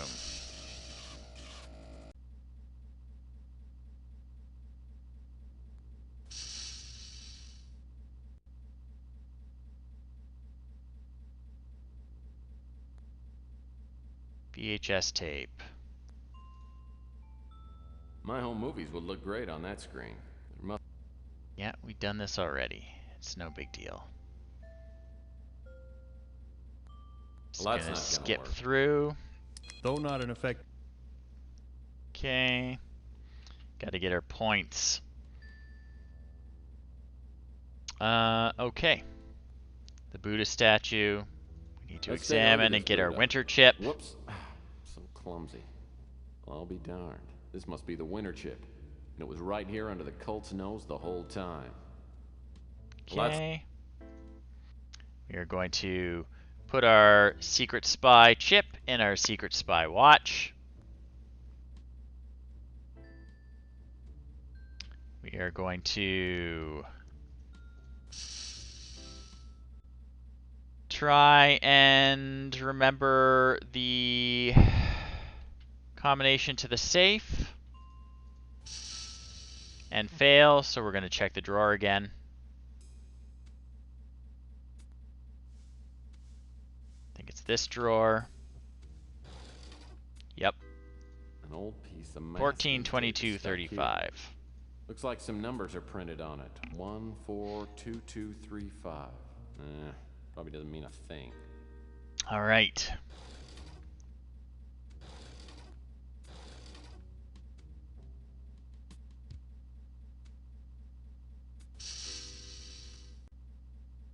And we'll zip around to the other office.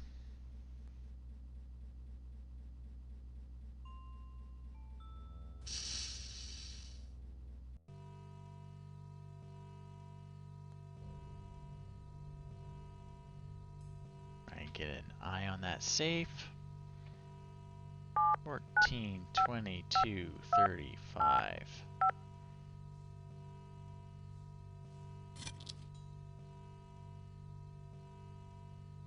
There we go. Viral powder. For cigarettes? A cigarette load is a classic practical joke, but this is ridiculous. Okay. And we'll make our poison cigarette.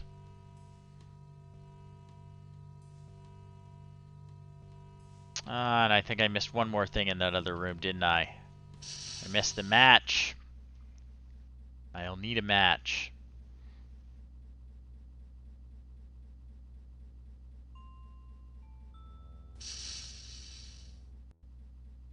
It's in one of these drawers.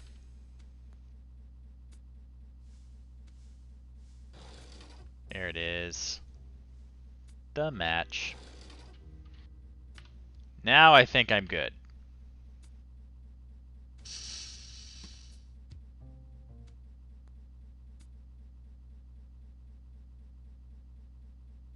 Okay.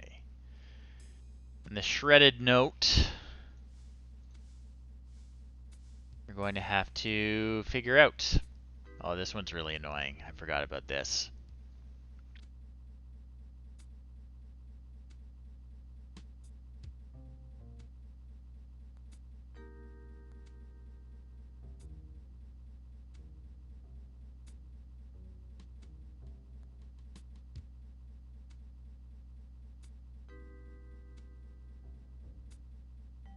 Actually, it's easier than the other ones, isn't it?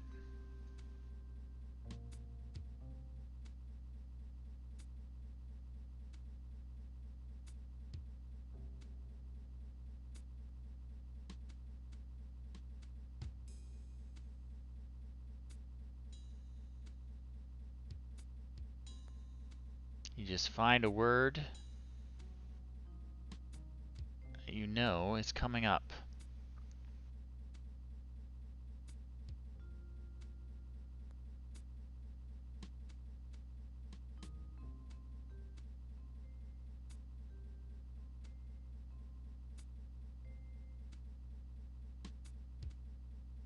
Yeah, yeah.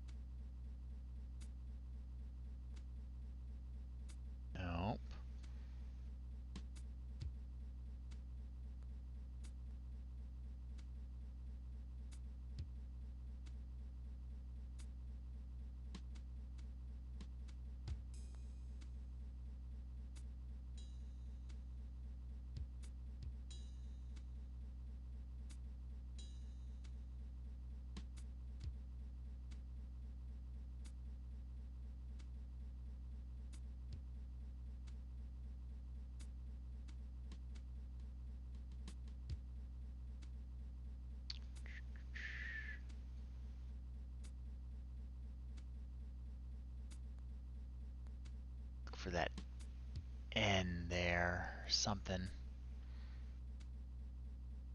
It was going so quickly.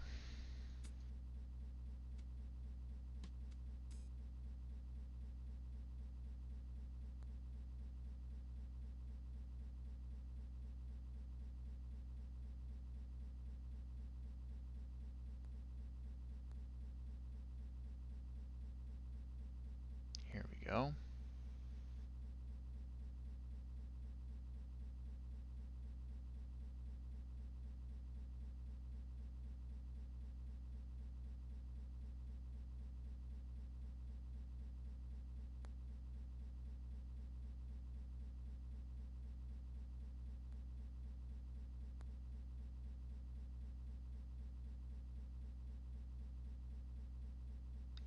That's got to be the one for down there. Yeah.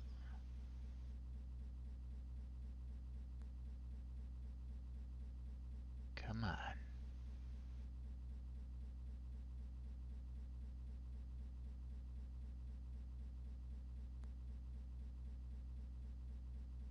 Yeah, this is going well.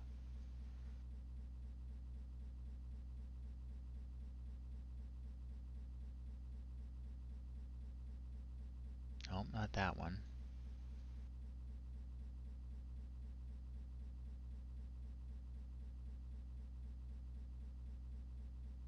That looks like it.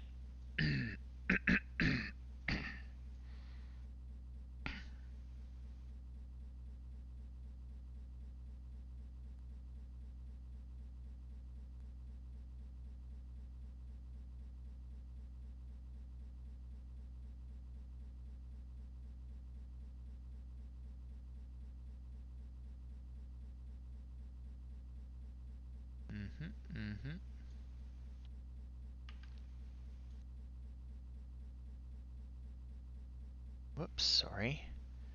Making sure my timer countdown is still doing its thing. Okay.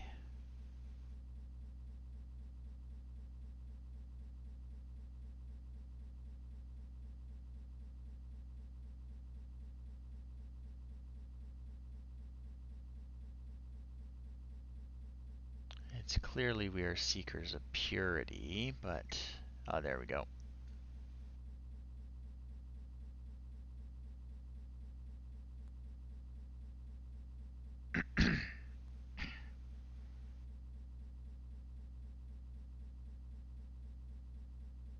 Yep. Nope.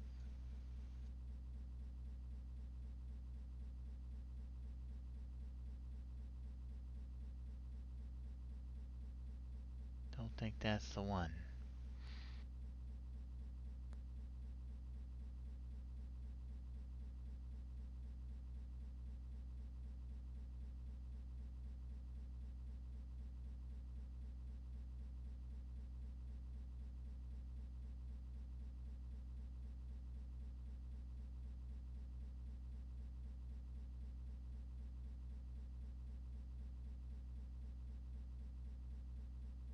There we go.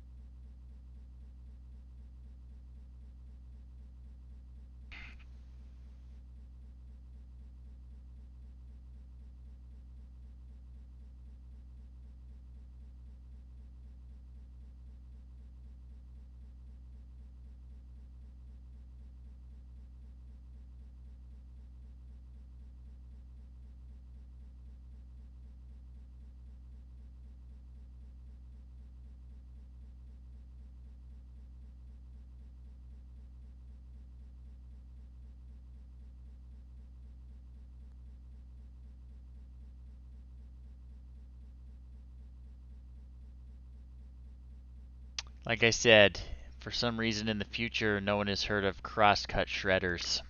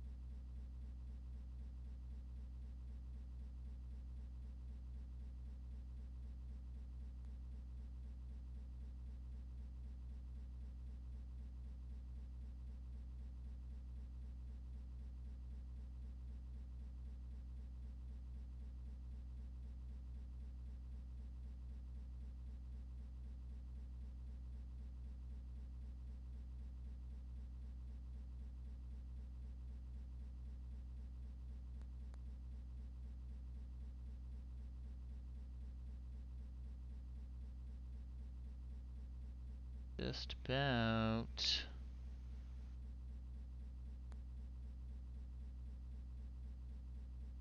There we go. Brother Marcus, we are. Oh, okay. Brother Marcus, we are seekers of purity who will abide no defect in spirit or form. The time is close at hand. Oh, I yawn every time I have to freaking read something. Okay. The time is close at hand. Your work was exemplary and adhered in every detail to the holy prophecies. Now that we have carried the sacred relic in our possession, and that we have the sacred relic in our possession, our plans can be carried out. I regret that you had to eliminate Dubois. Alas, such is the folly of man. Chauncey is being held on the Moonchild and will pay dearly for her treachery. Also, as feared, Brother Thaniel was not genetically suitable for our order and had to be retired. So Thaniel was the body they found in the bay in the newspaper at the very beginning. Now, your instructions. Go to the Bastion of Sanctity, and we've got longitude and latitude. Upon arriving, the chameleon will provide transport. Though he will not travel with you to the Moonchild just now, he has other business to attend before joining us. Good to know. Save my game so I don't have to do that puzzle again.